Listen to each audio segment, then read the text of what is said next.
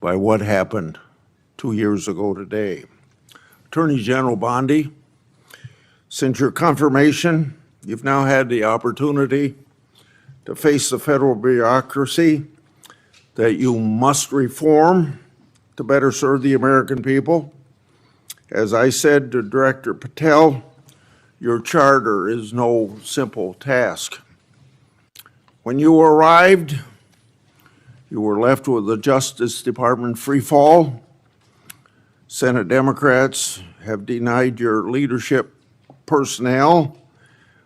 We haven't been able to confirm your Assistant Attorney General for Congressional Affairs. It's now been 7 months. All the while, Democrats complain that they can't get answers from the Office of Leg Affairs. They have blocked the confirmation of that person.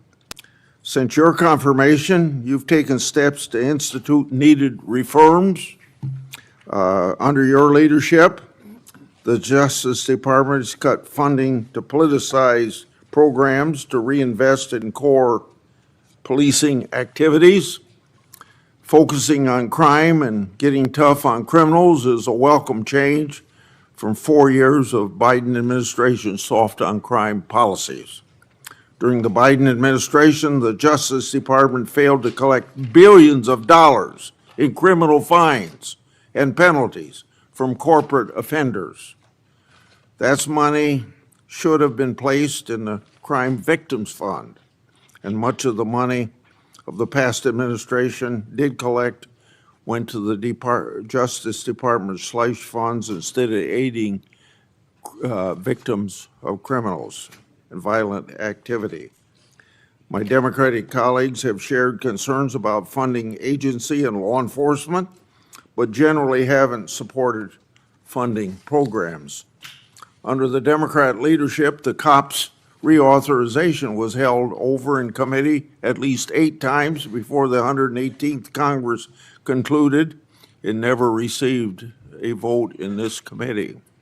More recently, Democrats have refused to support fundamental Justice Department programs like Protect Safe Neighborhoods, and last week, Democrats again blocked most of the Police Week bills from passing the Senate, even though they passed out of this committee unanimously.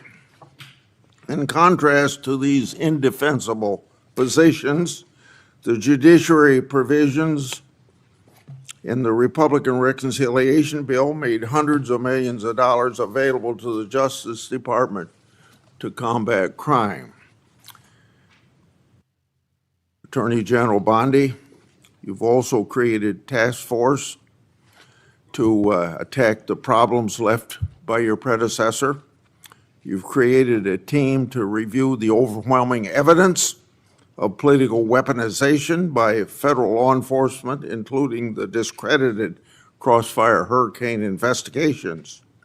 Your weaponization working group has worked with my staff to bring forward resolutions for whistleblowers, and I commend you and your staff efforts to find solutions for these patriots.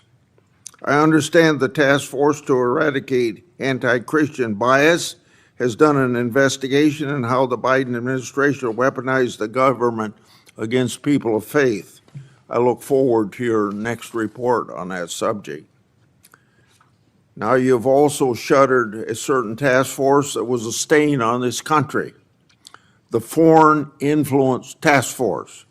Democrats have cried about closing this misleadingly named unit.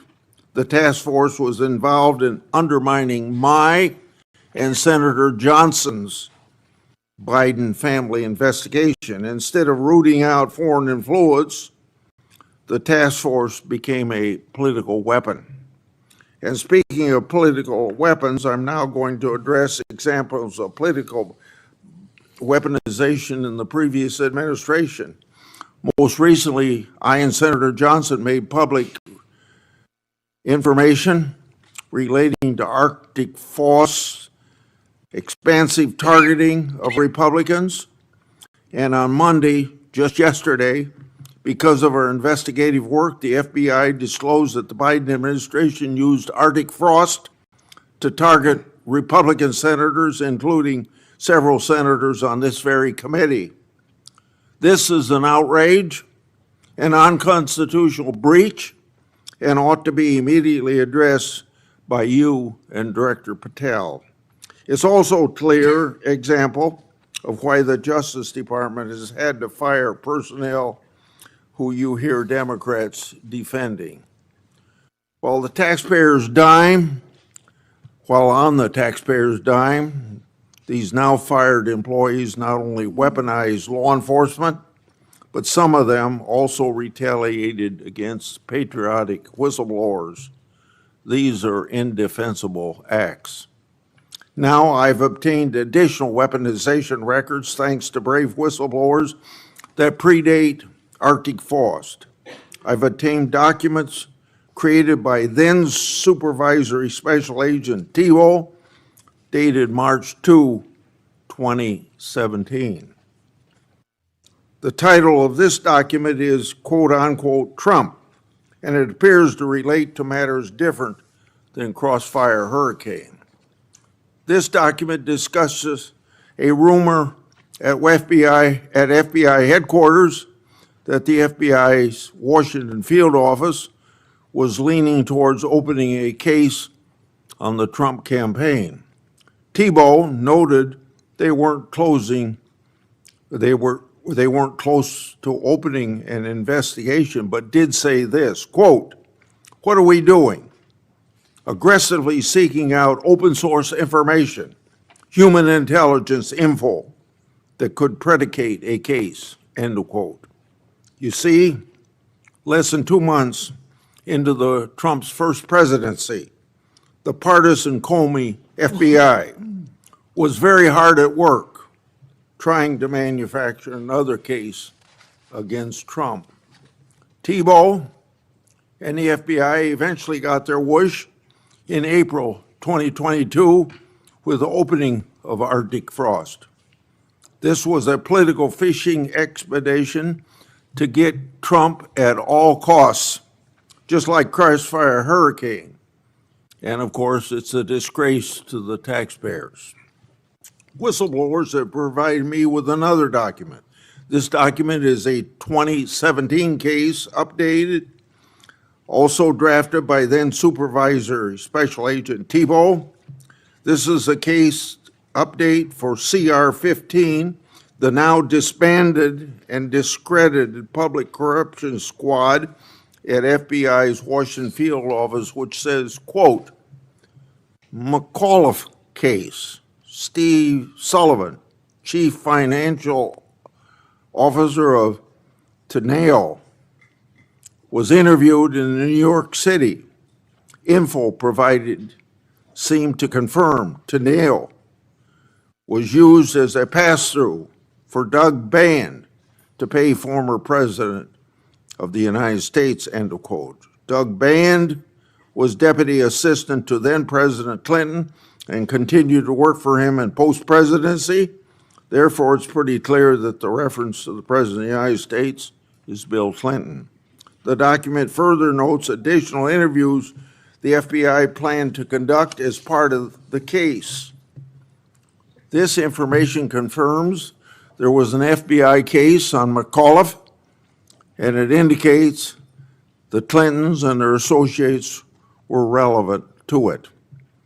Did the FBI throw its resources behind this matter just like it did against Trump and his associates? A legitimate question. Or did they sweep it under the rug? A legitimate question. So, General Bondi, I'd like to have you provide me with all the records relating to these matters for further verification. Lastly, whistleblowers have provided me additional records related to the Biden FBI political conduct against Peter Navarro. The first document is a request for physical surveillance on Navarro the day the FBI arrested him. The second document is a timeline of that surveillance. When Navarro, the FBI didn't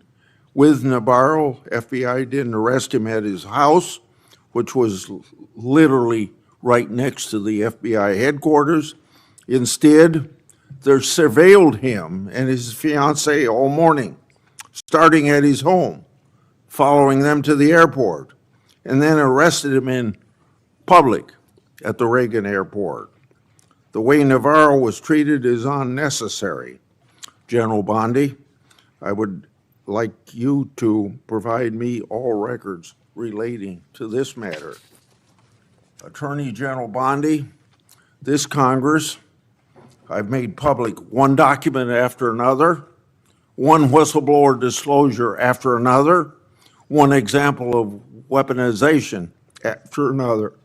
So to our average constituent, this is all history, but it's all pointing out the wrong of government, using the power of government to go after people that are political people you don't like. We're pointing this all out because we can't have this repeated in the United States. We want an end to it right now, whether we have Republican or Democrat administrations. All evidence of your predecessors' total failures. It's time for accountability. And I look forward to hearing about your success in that regard. Senator Durbin. Thanks, Chairman Grassley, for holding this oversight hearing. Welcome, Attorney General Bondi. I'm glad that we are following this committee's long-standing tradition of regular oversight hearings with the Attorney General, the Director of the FBI, and the Secretary of Homeland Security. These hearings have never been more important as President Trump turns the full force of the federal government on Chicago and other American cities. The assault on the city I am proud to represent is just one example of how President Trump and Attorney General Bondi shut down justice at the Department of Justice even before the president's party, controlling the White House, Senate, and House of Representatives, shut down the government. The Attorney General has systematically weaponized our nation's leading law enforcement agency to protect President Trump and his allies and attack his opponents and, sadly, the American people. You have purged hundreds of senior career officials since you first appeared before us. These men and women had dedicated their careers to protecting the American people. As a result, the department has lost literally thousands of years of law enforcement expertise. To be specific, you disbanded the FBI's Foreign Influence Task Force and the National Cryptocurrency Enforcement Team, despite the growing threat of foreign election interference and the drastic rise in cryptocurrency crimes. You forced out almost 75% of the Civil Rights Division's career attorneys, while hate crimes are on the rise. You fired more than 100 immigration judges, while the immigration case backlog is more than 3 million. You cut the public integrity section from 30 prosecutors to 2, while political corruption skyrockets. During your confirmation hearing, I asked you about your many potential conflicts of interest as a former lobbyist. You responded under oath, quote, "You will consult with career ethics officials within the department and make the appropriate decision," end of quote. But the Justice Department then removed those career ethics officials and put in their place inexperienced political appointees beholden to President and you. And you've effectively shut down the Office of Professional Responsibility, which investigates misconduct by Department of Justice attorneys. Now, with these ethical guardrails out of the way, corruption has run rampant at the Department of Justice. Although you've been a registered foreign agent for Qatar, you did not recuse yourself from signing off on President Trump's solicitation of a free jet from the royal family, even though this gift was clearly illegal. Connections to Attorney General Bondi seem to yield more favorable outcomes for defendants. At least 2 long-running federal prosecutions were abruptly dropped after the defendants hired your brother. It's no surprise that Ed Martin, the failed U.S. attorney nominee you appointed as senior official, said, quote, "No MAGA left behind." Our nation's top law enforcement agency has become a shield for the president and his political allies when they engage in misconduct. Last year, President Trump's border czar, Tom Homan, was allegedly recorded accepting a $50,000 bag of cash in exchange for promising immigration enforcement-related contracts. Under your leadership, the investigation into Mr. Homan was dropped.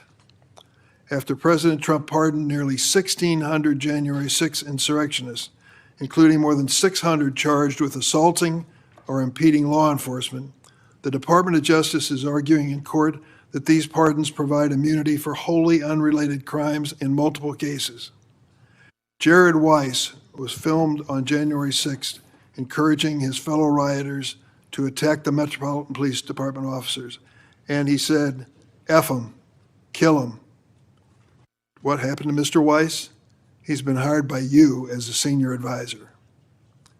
In February, you said the Epstein client list was, quote, "sitting on my desk right now for review." 8 months later, you still haven't produced these files, and a credible whistleblower told my office that FBI agents were directed to flag any records in which President Trump was mentioned.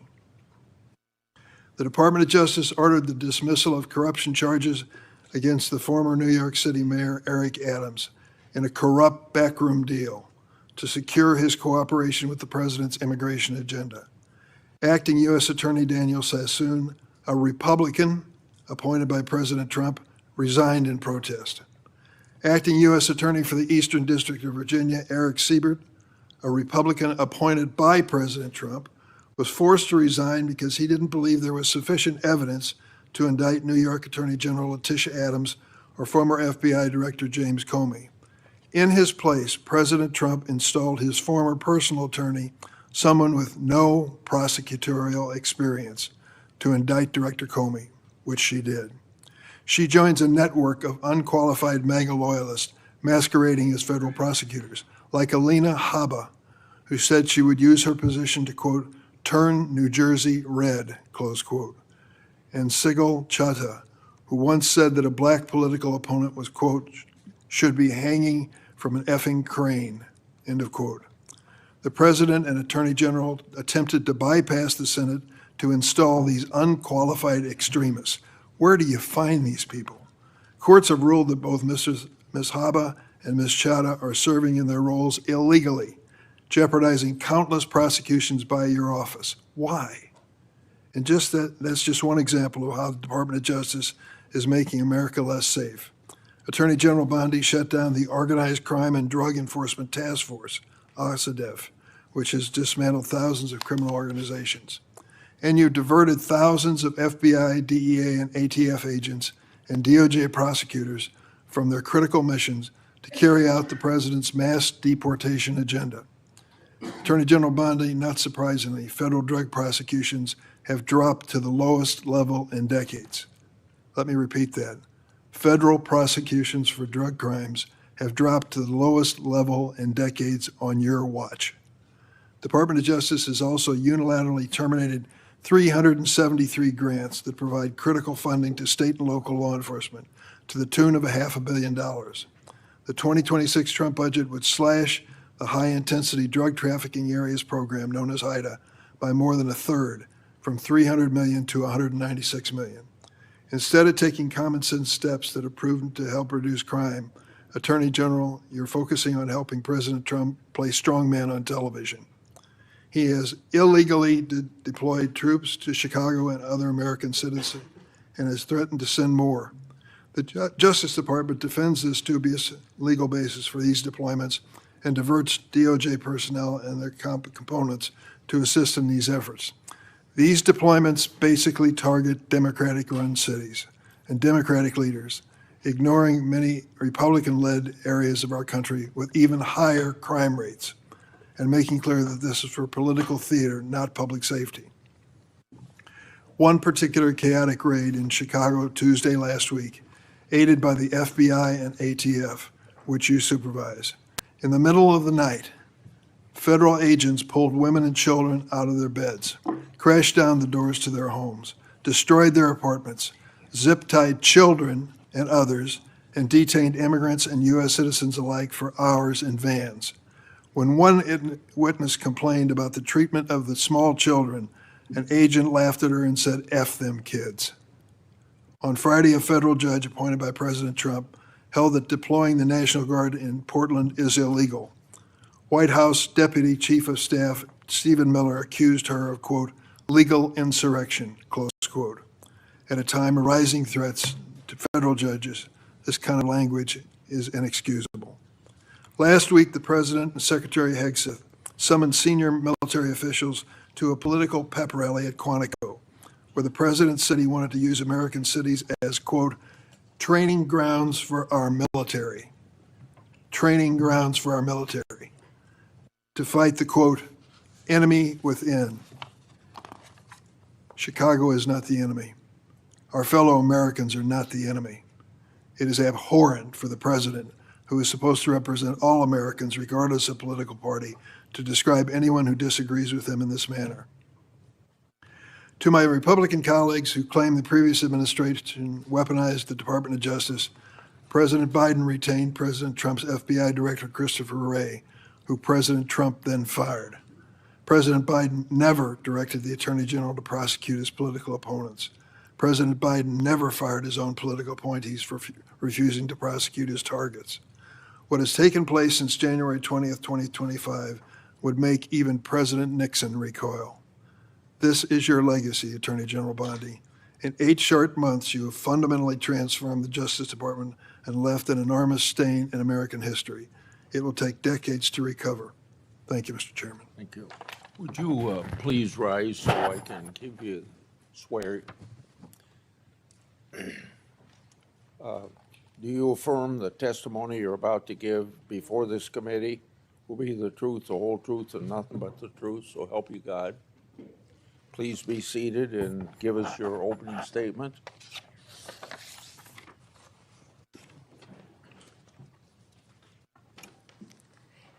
Thank you, Chairman Grassley and Ranking Member Durbin, and every member of this committee. I'm grateful for the opportunity to testify in front of you today. First, please join me in remembering, as you said, Chairman Grassley, all the Jewish people who lost their lives in the October 7th attacks 2 years ago today. Also, please let's pray for all the hostages and the families of all of those individuals. They are a critical reminder of our central mission here at the Department of Justice, protecting the safety and security of the American people. That is why, even when the government is otherwise shut down because of the Democrats, the department's law enforcement officers and prosecutors are hard at work fighting, protecting you from the threats, foreign and domestic. When I was confirmed as the 87th Attorney General of the United States, I took office with 2 main goals: to end the weaponization of justice and return the department to its core mission of fighting violent crime. As to ending the weaponization of justice, we learned that former FBI secretly investigated you and your colleagues. Why? They wanted to take President Trump off the playing field. They were playing politics with law enforcement powers and will go down as a historic betrayal of public trust. This is the kind of conduct that shatters the American people's faith in our law enforcement system. We will work to earn that back every single day. We are returning to our core mission of fighting real crime. While there is more work to do, I believe in 8 short months, we have made tremendous progress towards those ends. Our federal surges in Washington, D.C. and Memphis are a perfect example of how the Department of Justice should operate. We created strong partnerships with local leadership, working hand in hand with both cities to send resources where they were needed most. The results speak for themselves. We have made more than 3,800 arrests here in Washington while seizing more than 365 illegal guns. In Memphis, we have already made more than 300 arrests and close to 80 illegal guns in just a week. We are replicating that tough-on-crime approach throughout this country. Under the leadership of Director Kash Patel, the FBI is doing outstanding investigative work to keep American people safe. The FBI just conducted a months-long operation called Summer Heat, which resulted in over 8,600 arrests from June to September.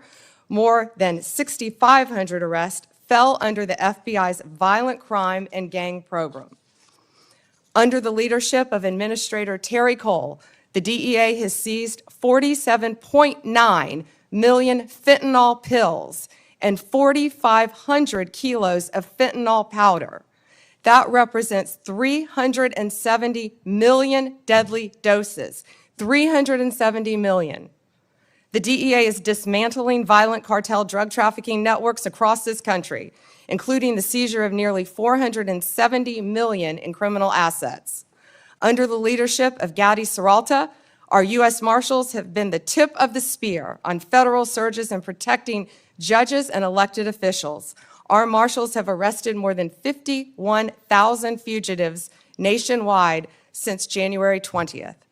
Under the leadership of Acting Director Dan Driscoll, ATF has taken more than 23,000 illegal guns off our streets. 3,400 of those guns have been linked to trafficking between the U.S. and Mexico. My attorneys have done incredible work advancing President Trump's agenda and protecting the executive branch from judicial overreach. We've been sued more than 400 times since January 20th. Judges have issued more than 90 temporary restraining orders against us, more than the previous several administrations combined.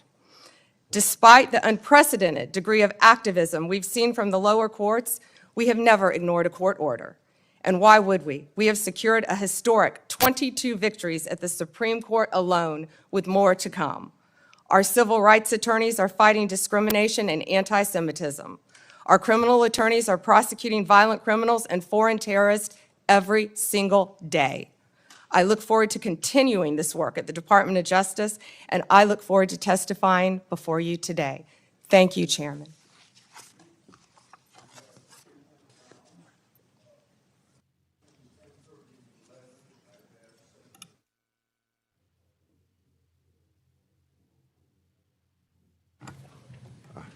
I forgot to turn on the microphone. Let me start over again.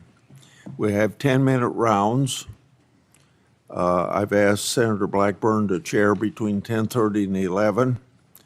I hope that we can have good decorum during this hearing, treat each other with respect. General Bondi, just in case you get cut off with something that you don't get to answer your question when that senator's done, if you ask me for a little bit of time, not a lot of time, but a little bit of time to finish your answer, I'd be glad to give that to you. So starting myself, you inherited a bloated bureaucracy.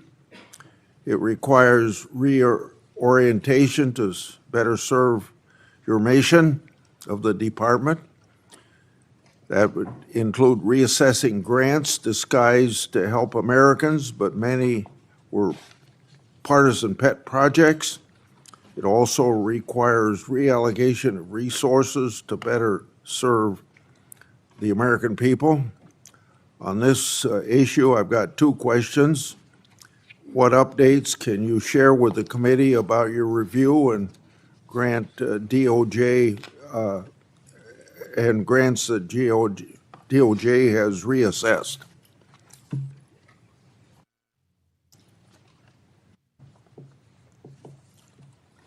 Just give us some examples, don't I know? Sure.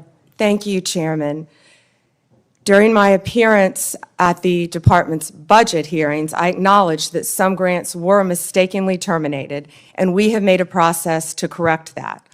All grant termination appeals will be individually considered for alignment with our current policies, which are strengthening law enforcement and protecting victims.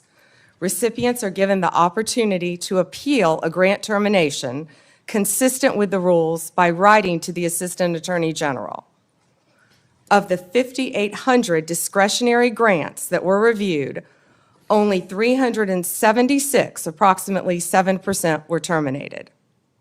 So far, OJP has turned back on 18 awards, 17 appeals have been denied, and the rest are actively being reviewed, with decisions expected soon. My colleagues on the other side claim that your department has reallocated resources to immigration enforcement, and it's had a negative impact on law enforcement. We know that drugs and crimes are very much a part of immigration enforcement, so these attacks are clearly off the mark. Explain your view of these misguided assertions.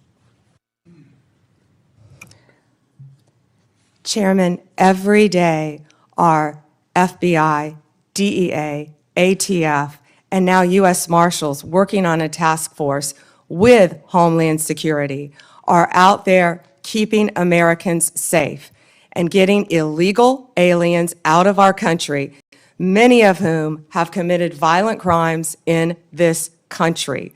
Our agents will continue to fight violent crime in this country, working hand in hand. One example is right here in Washington, D.C. We have the D.C. Task Force that has been incredibly successful. We are so proud of the work that that has done. We have been working hand in hand with the local officials here in D.C., and we are very proud of that work. And we're taking that to Tennessee and around this country to keep Americans safe.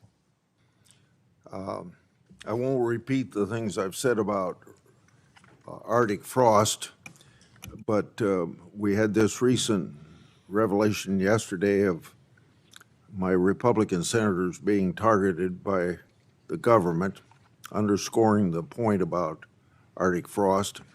When taken in context with widespread government weaponization against Trump and conservatives in the last decade, the conduct's arguably is worse than Watergate. So I got two questions along this line. How many Department of Justice and FBI personnel have been held accountable for their partisan and constitutional questionable conduct, and what was their punishment? If you could give a few examples or follow up in writing, since there's so many people that fall into this category. Yes, Senator. Yes, Chairman, we will. So you want to answer that in writing?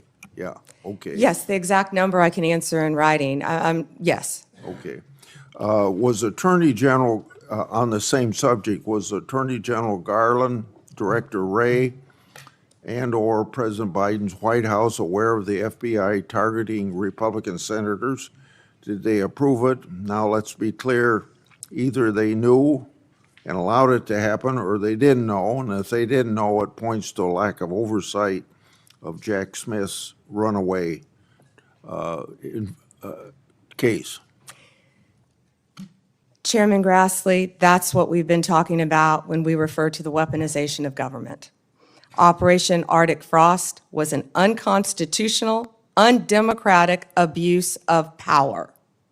During Arctic Frost, the FBI also placed 92 linked Republican individuals and Republican groups, such as Charlie Kirk's Turning Point, on their list. This is the kind of conduct that shattered the American people's faith in our government, as I said in my opening statement. We are ending this weaponization. Our FBI is targeting violent criminals, child predators, and other lawbreakers, not sitting senators who happen to be from the wrong political party. Several of your colleagues sitting at this dais were targeted, and others. We will continue to stop that throughout the Justice Department. That is the ultimate weaponization of government. Have you sought grand jury secrecy waivers so that all of Arctic Frost documents can be produced to Congress? And if not, do you plan to do that? Chairman Grassley, I will be working directly with the Director Patel on this issue, and there's not much more we can say about the issue for obvious reasons at this time. Okay.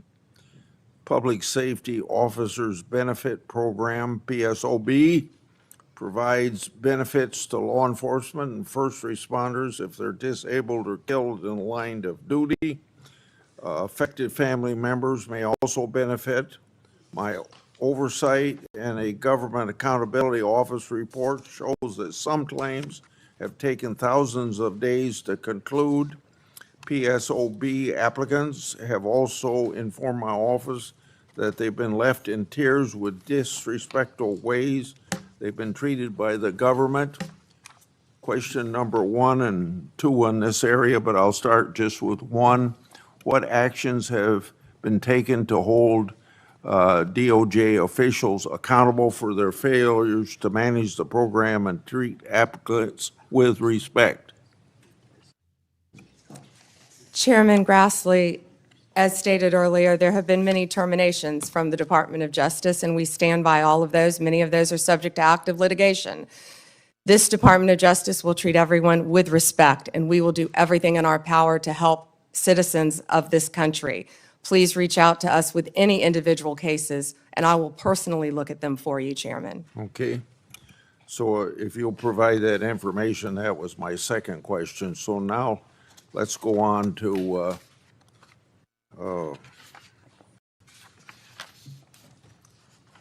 regarding the initial FBI 1023 document that I made public last Congress.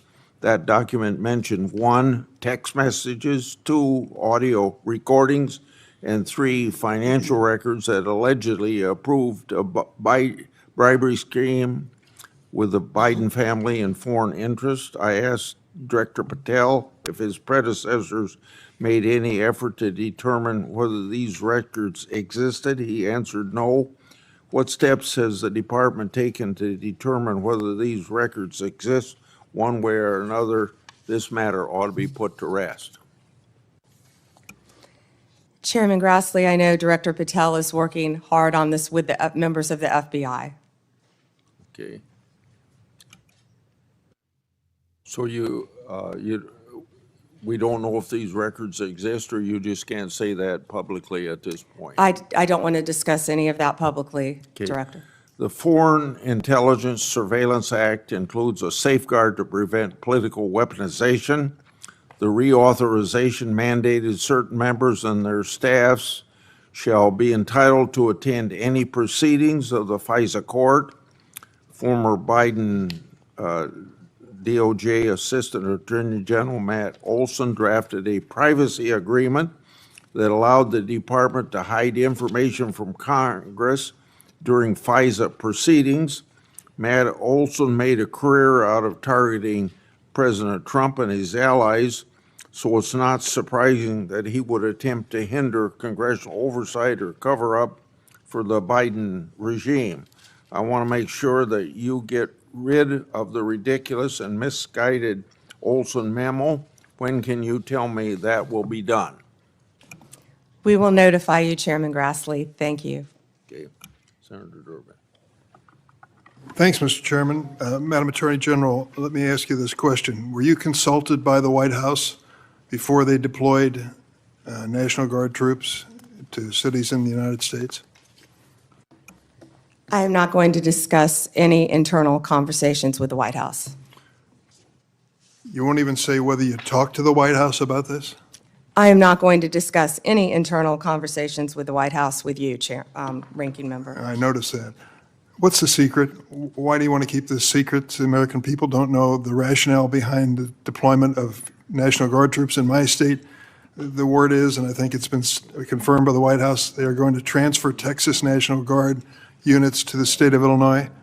What's the rationale for that? Yeah, Chairman, as you shut down the government, you voted to shut down the government, and you're sitting here, our law enforcement officers aren't being paid. They're out there working to protect you. I wish you loved Chicago as much as you hate President Trump. And currently, the National Guard are on the way to Chicago. If you're not going to protect your citizens, President Trump will. I've been on this committee for more than 20 years. That's the kind of testimony you expect from this administration.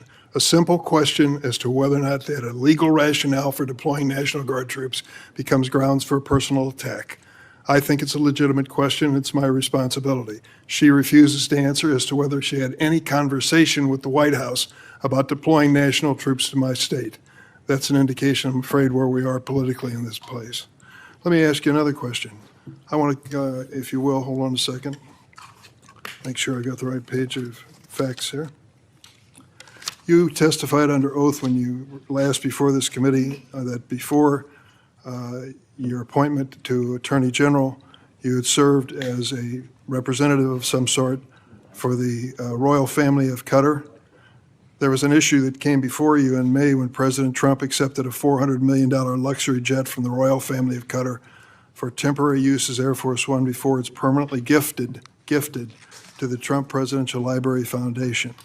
The Constitution unequivocally bestows on Congress the power to control whether any officer of the United States, including the President, may accept a gift, quote, from any king, prince, or foreign state, end of quote. And this gift clearly violates the statutory regime enacted by Congress. You've refused to answer a letter I sent to you 5 months ago asking the legal rationale you relied on to advise President Trump to accept this unprecedented gift from your former legal client. Can you make a promise today that you will disclose that? Disclose what, Ranking Member? I assume there was a letter or some sort of statement from your office to the White House to advise them that you felt it was permissible? First, to address my role with Qatar, as I addressed with you during my confirmation hearing, I disclosed it in my SJQ. In private practice, I worked for Qatar for anti-human trafficking for the World Cup. That was my only involvement, and I made that very clear, and I'm very proud of everything I've done with anti-human trafficking. Obviously, in preparing any advice for the President on a jet or anything else, we consult with the Office of Legal Counsel. The confidentiality applies to their input as well. And Chairman, if you would approve and vote to approve, as Chairman Grassley said, excuse me, Ranking Member, as Chairman Grassley said, my employees, we would answer your letters a lot faster, yet you're stalling them at every stop. And to go back to your previous question, your city has a murder rate 5 times higher than New York's. 571 homicides last year. If you were serious about protecting your people, you would be asking this administration for help. You're saying that we're coming into your state and your city. We're there to help make America safe and Illinois safe, whether or not you want to. I believe cutting federal grant programs to law enforcement in my state and across the nation does not make us any safer, and you've done just that. You've supplanted that decision by sending in National Guard troops to California and other places. That is a situation where the governors have not asked for that help. If you truly wanted to do this on a bipartisan basis, you wouldn't defy a governor, you would work with them. I'm prepared to do that. I'm prepared to work with this administration. But cutting these grants to law enforcement does not make us any stronger as a nation or give us the tools we need to reduce crime in Chicago. Now, I'd just like to ask you, when it came to this Qatar situation, did you consult with the ethics office in the Department of Justice before making your decision on this gift of a jet? Chairman, I didn't gift a jet to anyone. My Office of Legal Counsel provides confidential advice to the President, to the White House, period. And you're conflating two issues. Cutting grants, I was very clear about what grants we've cut and what grants we haven't, only 7%.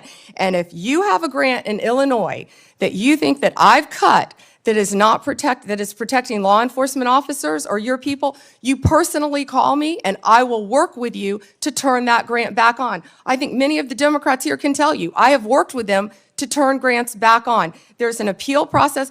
Tell me a specific grant that I have turned off in Illinois that would help law enforcement, and I will work with you. But you have not done that. Did you take a look? The National Guard is on the way right now as we speak. Oh, by the way, so is Director Patel and Deputy Attorney General Todd Blanche. You're sitting here grilling me, and they're on their way to Chicago to keep your state safe. Madam Attorney General, it's my job to grill you. The investigation of your agency is part of my responsibility and this committee. You may not like the experience, but others have weathered the storm and answered questions in a respectful manner. Can you tell me the grants, Yes. Ranking Member, please? Take a look at the president's budget on HIDA grants. What happens to it in his proposed budget? I'd be glad to meet with you on the It's grants. cut by 1/3 from $300 million to $196. That's one example of a grant that works. and your administration has suggested cutting it in the budget lies ahead. I want to ask you about items in a letter I sent you in July that you have not answered. In February, you made a public claim that the Epstein client list was, quote, sitting on my desk right now for review, end of quote. You then produced already public information and no client list at a major media event hosted at the White House. Attorney General Bondi, why did you publicly claim to have the Epstein client list waiting for your review and then produce nothing relevant to that claim? Senator Durbin, if you listen to my entire clip on that, I said I had not reviewed it yet, that it was sitting on my desk along with the JFK files, the Martin Luther King files, and I said I had not yet reviewed it. And if you see our memo on Epstein, you will see, excuse me, our memo on Epstein clearly points out that there was no client list, our July 6th memo. You also didn't let me respond to the HIDTA question. The budget transfers $196 million for high-intensity drug trafficking areas to the Office of Justice Programs, OJP. The Justice Department will continue to administer those grants under OJP in 2026. Going back to the Epstein files, according to another whistleblower who made a protected disclosure to my office, you pushed the FBI to review approximately 100,000 Epstein-related records on an arbitrarily short deadline in March, and the FBI was directed to flag any documents that mentioned President Trump. Nothing came of that review until July when DOJ and FBI released an unsigned memo stating, quote, there's no incriminating client list. Why was the July 7th memo unsigned? The July 7th memo came from the FBI and the Department of Justice. Director Patel answered those questions very clear. And, you know, Senator Durbin, I find it very interesting that you refused repeated Republican requests to release the Epstein flight logs in 2023 and 2024. You fought that. Did you take money from Reid Hoffman, campaign donations, who was a huge Epstein friend? Why did you fight for years? Why did you fight to not disclose the flight logs, Senator Durbin? I can tell you I did not refuse. One of the senators here wished to produce those logs, and I asked her to put it in writing, and she never did. Yeah, I think Senator Blackburn would quarrel with you on that. But Well, that's I will up to the quarrel two with of you as to Reid, somebody that you mentioned I never heard of. Reid Hoffman. So who gave the order to flag records related to President Trump? To flag records for President Trump? To flag any records which included his name. I'm not going to discuss anything about that with you, Senator. Eventually, you're going to have to answer for your conduct in this. And you won't do it today, but eventually you will. I yield, Mr. Chairman. I got to Mr. interject Chairman? something here. Mr. before I Chairman. get to Pam.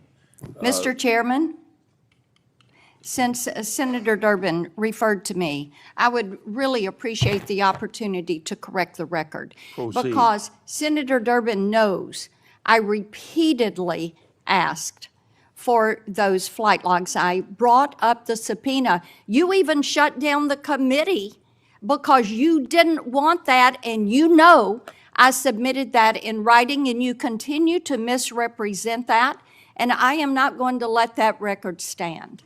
Okay, Mr. Chairman, go ahead, Senator Durbin. I just want to make it clear that the reason the committee business ended was that your side invoked the 2-hour rule. Point number 2 is I asked you if you wanted any documents like flight logs to put it in writing. You never did. Yes, sir, I did, and your staff knows that I did. No, We'll submit, once again, Send me a copy of the that, information to you. We've done that several times, but we'll be happy to, once again, send it to disagree. you. I think your staff doesn't show that to you. Well, as I started to say about the emolument clause, and Democrats bringing that up in regard to Qatar, back in March of 2016, they didn't care anything about my bringing up the emolument clause in regard. I wrote to the Obama Justice Department. That letter was based on Secretary Clinton's 2009 to 2013 financial disclosures when she was Secretary of State. Those disclosures showed that her husband participated in at least 62 events with foreign states. Some of those were speaking events with connections to foreign governments, and some speaking events were financially supported by foreign governments. Two examples, Bill Clinton received hundreds of thousands of dollars for appearance sponsored by Middle Eastern governments. Bill Clinton also received $200,000 for a speech connected to the Chinese government. And I don't recall getting any help from my Democrat colleagues on that investigation. Senator Graham. Good morning. Good morning. Thank you. So I want to make sure I got this clear. If a Democrat or a Republican senator has a problem with a grant that's been canceled or reduced, you would be glad to talk to them. Yes, Senator, and I have been doing that as well. There have been Democratic members who called you, They have spoken to my office, yes, Senator, and you've tried to respond. on either side of the aisle. Of course, if it has anything to do with law So- enforcement or victims, And that includes Senator Durbin. If he's got a problem, he can call you and you'll try to respond. absolutely. Thank you. How many illegal immigrants are in Chicago? Ooh. Does anybody know? I do, countless. What we have seen since January 20th, Senator Graham, is a 1,000% increase in violent attacks against our ICE officers. Right. But I just want to know, is there like 10 or 100,000? Does anybody know? There have been multiple, and we have made multiple arrests, of course, involving violent gangs Yeah, in Chicago, Right. throughout Illinois. Right. So the only reason I ask that is Chicago is sanctuary city.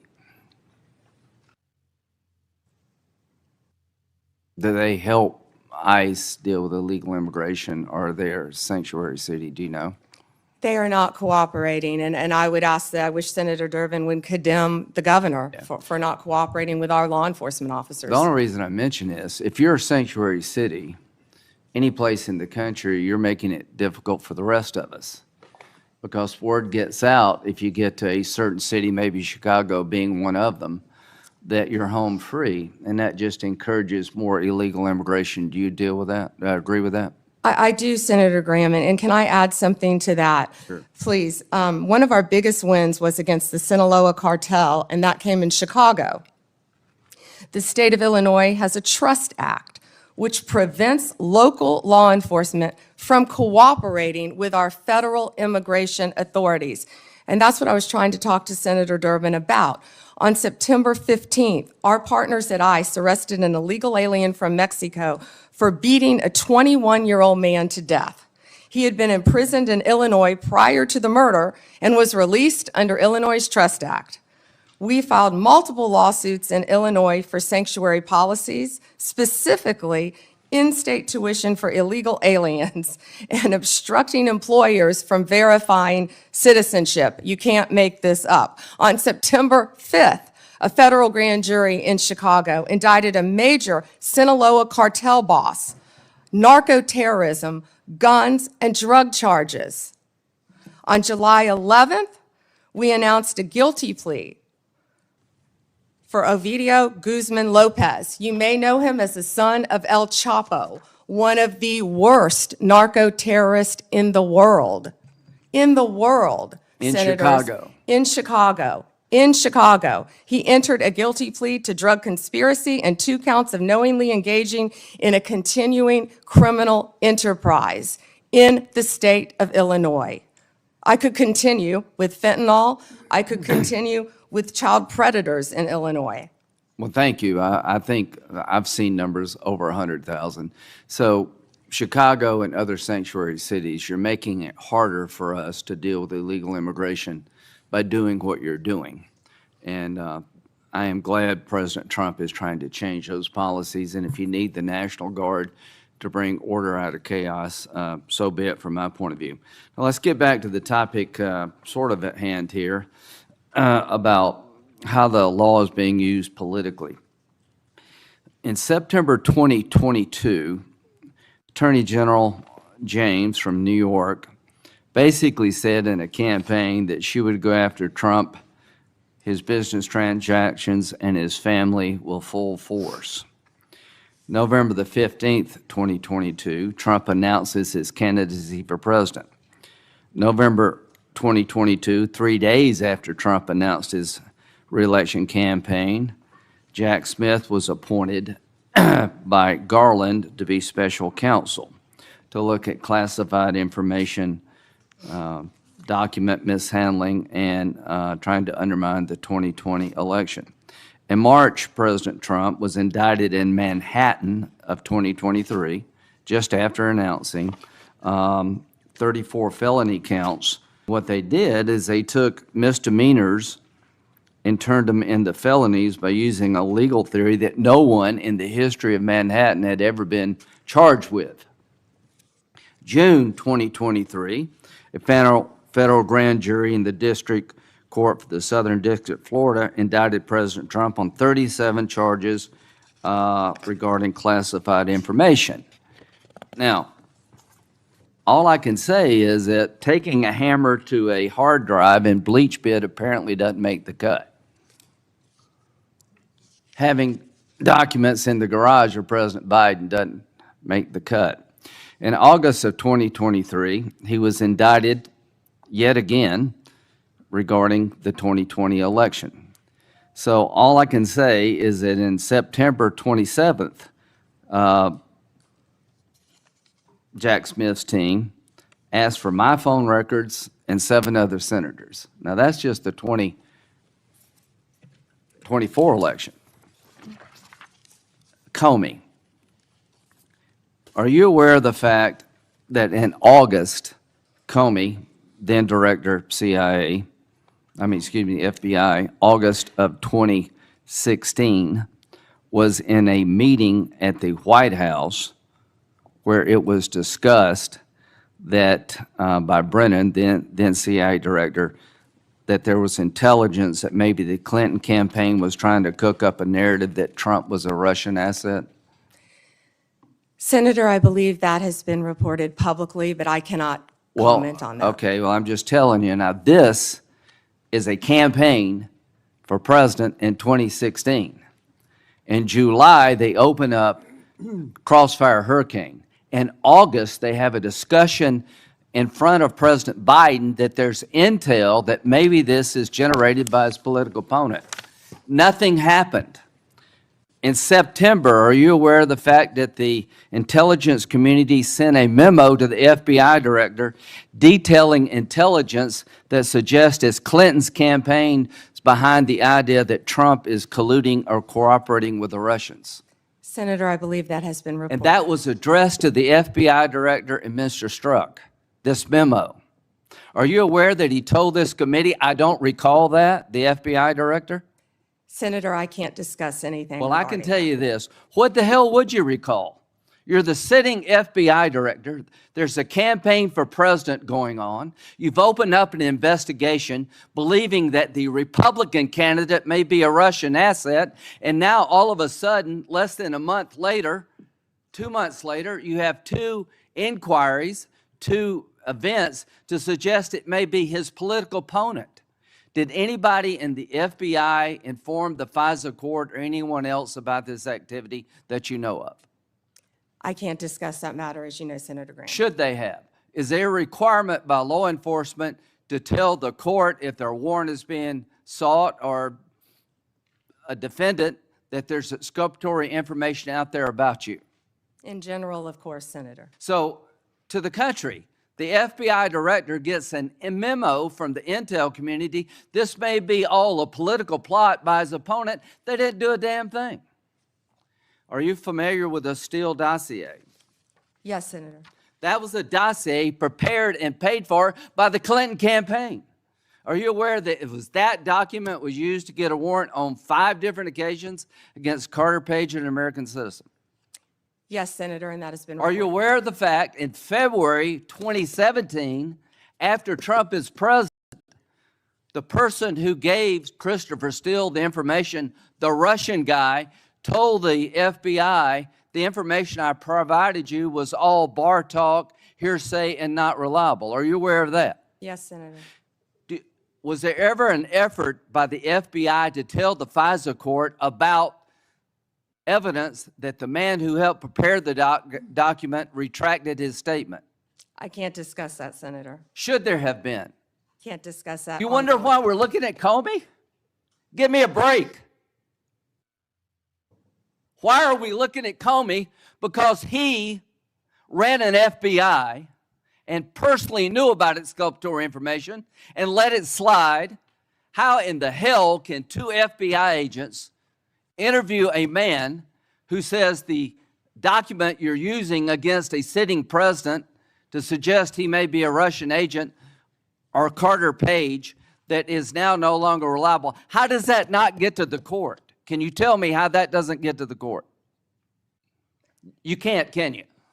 I can't, Senator, and I Can can't you tell me discuss it. why my phone records, when I'm the chairman of the Judiciary Committee, were sought by the Jack Smith agents? Why did they ask to know who I called and what I was doing from January 4th to the 7th? Can you tell me that? No, Senator, and there were 8 senators in total. Do you think that was an abuse of power? Senator, I cannot discuss whether there is or is not an ongoing investigation. If I may add one thing, they also wasted $50 million on what you just described, trying to put President Trump in jail prior to the election. Before Senator Whitehouse, I want to introduce into the record what is called the Durham Annex. The annex is a declassified appendix to John Durham's report about Crossfire Hurricane. The Durham Annex contains information exposing a reported Clinton campaign plan to falsify and tie President Trump to Russia. For years, I've fought to assemble and publicize all the facts surrounding Durham investigation, Crossfire Hurricane, and related matters. The Durham Annex was declassified as a large part because of Attorney General Bondi. Mr. Chairman, Yeah, may I ask you a question? if I can answer it, yes. Go Thank you, ahead. Mr. Chairman. Are you going to hold a separate hearing on your whistleblower account of the FBI investigation of 8 United States senators?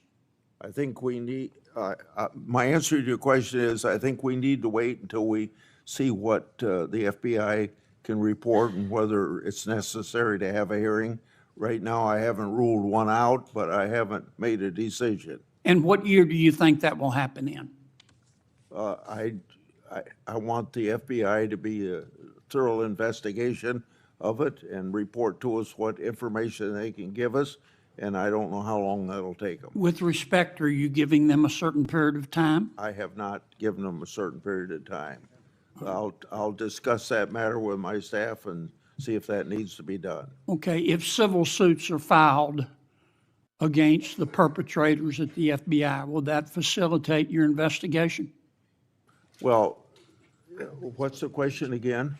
If the 8 senators who were spied upon sue the hell out of the Department of Justice and the perpetrators involved, will that facilitate their investigation and/or yours? I guess what think- I'm getting to is, I don't understand why we don't have a separate hearing. I find this breathtaking. Yeah.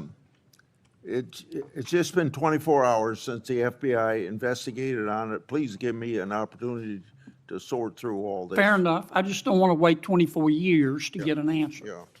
Yeah. We do have an active investigation going on through my staff. I want to make that very clear. Mr. Whitehouse, or Senator Whitehouse.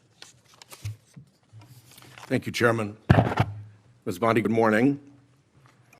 Good morning. What became of the $50,000 in cash that the FBI paid to Mr. Homan in a paper bag, evidently?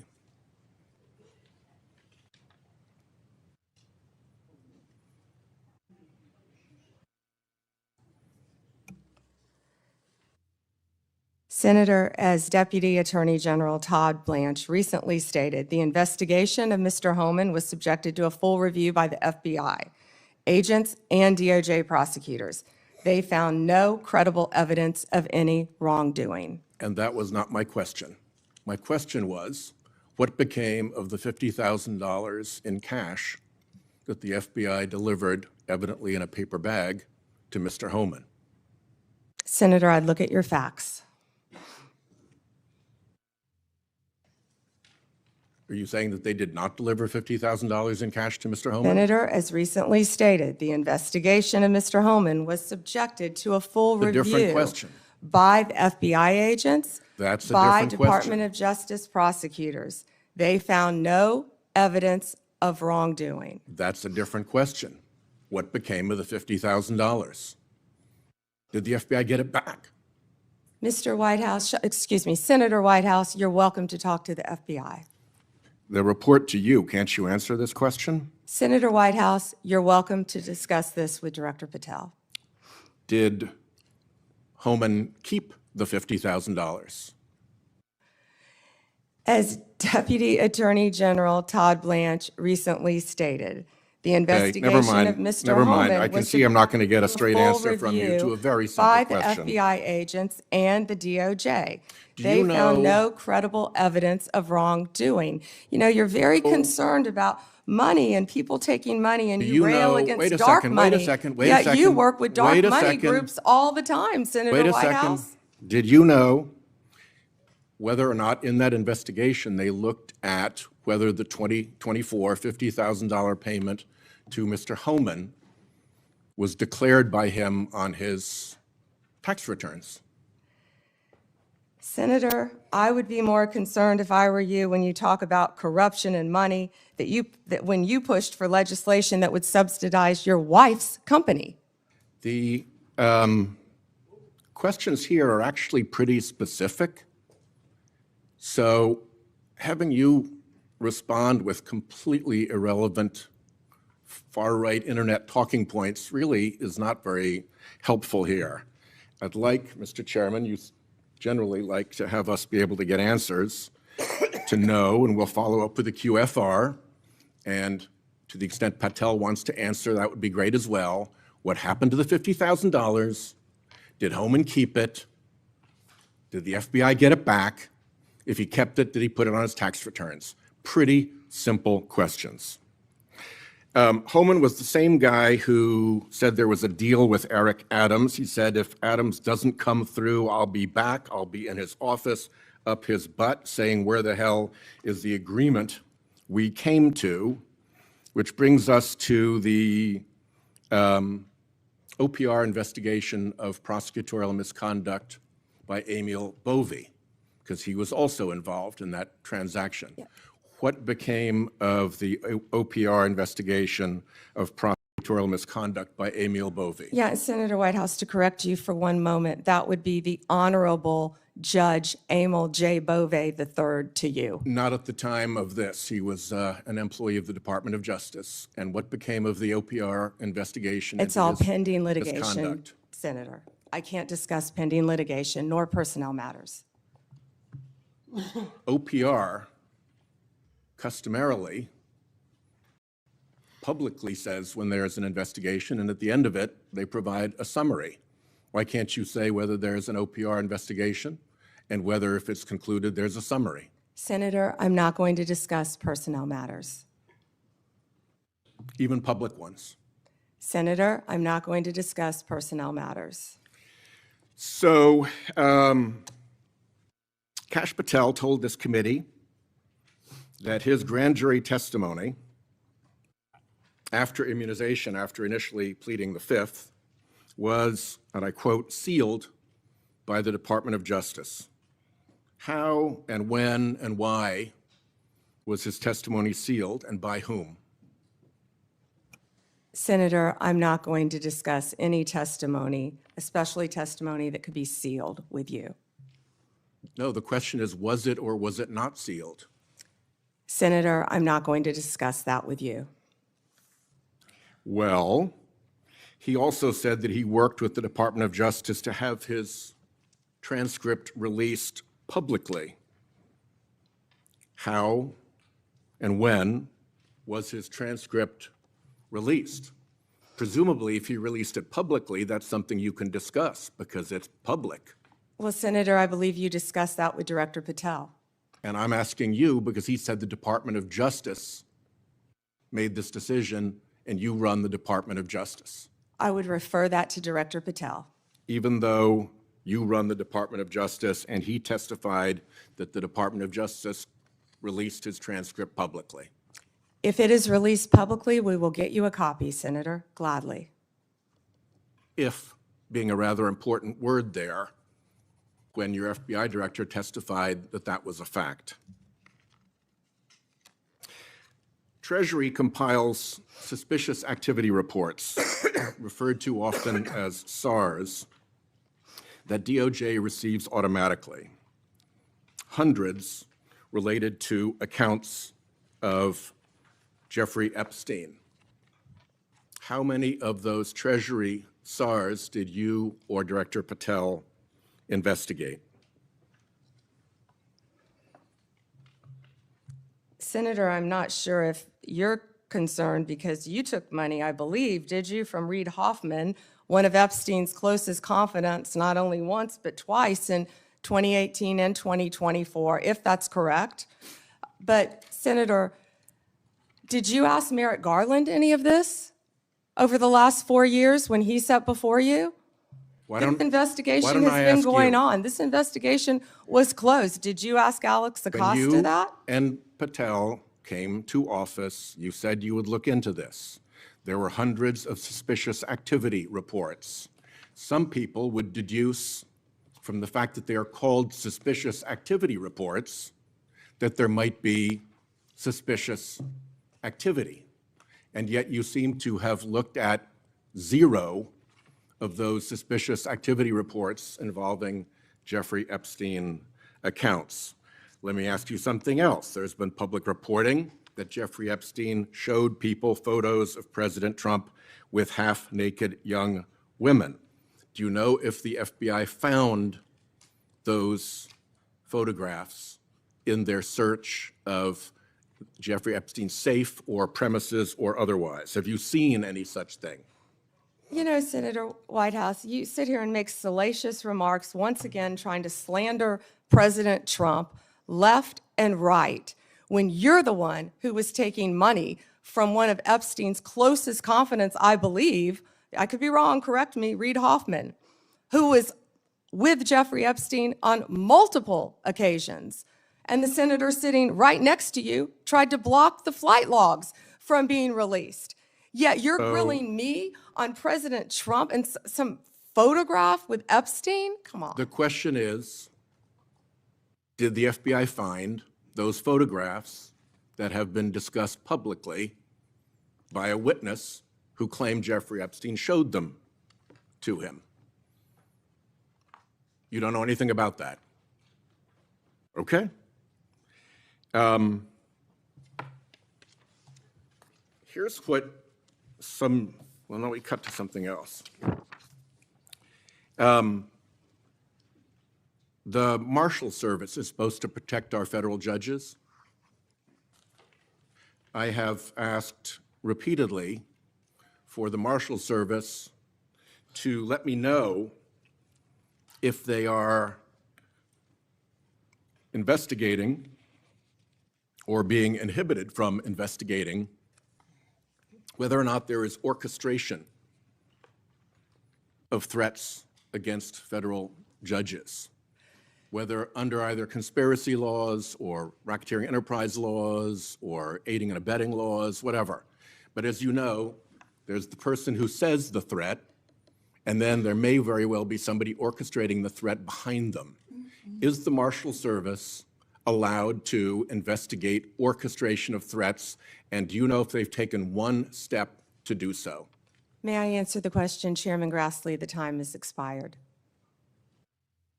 I think it's the convention of the committee that if I've started my question in my time, you may answer the I question. was asking the chairman. Okay, before I go to Cornyn. She wants to answer the question, Chairman. Oh, please go ahead. I thought you said you didn't want to answer it. I'm Yes, sir. sorry. Thank you. Senator Whitehouse, I would be happy to sit down with you regarding any threat to any federal judge in this country. We take threats very seriously. I will set a meeting with you, with Director Serralta of the U.S. Marshals, and I will be there.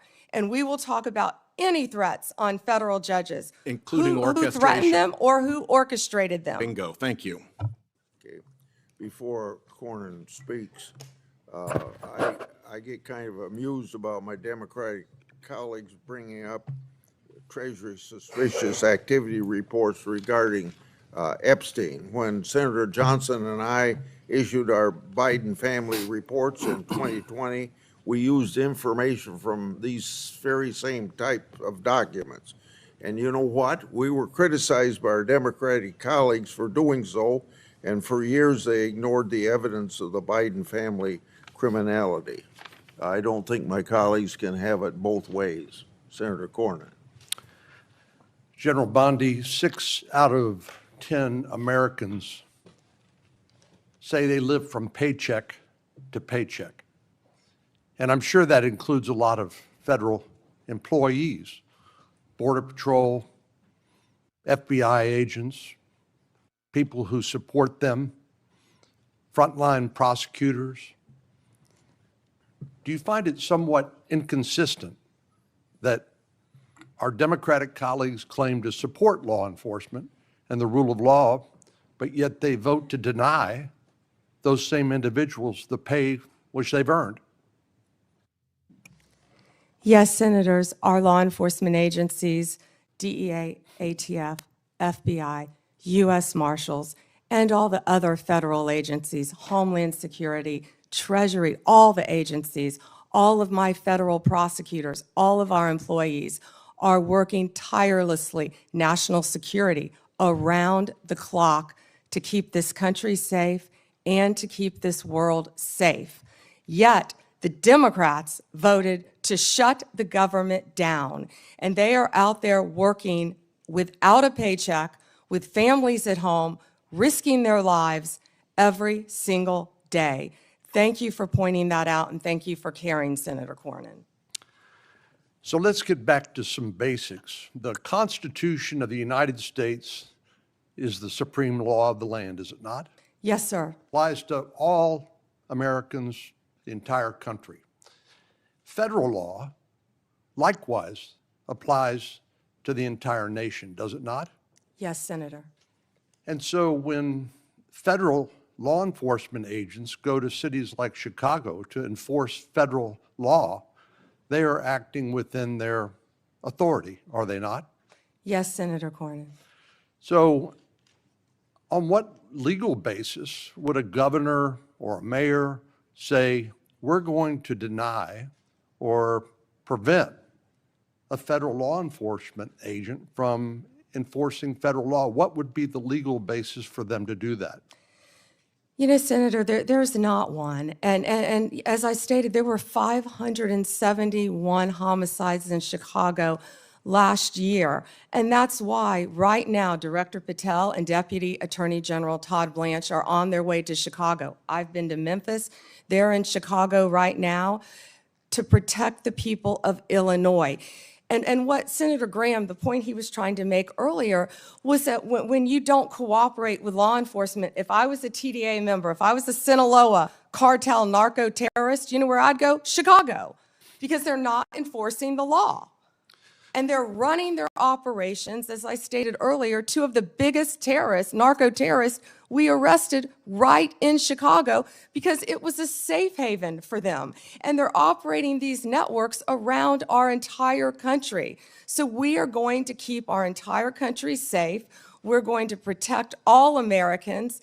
If these senators aren't going to vote to open our government, to let these people, our people, work with paychecks, they're going to do it anyway, whether or not the locals are cooperating with them. We're going to be there protecting all Americans in this country, Senator Cornyn.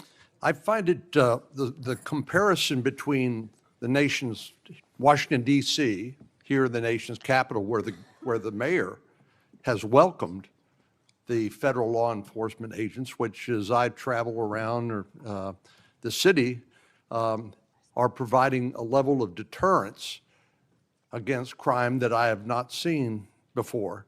And Washington, D.C. happens to be one of the most dangerous metropolitan areas in the country. So seeing what the response has been by local officials here in Washington, D.C., seeing how the public here who visits here as tourists from Texas and elsewhere, how they're welcoming this federal law enforcement presence, it strikes me as a stark contrast between what we've seen in places like Chicago.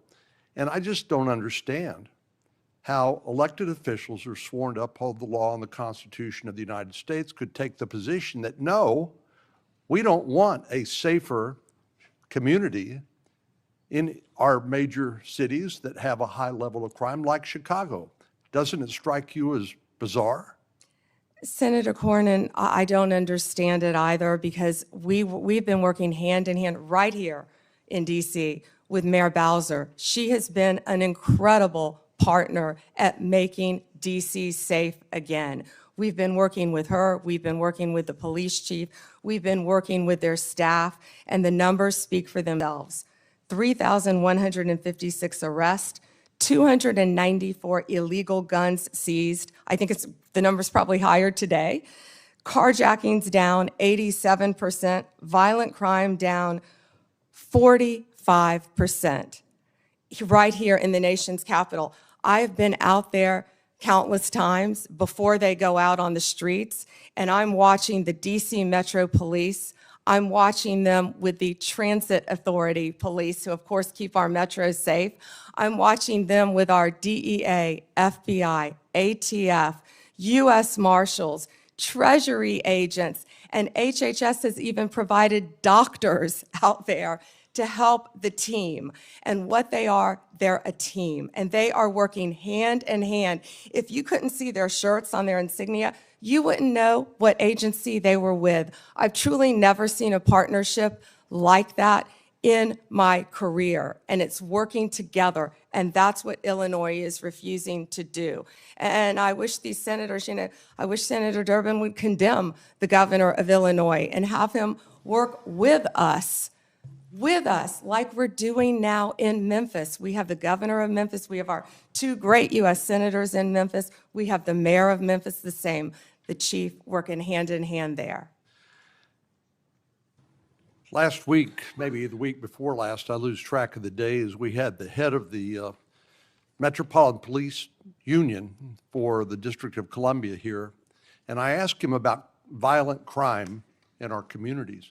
And I asked him whether there was a straight line from the open border policies of the Biden administration, which helped facilitate the cartels from exporting their poison to the United States, only to then find it distributed by criminal gangs who then engage in violence in our communities, like Chicago, to protect their territory and the profits that go along with that illegal drug trafficking.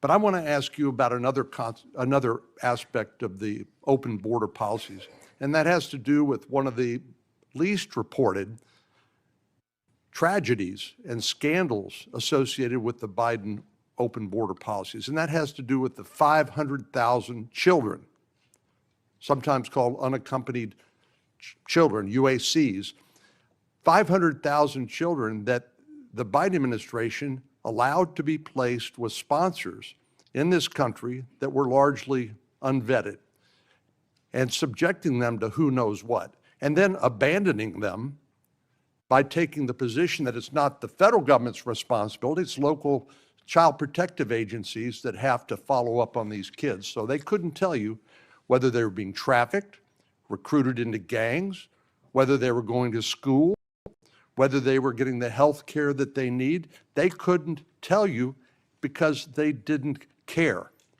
So I know that President Trump's administration, the Department of Justice in particular, has located 22,000 of these 500,000 children.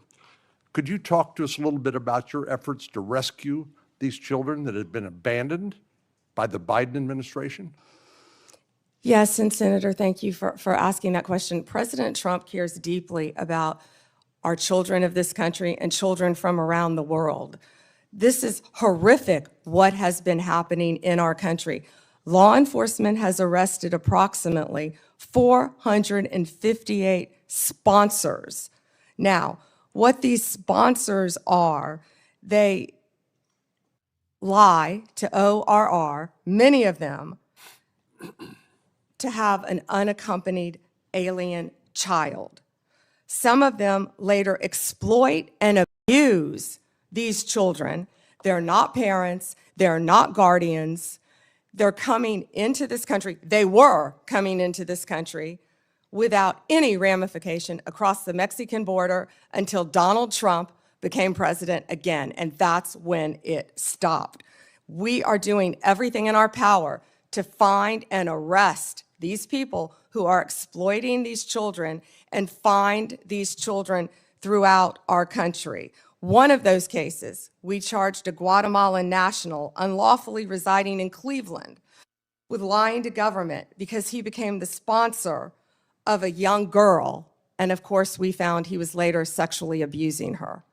That's one of many cases, Senator Cornyn, that I can talk about. And Donald Trump will not rest until all of these sponsors are found and these children are found and protected. Thank you. Senator Klobuchar, you're recognized. Thank you. Attorney General Bondi, good morning. I'm going to start on a different subject. Good morning. On behalf of families in my state.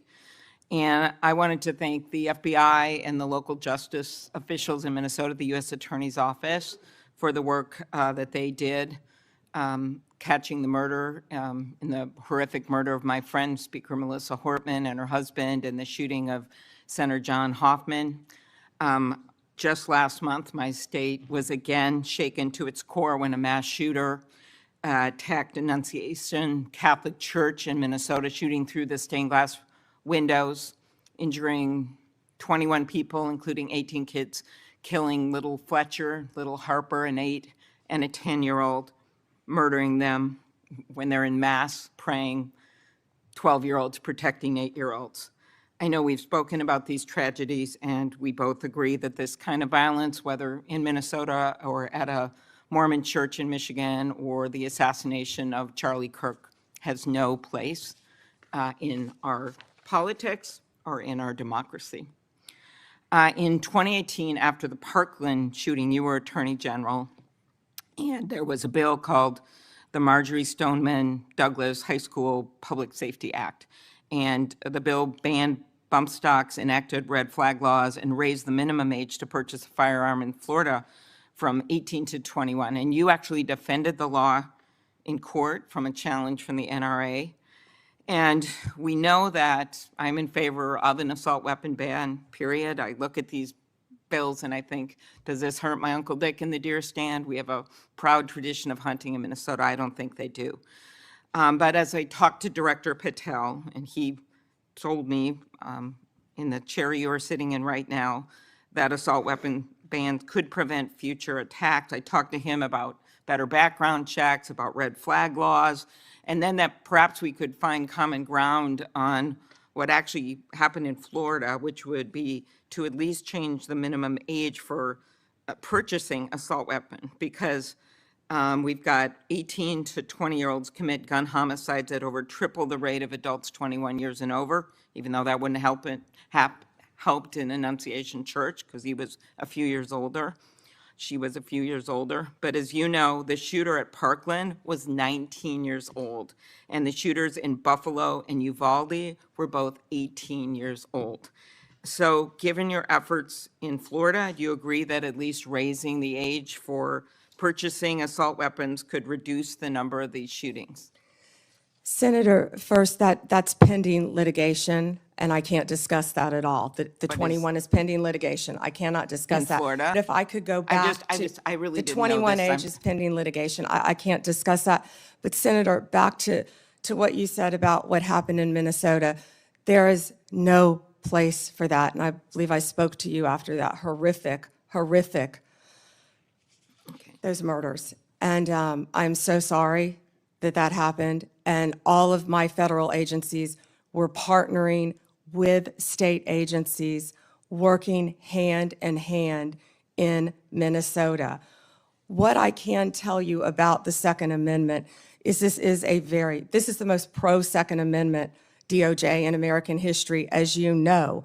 But we want to keep guns, as you said, where they should be, in the hands of law-abiding American citizens, while keeping them out of the hands of criminals and gangs. Since January 20th, the ATF and FBI have seized more than you gave these statistics. 30,000 I really illegal was, guns. I have 10 minutes.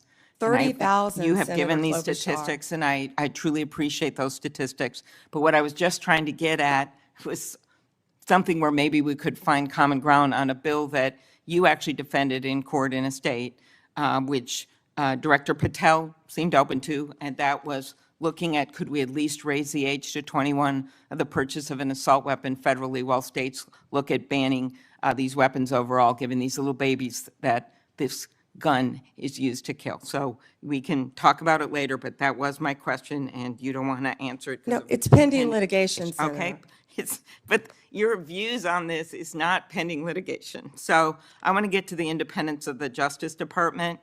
At your nomination hearing, I specifically asked you to provide assurance to every member of this committee that the Justice Department will only follow the facts and the law, and the White House will play no role in the cases investigated or brought. You stated in response, this was you, politics will not play a part in my decisions. And you also said the Justice Department must be independent and must act independently.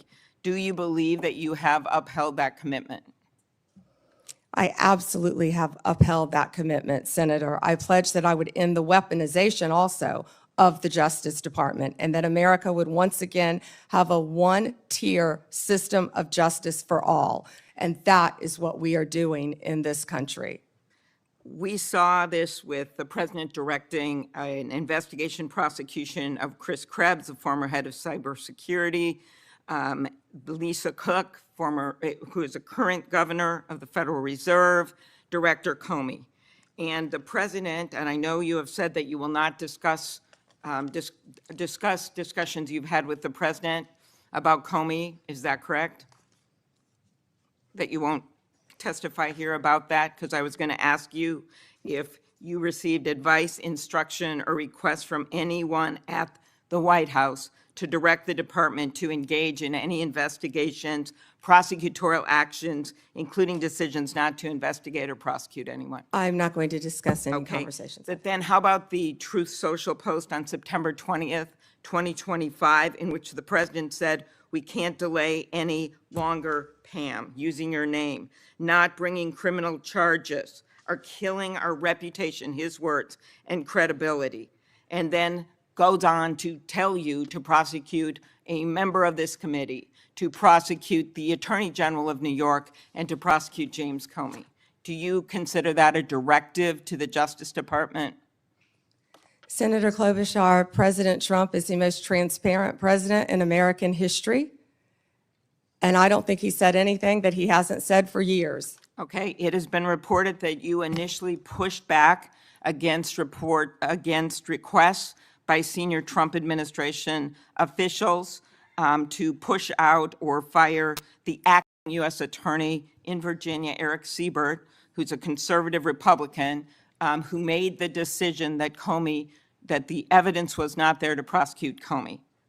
What made you change your opinion? I am not going to discuss personnel decisions. Okay. Is it true that the career prosecutors in the Eastern District of Virginia found that there was insufficient evidence to bring criminal charges against former Director Comey? I am not going to discuss pending cases because Comey was indicted in the Eastern District of Virginia by, I may point out, one of the most liberal grand juries in the country. Okay, let's go on to other firings or terminations. Last week, the Justice Department fired at least 2 senior attorneys in the Eastern District of Virginia, including the office's national security chief, Michael Benary. It is reported that his firing came following criticism from a right-wing social media commentator who wrote, "One can only assume he was part of the internal resistance in the Comey indictment." In fact, he did not work on the Comey case. Instead, he was working on pursuing justice for service members killed in Afghanistan. How does firing a 20-year national security prosecutor enhance public safety? Senator Klobuchar, I'm not going to discuss personnel decisions, but the personnel issue that I'm having right now is that all of my agents, all of my lawyers are working. My agents are on the street working without a paycheck because your party voted to shut down the federal government. Unfortunately, the House isn't even back here. They're 18 days off the job to even meet with us to come up with a resolution that we would like to discuss with them about saving people's health care. Let's move on to the Antitrust Division. Did you authorize your Chief of Staff to overrule top officials in the Antitrust Division to settle the challenge to the Hewlett-Packard Enterprises Juniper Networks merger? Senator Gail Slater runs my antitrust unit, and she is doing an excellent job on many, many cases. As you know, that is a pending case. Okay. In any merger, just to clarify, in any merger, Senator, there is a deal struck with our office and with the corporations involved, but then that also goes to a court to certify in any merger. In any merger, it's a multi-step process. Okay, I and will that ask some process is further still pending, questions Senator about Klobuchar. antitrust. I just had one other thing. DOJ can now take the extraordinary step of Time's subpoenaing expired. journalists. Has the Justice Department issued any subpoenas to journalists under the updated guidance? Time has expired. Okay, I'll ask those on the record. You may respond, Ms. Bondi. You can respond, she said. Oh.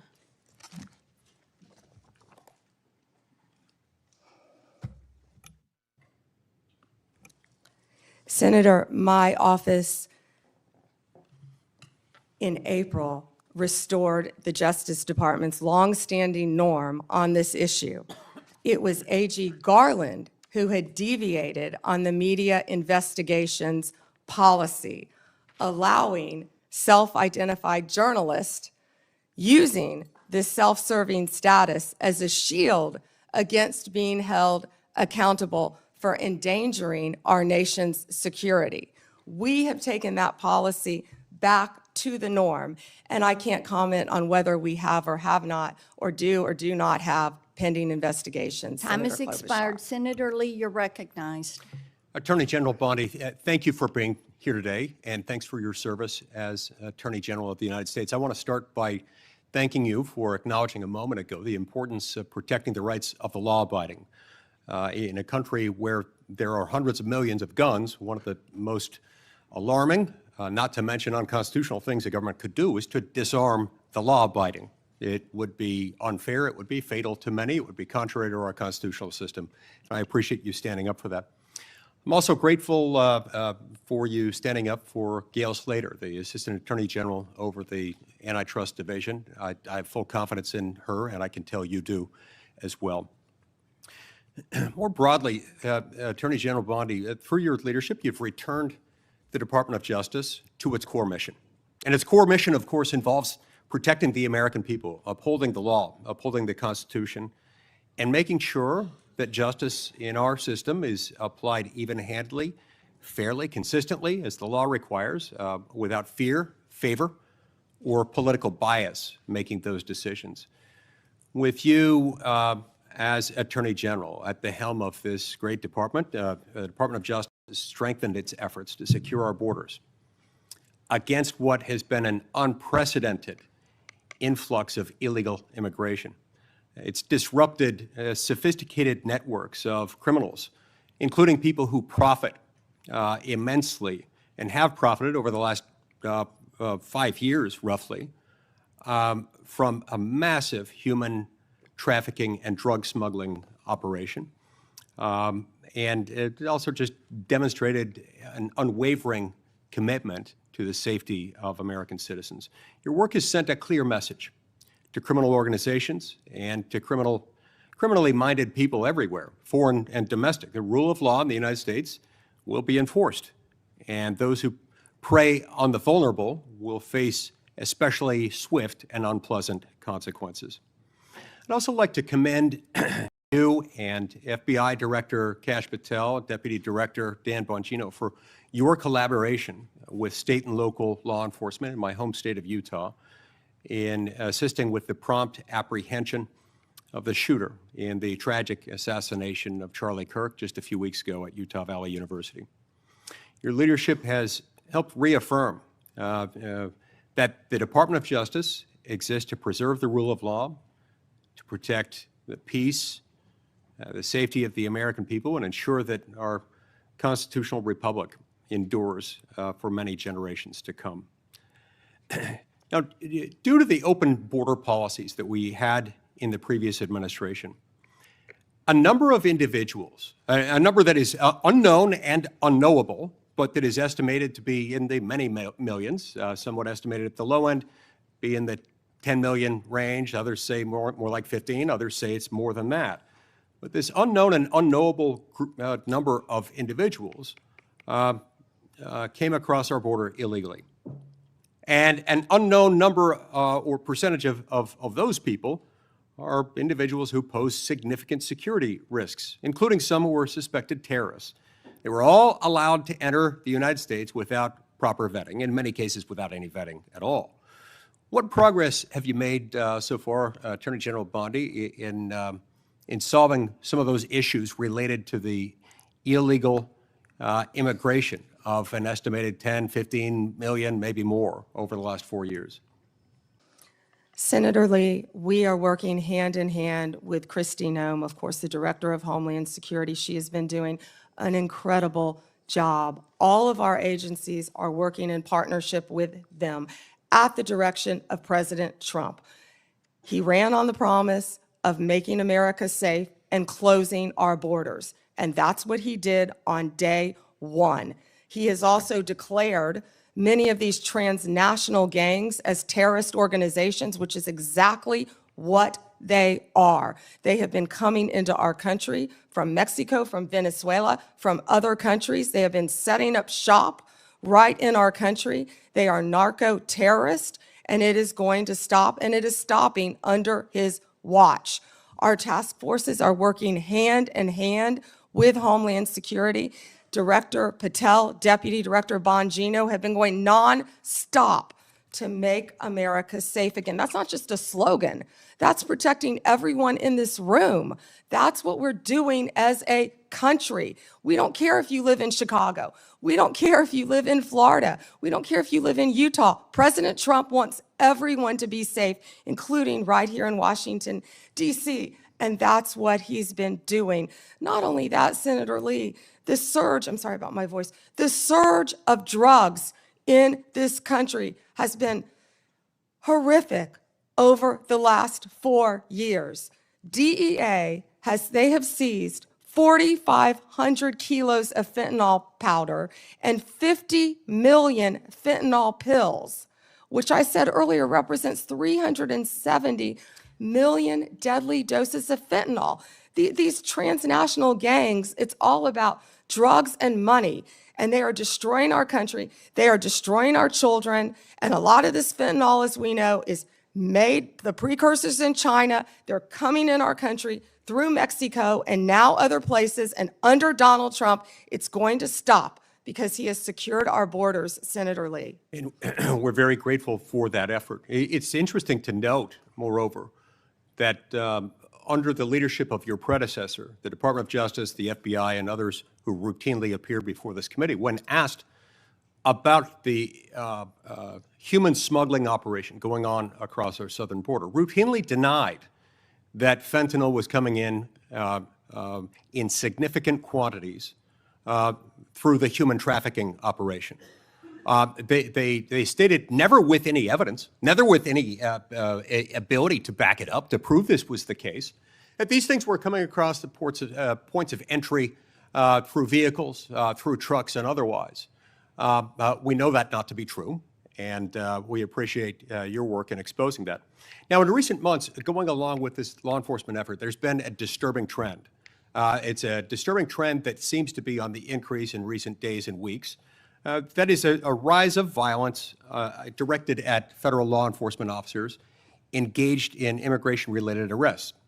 including direct physical threats, organized riots outside of detention facilities, and most tragically, of late, a fatal shooting targeting an ICE facility in Dallas.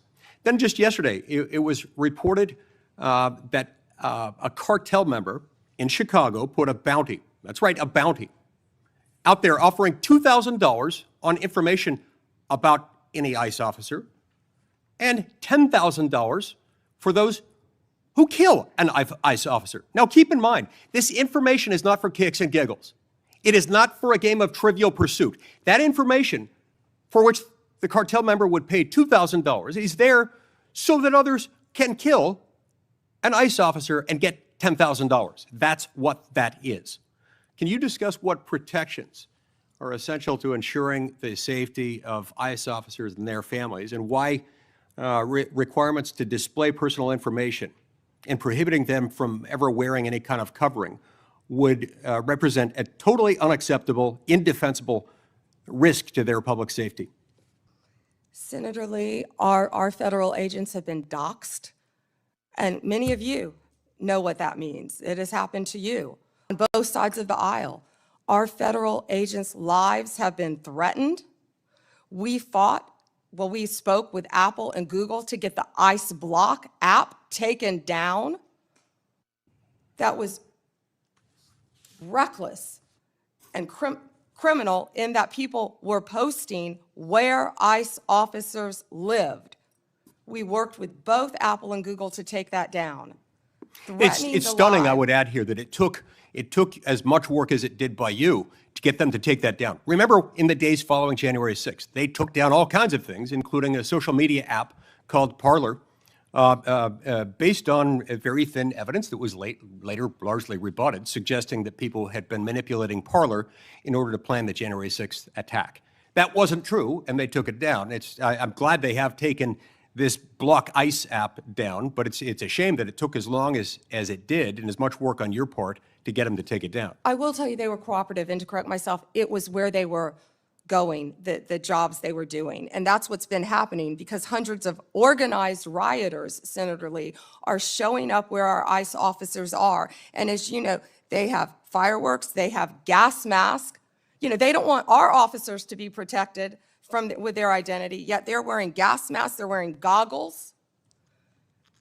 And they're So it's okay ramming for them to be safe. It's okay for Antifa to be safe. It's okay for those doing the bidding of international violent drug cartels to be safe.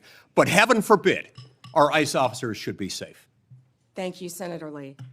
Time has expired. Senator Coons, you're recognized. Thank you, Senator Blackburn, and thank you to the committee for holding this oversight hearing. And Attorney General Bondi, thank you for your service and for being with us. I want to start with an area where I think we have a lot to agree on. In May, your Bureau of Prisons issued a directive to expand the availability of home confinement. The directive said it was rooted in the principle of smart, fair criminal justice reform, and explained that smart reform and public safety can go hand in hand, and that second chances are not just possible, they're necessary for a justice system worthy of the American people. There's more to do to implement this directive, but I appreciated the BOP's recognition of these principles. Could you briefly speak further about the work BOP Director Marshall and Deputy Director Smith, himself a former inmate, are doing with regard to reform, and what opportunities you see for us to do more? Thank you, Senator Coons. And you have been a champion of that, and we believe in second chances. As a career prosecutor, I know that most people, even violent criminals, are going to be locked up and then they're going to be released. And that's why we need everyone to be a productive member of society.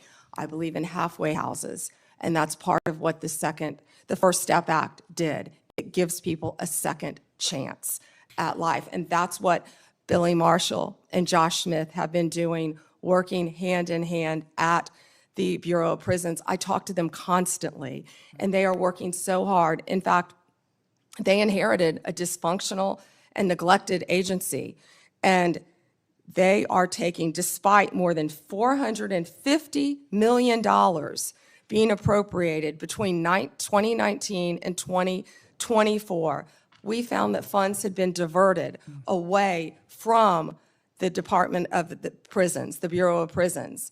And so they are doing everything to create more halfway houses and to give inmates everything they need to be successful upon release, but also by keeping America safe. And I just learned from Billy Marshall, we just made an incredible case that someone, I believe the case was in Texas, one of our federal prisons, no one was monitoring this. And there was someone who was caught with a drone dropping off recently cell phones, Yep. paraphernalia, Let me follow up on that point, if I might, Attorney many General. things that could cause violence within our prisons and allow criminal cartel networks to function within our federal prisons. And that's what a lot of this money is going for, to make our prisons safe within and so these criminals cannot function while they are in prison. But one good thing I can also add is we have given inmates, I think we've over doubled the amount of minutes they can have on their phones so they can talk to their family members, because we believe that is important. One of the challenges federal probation officers face is massive caseloads. And I am about to introduce, hopefully reintroduce soon, a bill with Senator Lee that would improve our federal supervised release system by focusing resources on those who really need to be supervised and providing incentives to reduce oversight of those who've really made progress and who've changed the direction of their lives. It is broadly supported by law enforcement and a variety of policy groups, and I'd love to work with you on that, Madam Attorney General. Yeah, Senator, can I just add, because I just got the numbers. So what we have is $8.7 billion for the Bureau of Prisons, and what that does is it adds 587 correctional officers to help with the things that we just discussed. $95 million for new hires. We have to recruit and we have to retain. We know that's a really tough job to be a corrections officer, and that's why Josh Smith is such a valuable part of that team with Billy Marshall. And I would welcome working with you on that. And President Trump is the one who signed the First Step Act because he believes in second chances. We all do. Thank you, Senator Coons, for that question. One of the things I have been concerned, even upset about, is how early in this administration, at the behest of DOJ, the department cut hundreds of grants totaling hundreds of millions of dollars, many of which serve critical public safety needs, supporting victims, assisting with reentry, violence prevention, including in my own home state. This was literally defunding the police. And I have some concerns about how DOJ is putting at risk public safety by assigning thousands of agents and prosecutors away from drugs, firearms, corruption, violent crime to help ICE arrest people without criminal records. You've indicated a willingness to review any grant that a member of Congress has concerns about, and noted a number of them have been restored on appeal. And I appreciate that willingness to admit some misjudgments or mistakes in some of the many grants that were canceled. But can you assure us this process is going to be fixed going forward so better decisions are made at the start and not just after appeals? And can you assure us that we are not leaving doors wide open for crime and criminality in our communities and over-focusing on arrest and deportation of those without criminal records? Yes, Senator, thank you for that question. And as I said earlier, we are reviewing all the grants, and I believe we have, I say, turned some back on for senators who have called. It doesn't matter what state you're from. If it's a law enforcement grant, if it's protecting victims, let us know and we will work with you. And I'm not sure if we have done any in your state yet, but I would be happy to work with you on that. What I can tell you is there have been, out of the 5,800 discretionary grants that were reviewed, only 376 around the country, 7% were terminated. 225 of the grant recipients have appealed that termination. And so far, we've turned back on 18 of those. 17 appeals have been denied, and the rest are being actively reviewed. If any of you know of any of those that you believe should be turned back on, call me. We don't want to jeopardize I will be anything calling that's you. hurting. Please do. And Senator, to go to what you said about the FBI and my federal agencies and being pulled to work on immigration cases, they're working hand in hand because we believe that You know, we have ICE officers out there, as we just discussed, I don't want to repeat that, who are being harmed. We're going to work with them, and I've directed all of my law enforcement agencies to work with ICE to make sure they're safe in Chicago, to make sure they're safe in Memphis, to make sure they're safe right here in Washington, D.C., but also at President Trump's direction. We are not stopping the core function of what we're doing, and that is fighting violent crime, and I think Director Patel made that very clear with all of the arrests that our FBI have been making on violent criminals. And you know, there's so much that we can't talk about here, but if any of you are on the Intel Committee, you know we are fighting terrorists around this country every single day. Our lawyers are shut down right now. They're not getting paid, but crime is not stopping. They are working around the clock to not only keep our country safe, Senator, but to keep our world safe. And they will Madam Attorney continue General, to I do that. think all of us hate that there's a shutdown and its impact on the federal workforce, and are working to find a way out of this shutdown, but one that will also restore cuts to health care. We could spend a lot of time on that, but let's focus on, if I could, two more questions related to your service as the Attorney General. The government's asserting the authority to summarily kill people. It says our cartel members through military strikes against boats on the open ocean in the Caribbean. Congress has never authorized such a use of military force, and it's unclear to me how the administration has concluded that these strikes are legal. I'm concerned with what the limiting principle is, whether the government could summarily kill people. It just declares our cartel members as well as unlawful combatants inside the United States, or if they were American citizens. This isn't about defending cartels, and these aren't hypothetical questions. President Trump assembled military leaders and said they would be needed to fight the enemy from within and to train in cities in the United States that he describes as chaotic and violent. Due process is the cornerstone of our Constitution.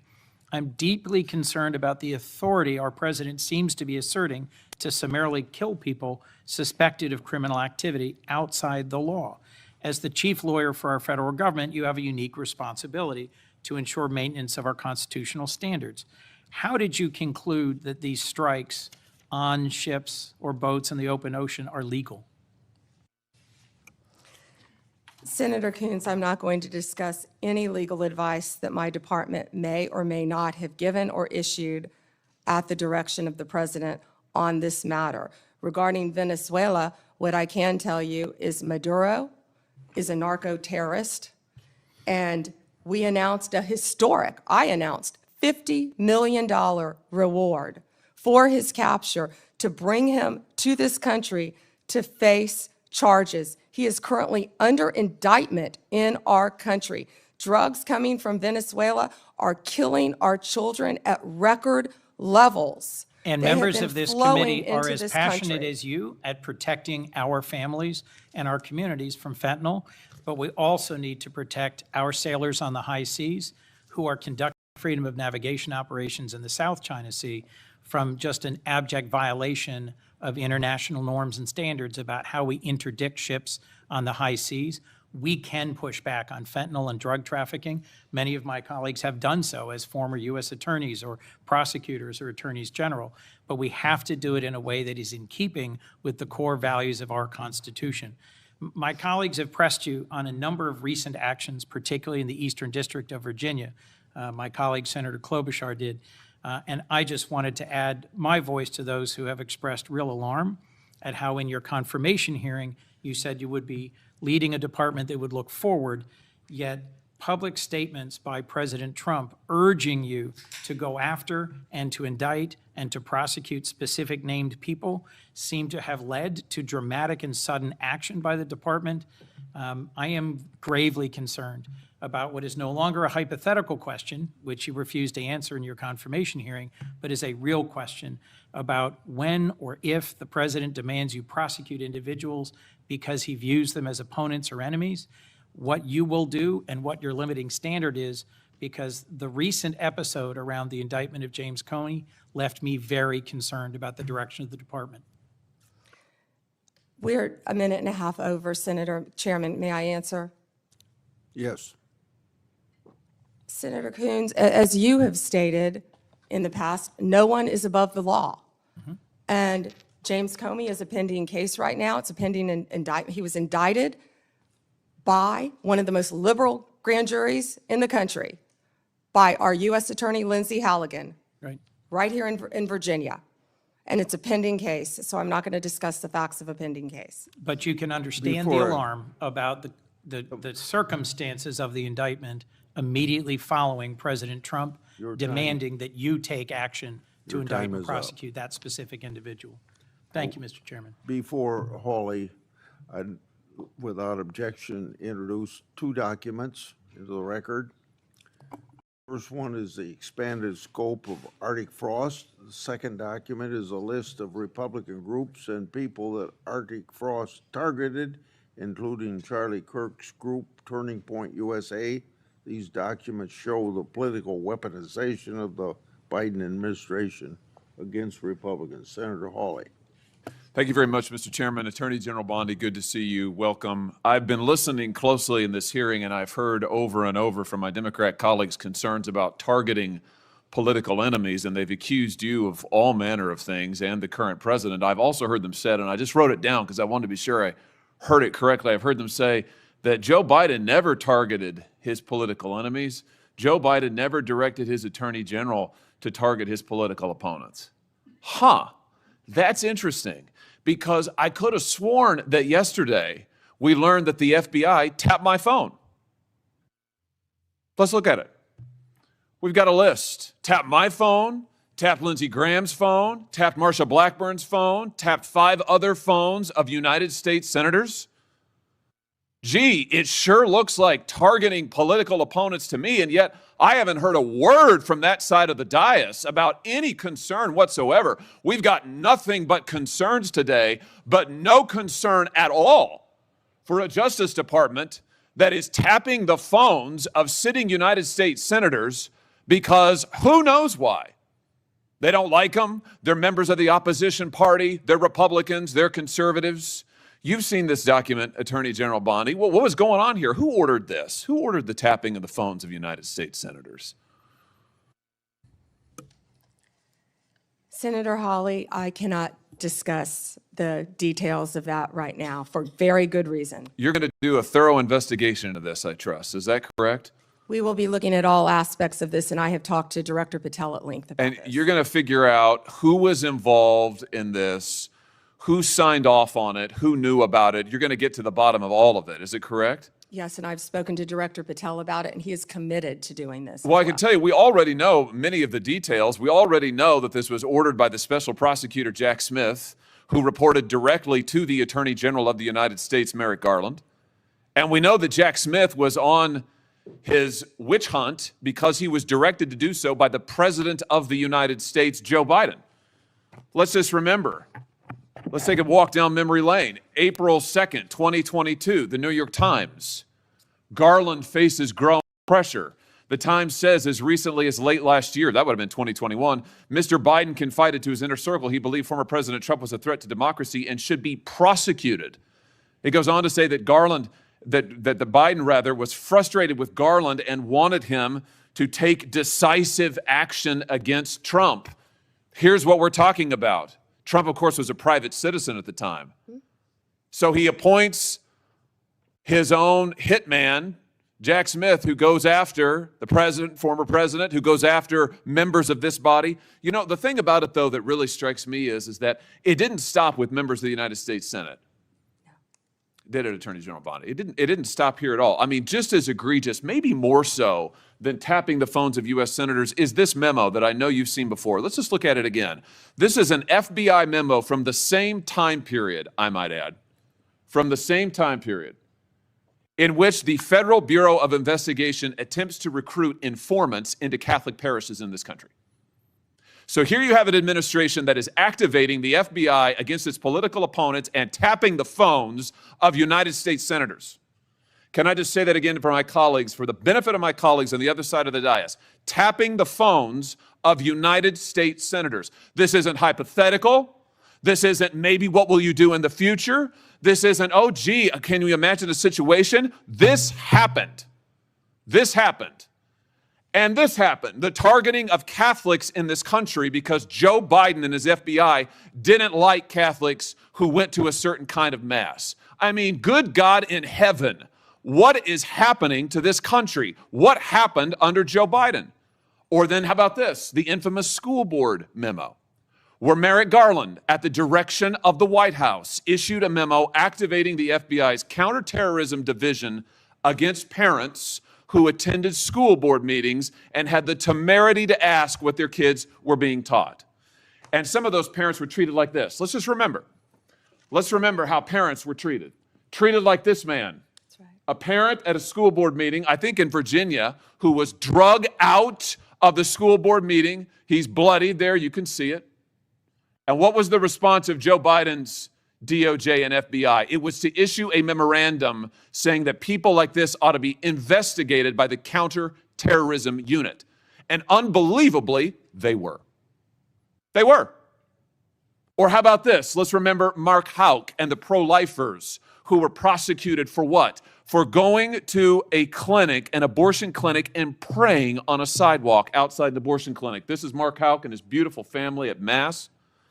This man, at the direction of Joe Biden's FBI, this man had an FBI SWAT team come to his door in the early morning hours with his beautiful children there, terrorizing them with weapons drawn. He was then arrested and prosecuted. Unfortunately, a jury acquitted him. This is what was happening under Joe Biden. United States senators spied upon. Former presidents, the political opponents of the president at the time, targeted, prosecuted. Pro-lifers, targeted, prosecuted. Catholics, targeted, prosecuted. 92 conservative organizations put under surveillance, targeted for potential prosecution. Gee, I don't know. Would you call that an example of weaponization, Attorney General Bondi? Do you think that's a fair characterization?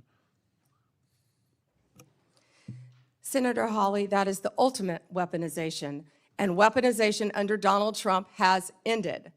It has ended. Harmeet Dillon is running our civil rights unit, and she is doing an incredible job. No longer will parents be targeted. No longer will parents who care about whether their elementary school children have to read a transgender book be targeted and told they cannot have any say in their child's education. That has ended under this administration. People can worship freely, whether they're Catholics at synagogues or Muslims. Everyone can worship freely.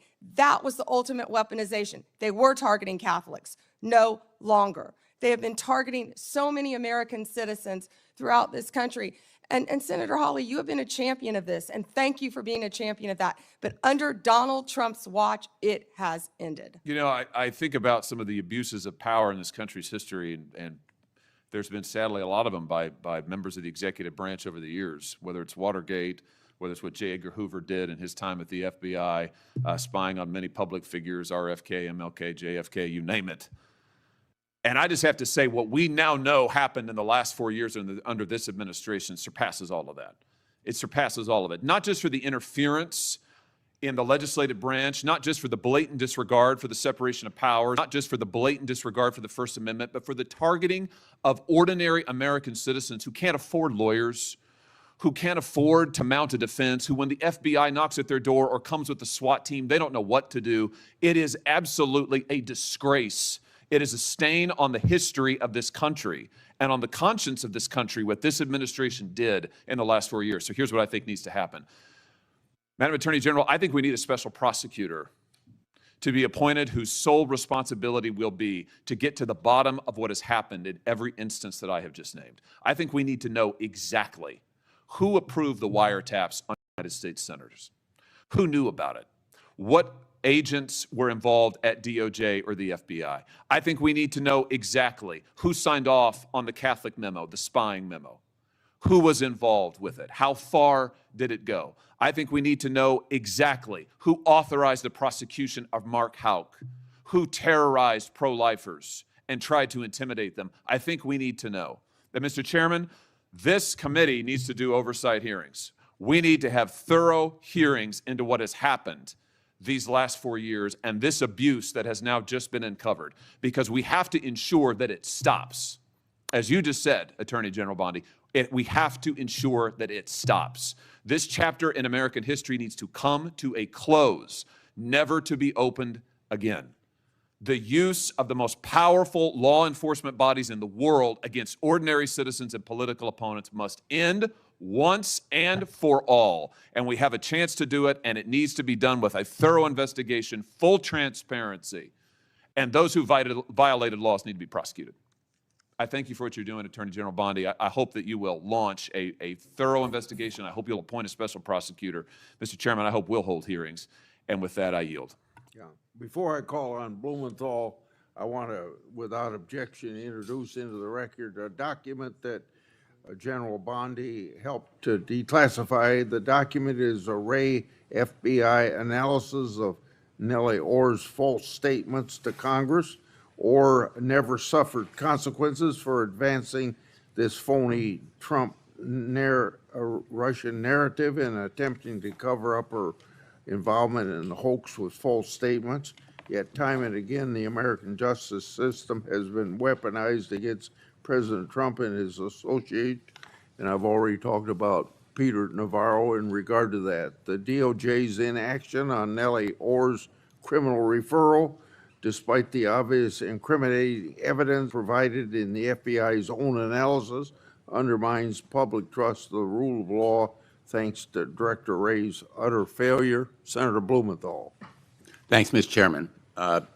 Just so the American people understand, this issue of weaponization of justice goes to the core of the integrity of our criminal justice system. And I think we can all agree that no individual, no group should be targeted simply because they are a political opponent or because the President of the United States has some personal animosity toward them. You've just said that President Trump is the most transparent president in history, tragically and chillingly. You may be right when it comes to criminal justice, because far from ending weaponization of justice, I would submit, Madam Attorney General, that President Trump has embodied it. And we have a record. It is a public record of his express instructions that certain individuals be investigated. The Attorney General of New York, Tish James, my colleague, Adam Schiff, the former CISA director, Chris Krebs, the DHS former chief of staff, Miles Taylor. There's a list. And he has been transparent. In fact, 5 days before the indictment of James Comey, he put this post up as instructions to you. He didn't mince words. He was very open and public that you should indict James Comey and others because they are guilty as hell. No more delay now. 5 days before you indicted, or grand jury at your instructions indicted James Comey. I'd like to know from you what conversations you've had with President Trump about the indictment of James Comey.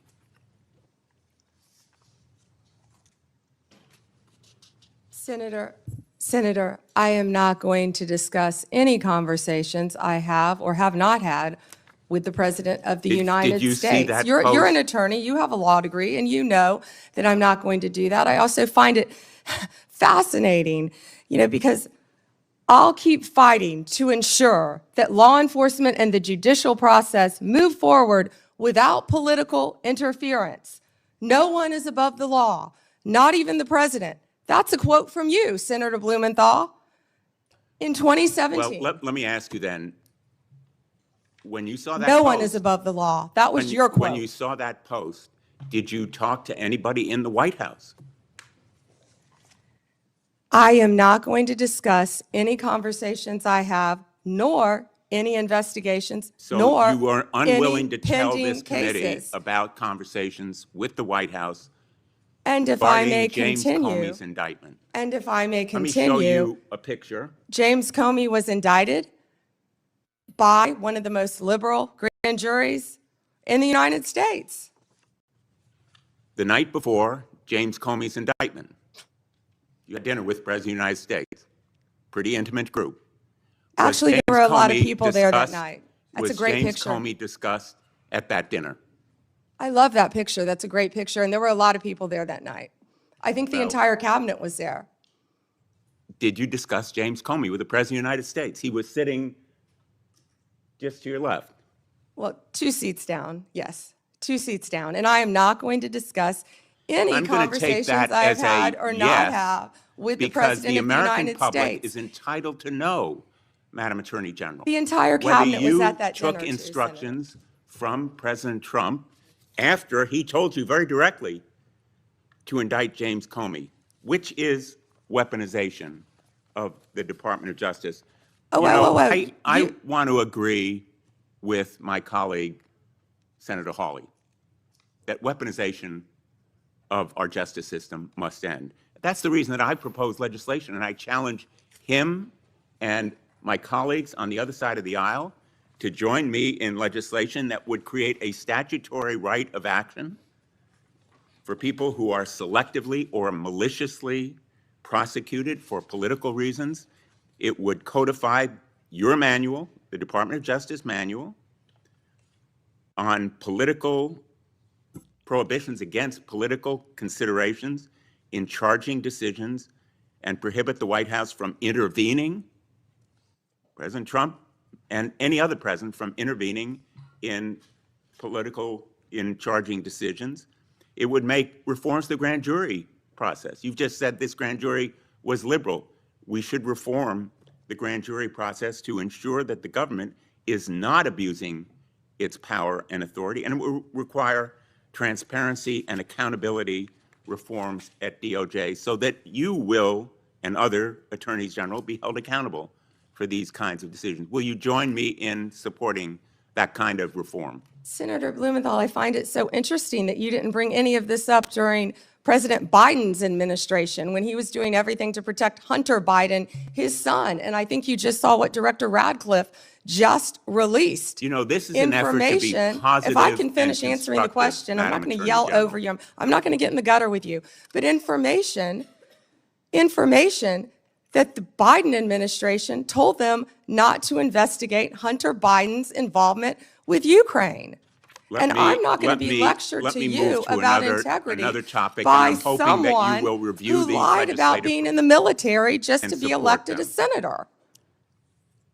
The merger between Hewlett-Packard Enterprises and Juniper Network was settled. You authorized the settlement. It was the subject of a lawsuit to block it. The settlement produced virtually no concessions from Hewlett-Packard. It was a settlement that prompted criticism from the Antitrust Division. Did you authorize that settlement yourself? As I stated earlier, Gail Slater is doing an incredible job running the antitrust unit. And as I stated earlier, that is still a pending matter, as Well, you you should know then with a law fired, degree. did you not, That all two- mergers, if I can finish answering the question. I'm going to, If I with could apologies, finish, no, I'm interrupt answering you the question. because my time is No, limited. well then don't ask me a question. Let So, me just ask you, as did I you, said, you have a law degree. You know that not only are mergers agreed upon, but they have to go to a court of law to be approved. It's a multi-step process. And as I said earlier, that is still pending. And I have full faith in Gail Slater. and Ms. Slater reportedly objected to the settlement. Reportedly, And moreover, moreover. 2 of her top officials were fired, Roger Alford and Bill Sinner. Did you authorize and direct those firings after they objected to the settlement? I am not going to discuss personnel matters or pending litigation in my office. Let me ask you about another merger. The merger involving 2 home health care agencies on favorable terms, likely to drive up costs for millions of America. The Transportation Department's rule to provide compensation to travelers impacted by airline-caused flight delays, which was canceled. The merger of Skydance and Paramount, after Paramount's ownership took a number of steps favorable to the president. These kinds of mergers belie the claims that President Trump himself has made, that this administration will stop big corporate mergers that ultimately benefit the owners of those corporations rather than consumers or ordinary, everyday Americans. Senator, and let me ask you Boy, about you just listed, particularly- you just gave a Well, list let me just of finish. many Oh, mergers. I have a Can question you for talk you. to me about the issue with these mergers? I do have a question. In the merger that took place, Which that was merger? You've approved listed many. involving American Express, GBT. I understand that Brian Ballard, longtime backer and head of the law firm where you worked, was instrumental in lobbying the Justice Department to drop that lawsuit. It was dismissed, so it's not subject to a court review. What conversations did you have with Mr. Ballard? Senator Blumenthal, I cannot believe that you would accuse me of impropriety when you lied about your military service. I am you not lied. asking You you- admitted you I am lied not to be accusing you elected of a U.S. senator. impropriety. I'm You asking lied. you How about dare you? I'm a conversations career with prosecutor. Mr. Don't you Ballard, ever challenge my integrity. had I have apparently- abided by every ethics standard. Do not question my ability to be fair and impartial as Attorney General, and anything You'll with answer that my question to former another of my firm, colleagues. Ballard Partners. Thank you. Senator Lee has asked for the chair. Yeah, just wanted to note for the record, the Paramount merger that he referenced was not within the Department of Justice's ambit. That was at the FCC, not the Department of Justice. Attorney General Bondi would have had nothing to do with that. Thanks. And that was why I asked Senator Lee. He didn't know that. He was reading off a script. Before I call on Senator Kennedy, it's kind of laughable about my Democrats friends expressing fear and concern at the Justice Department's recent attempts at holding parties responsible for their actions. I can only ask, where have they been in the last few years? They had no problem watching the Biden administration and its White House use all of its might and power to attack Trump and associates. And now even Republican senators have been selected to have their telephone records made public, or not public, but well, I guess they're public now. But Biden weaponized our institutions and didn't hear a peep from the other side.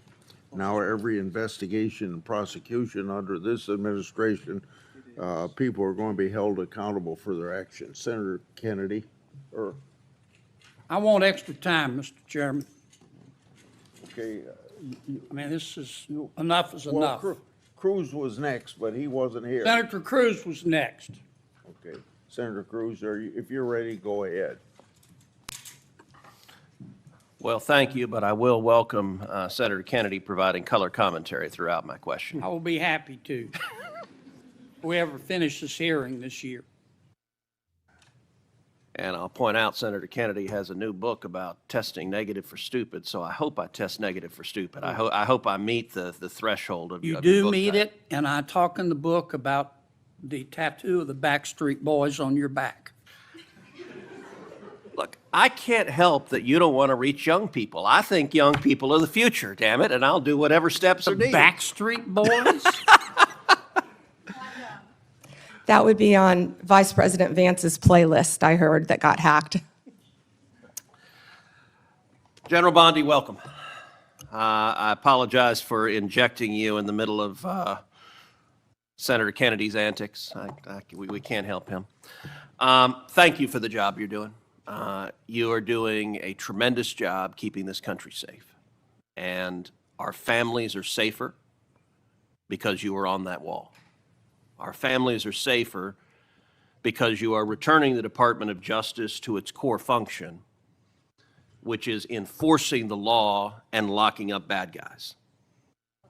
We saw for 4 years, under the Biden administration, we saw the Department of Justice politicized and weaponized, and we saw them refuse to do their core function. More than 12 million illegal aliens flooded into this country, and the Biden Justice Department seemed to think its job was letting murderers and gangbangers and rapists go. And the results in just a few months that you've been able to produce are tremendous. Arrests of violent criminals are up 125% since the Biden administration.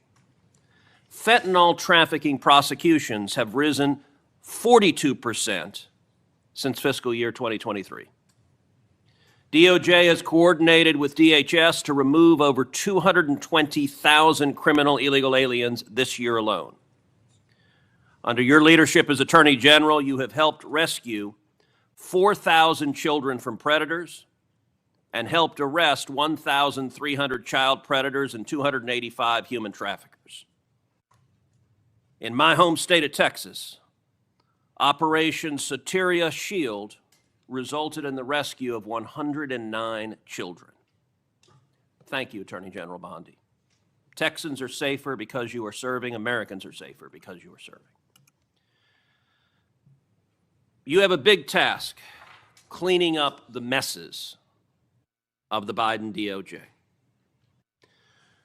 One of the most egregious failures of the Biden Justice Department was its refusal to protect judges and Supreme Court justices. As you know, in May of 2022, an unknown individual leaked to Politico the draft of the Supreme Court's decision in Dobbs versus Jackson Women's Health Organization, the opinion that finally overturned Roe versus Wade. That leak was a crime. It was a theft of government property under 18 U.S.C. Section 641, and it was an unauthorized disclosure of confidential information under 18 U.S.C. Section 1905. General Bondi, do you agree that leaking that opinion was a criminal act? Senator, I can't discuss anything regarding that matter. That should answer your question. Well, I will say this. The leak occurred in 2022. So the 5-year statute of limitations has not expired. And I'm going to ask you, if it is not happening already, to direct the FBI to investigate and find the leaker. The leaker has not been exposed. The leaker has not been identified. And the FBI has far greater investigatory tools at its disposal than does the Marshal Service. And when it comes to defending the rule of law, when it comes to the integrity of our court system, having partisan law clerks, and I believe in all likelihood it is a law clerk who leaked it, leaking opinions designed to try to pressure the court politically is a gross subversion of the integrity of the court. And so I would ask you as Attorney General to direct the FBI to use every resource possible to investigate, to find the leaker, and when you identify the leaker, to prosecute the leaker for that criminal conduct. Thank you, Senator Cruz.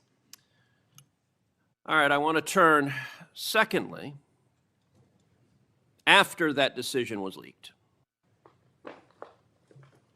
I believe the leak was part of a broader effort to intimidate and to threaten and harass justices into trying to get them to change their decision.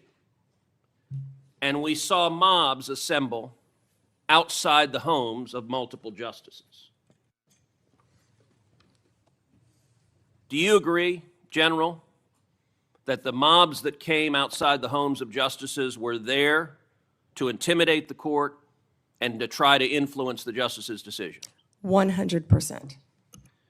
Well, as you know, federal law, in particular 18 U.S.C. Section 1507, makes it a crime to picket or parade outside a judge's home, quote, with the intent of influencing that judge's decision. That statute is crystal clear. And I will point out, these protests happened in 2022. So just like the leak, the 5-year statute of limitations has not expired on these protests. But unfortunately, the Biden Department of Justice didn't give a damn about prosecuting this statute because President Biden and Merrick Garland and the political hacks at DOJ disagreed with the Supreme Court's decision in Dobbs and were perfectly fine turning a blind eye to violent protesters threatening the justices and their children. You may recall I questioned Attorney General Garland about this statute, and he admitted under oath that not a single protester had been prosecuted. And he blamed the Marshals Service. He said the problem was the Marshals, quote, didn't make arrests. Well, subsequent documents told a different story. Internal training materials obtained reveals that the Marshals were explicitly instructed not to arrest protesters under Section 1507. So the reason there was no arrest is because a political decision was made that we like what the protesters are protesting for, and we, the Department of Justice, are not going to protect the safety of justices. We're going to allow them to be victims of an intimidation and threatening campaign. Just as I asked you with regard to the Dobbs opinion, I would ask you to direct the FBI to review the footage of these protests, to review the evidence that exists in terms of who engaged in it, and will you commit that anyone who you can prove violated 18 U.S.C. Section 1507 will face consequences and face prosecution?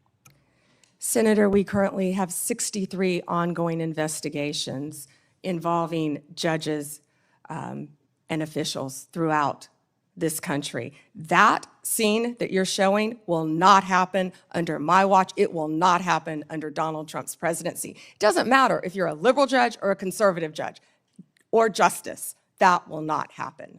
Amen. And that point that General Bondi made is very important. I would be equally outraged if you had nuts in front of the liberal justices. I'd say arrest them and throw them in jail.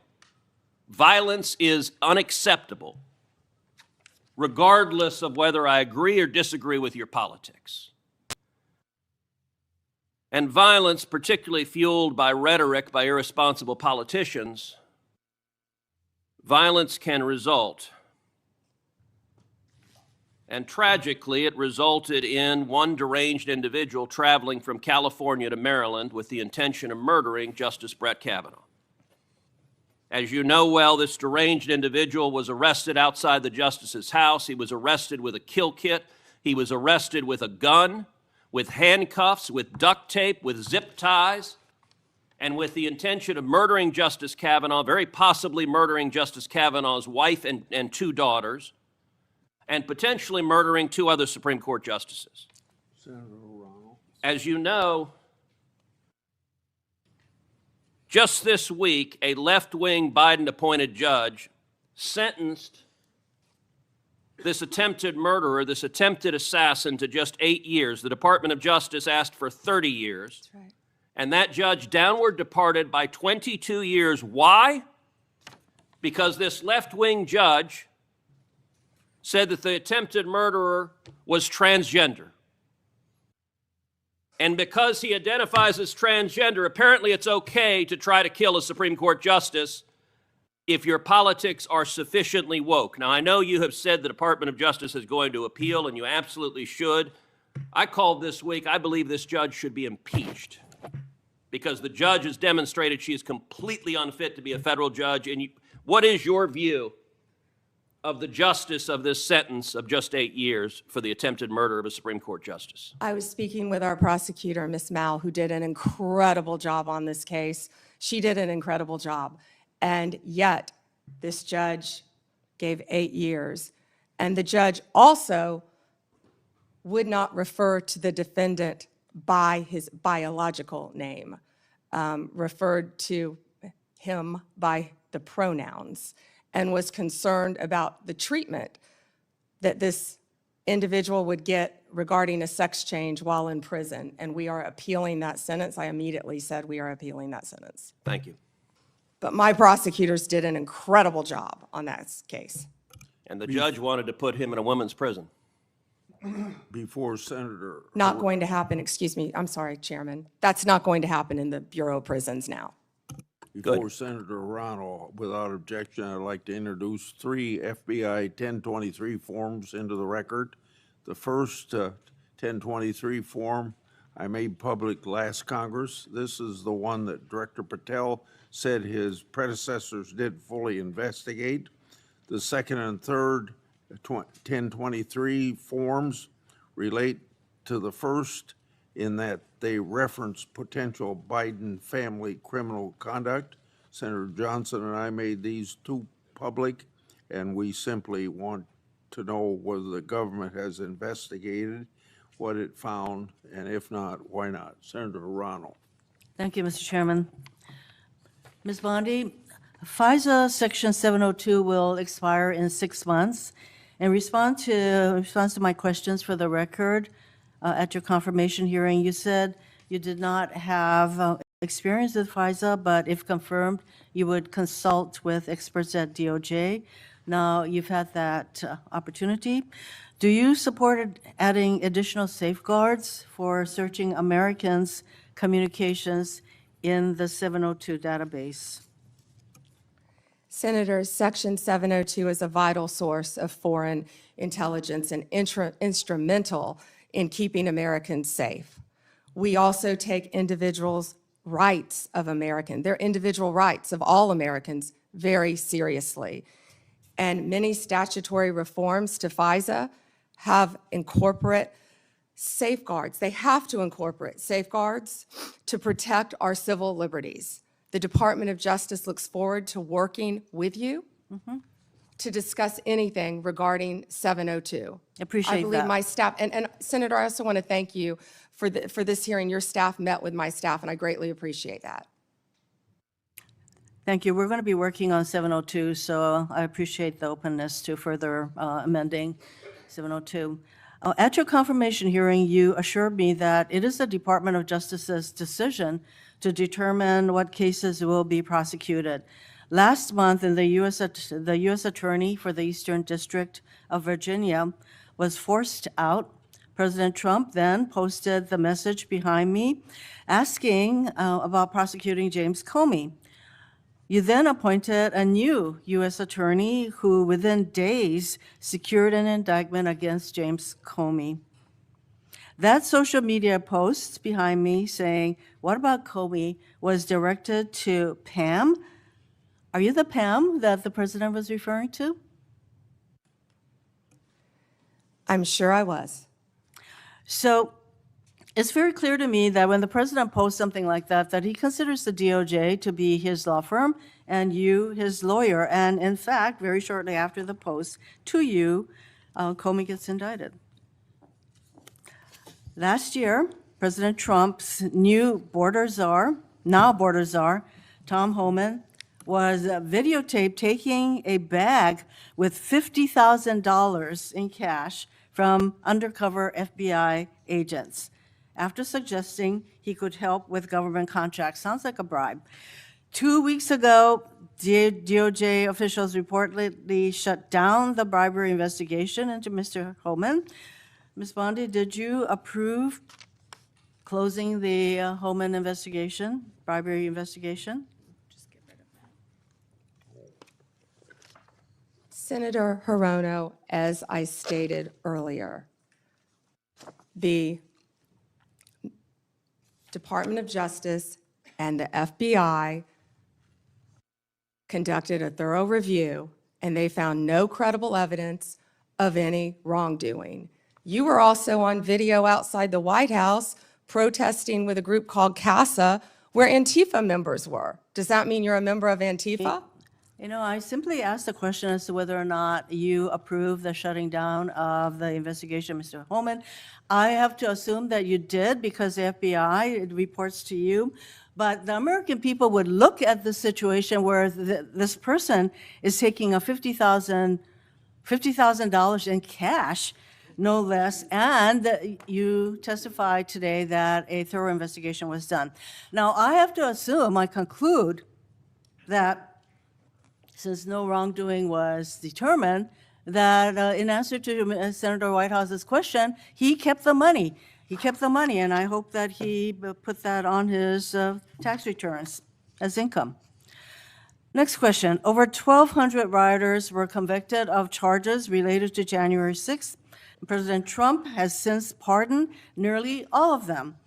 As if that weren't enough, last month there were reports that a lawyer for the January 6th rioters met with senior DOJ officials about setting up a compensation fund like the one that Congress set up after 9/11 to compensate these rioters. Ms. Bondi, is anyone at DOJ considering setting up a compensation fund for January 6th rioters? Yes or no? Senator, I have had no meetings or discussions about a fund. So would you support such a fund? Would you okay such a fund? Senator, you can send me the information on the fund, and I'd be happy to look at it. No, but do you think that's a good idea this is what I'm getting at. Because just to actually set up a fund and to have people talking with your senior people at DOJ, political people, about creating a fund, you won't let us know what you think about that. Yeah, that's pretty unbelievable. On January 30th of this year, the Trump DOJ's Antitrust Division sued to block the merger of two tech companies. Then, well-connected lobbyists met with your political deputies who overruled the career staff and approved the merger. So there's a settlement on that.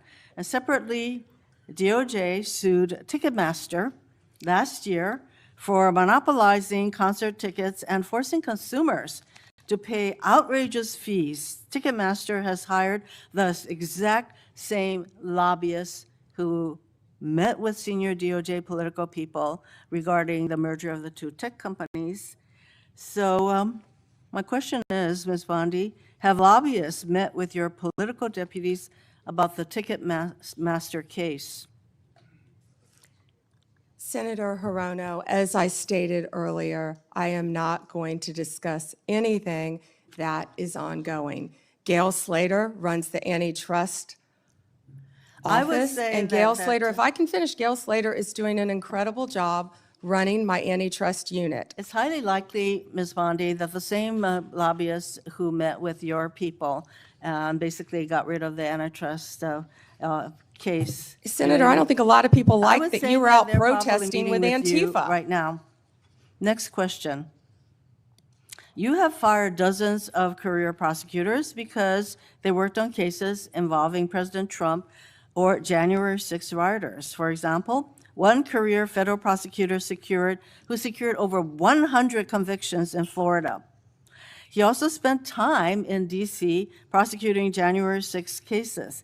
He received an outstanding review only 2 days before you signed a memo firing him.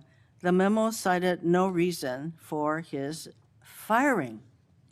Are you firing career prosecutors solely because they worked on cases like January 6th that the president doesn't like? Senator Hirono, I am not going Yes to or talk no? about personnel matters with you. Well, we all know that hundreds of career prosecutors have left the DOJ, and literally hundreds, we're told. And Yeah, you know, Senator, you've are you lost. The familiar with the one DOJ that threw a has sandwich lost- at an ICE officer? Are you a Homeland Security officer? is the Are you familiar reason- with the one who went out on her lunch break and was Ms. Bondi, making obscene gestures? Would you say that DOJ losing these career prosecutors and the thousands of hours of experience they have prosecuting criminals, that is not a reassuring situation? Senator, many employees took the fork in the road and resigned. DOJ is hiring committed prosecutors who will actually come into the office and work, and not work remotely, I and think we all prosecute know violent that- criminals around the country and terrorists. And When I you- am very proud you of the fire work all of our prosecutors I'm running out are of doing. time, so I think you should stop with your continuous interruptions, in my opinion. Mr. Chairman, I just want to close by saying that what was once the Department of Justice has become the Department of Revenge and Corruption. Rather than pursuing cases without fear or favor, this DOJ seeks to favor the president's friends and instill fear in his alleged enemies. If you're a friend of the president, this corrupt DOJ will bend over backwards to help you, just like it dropped the bribery investigation of Tom Homan, like it's considering paying money to January 6 rioters, and like it has put antitrust enforcement decisions in the hands of well-connected lobbyists. But if you're on the wrong side of this president, you will face the wrath of DOJ, no matter what the facts, law, or justice support. James Comey is indicted days after the president's social media directive. Experienced career prosecutors are fired just because they were assigned to work on January 6 cases. Blue states are sued to get highly sensitive private voter data, whereas red states are left alone. The double standard is clear, and the American people are waking up to the corruption and favoritism and the lawlessness at the DOJ. Thank you, Mr. Chairman. May I respond, Chairman? Yes. May I respond? Yes, you may respond. Then Senator Kennedy. Thank you. The double standard is crystal clear, Senator Hirono, crystal clear, because you didn't complain for 4 years when President Trump was being targeted by Jack Smith, by the last Justice Department.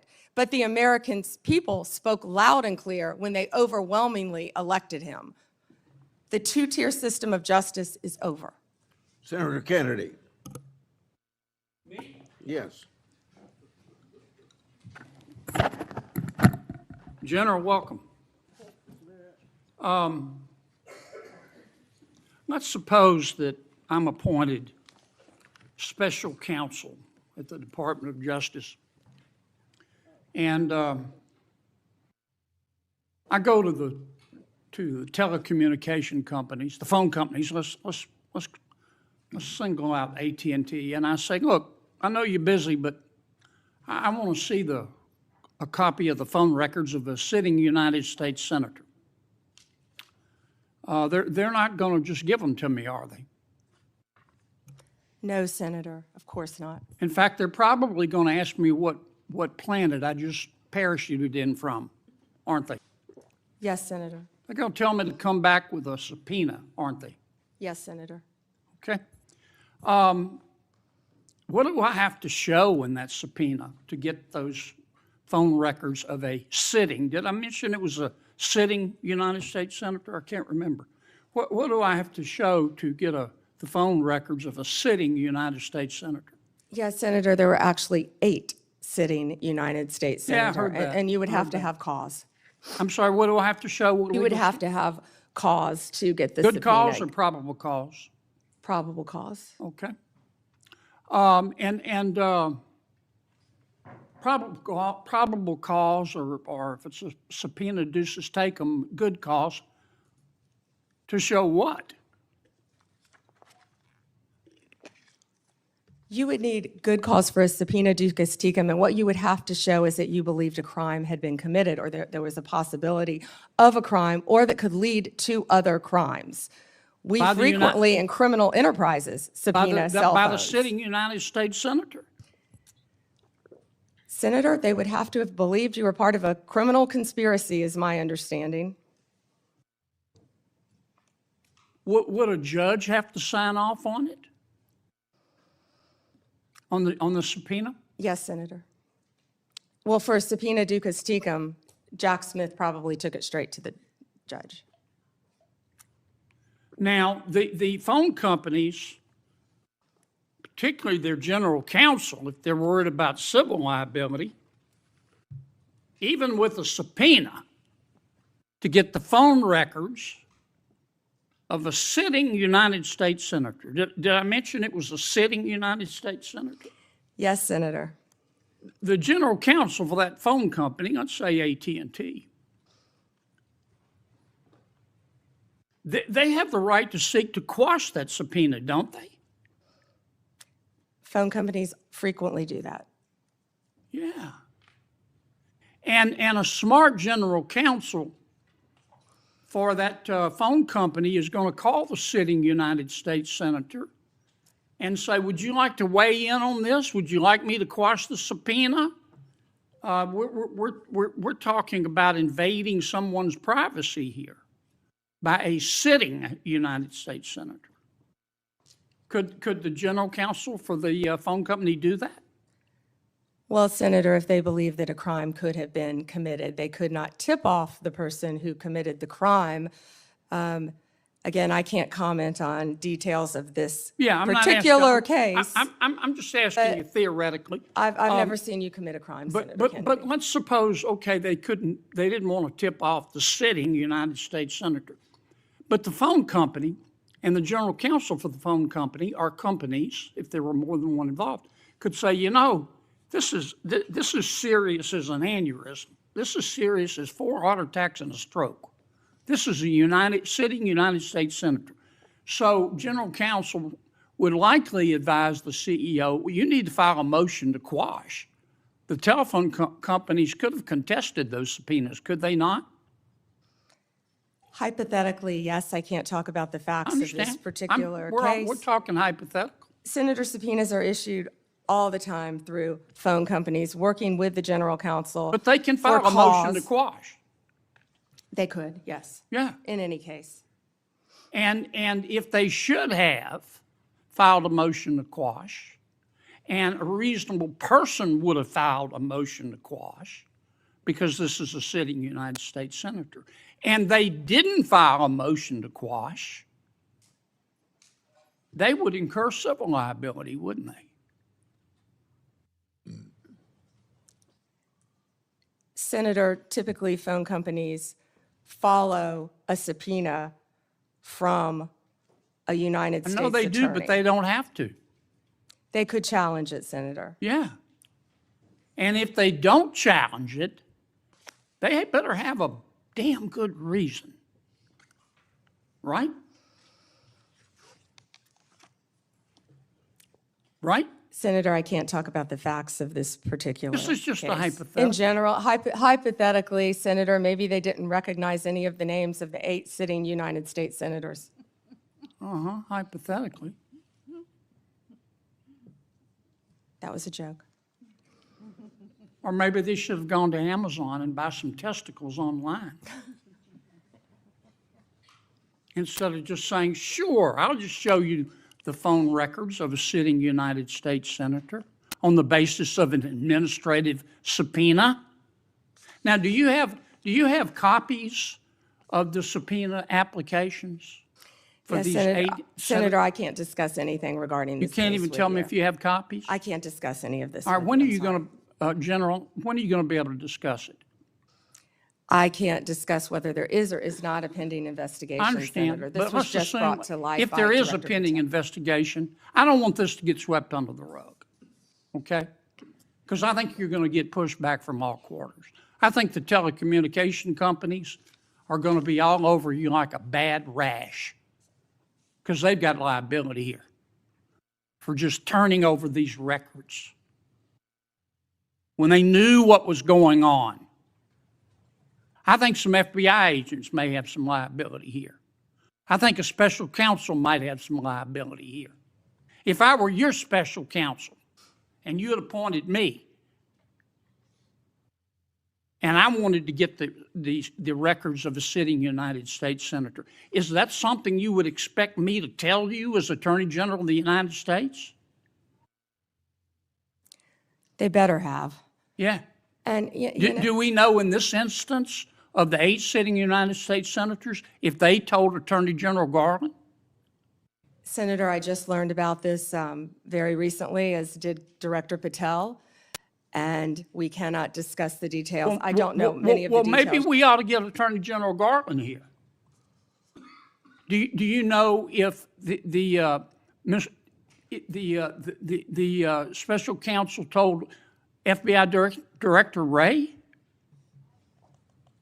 Is that something, let me put it another way. If I were your special counsel and you were the director of the FBI and I'm trying to get the phone records of a sitting United States senator, did I mention it was a sitting United States senator?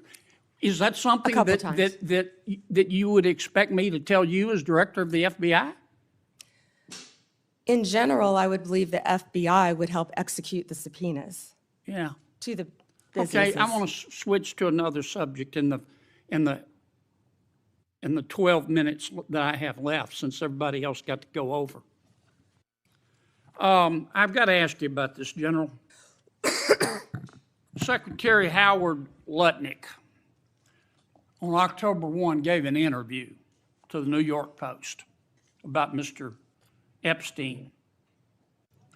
And he described Mr. Epstein as, quote, the greatest blackmailer ever, close quote. Have you reviewed that transcript of that interview? I have not reviewed the transcript, but I saw the clip of it. Okay. It appears that Secretary Lutnick was Mr. Epstein's next-door neighbor. In fact, their townhomes shared a wall. And the reporter that was talking to Mr. Lutnick, she asked how other prominent men could have been associated with Epstein when Mr. Lutnick could immediately sense that he was a, quote, pervert. And then Secretary Lutnick said, or rather the reporter said, did they see it and ignore it? Do you remember that from the interview? I do. And Commerce Secretary Lutnick said, no, they participated. And then Commerce Secretary Lutnick goes on to say, quote, that's what his MO was. You know, get a massage, get a massage. And what happened in that massage room, I assume, was a video.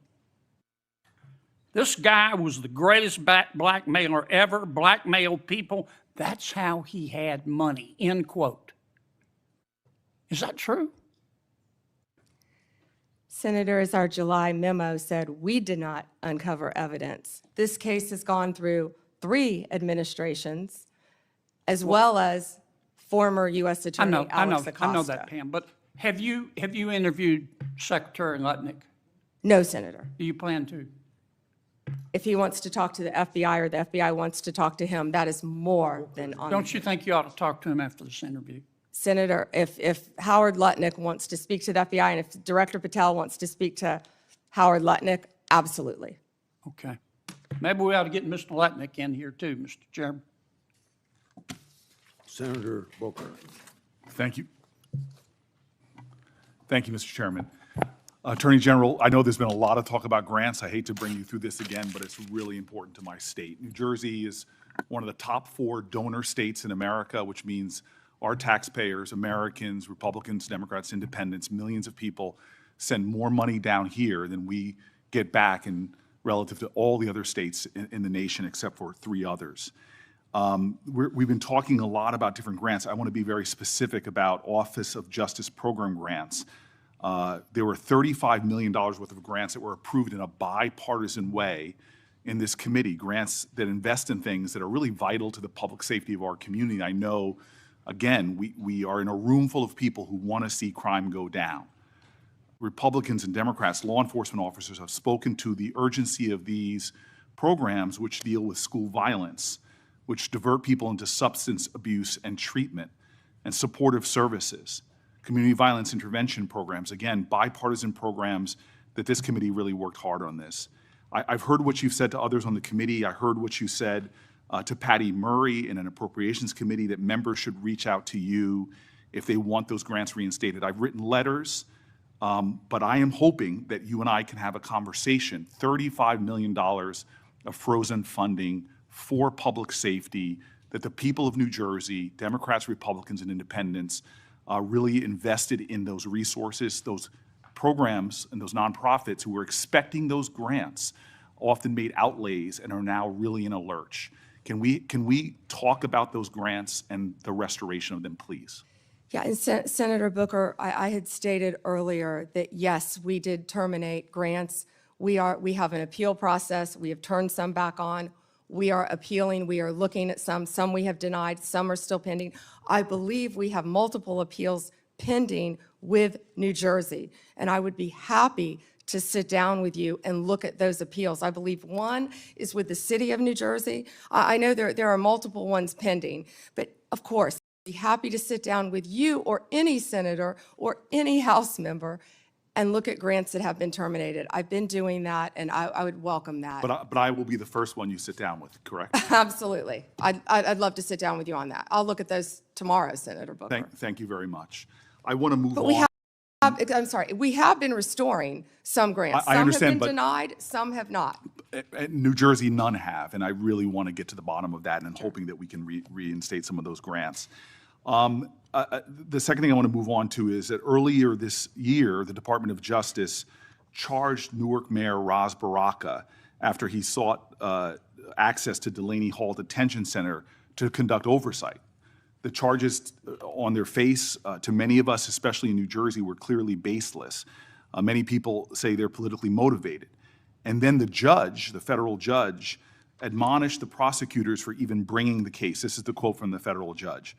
Federal prosecutors serve a single paramount client, justice itself. Your role is not to secure convictions at all costs, nor to satisfy public clamor, nor to advance political agendas. The federal judge went on to call the charges embarrassing and a worrisome misstep.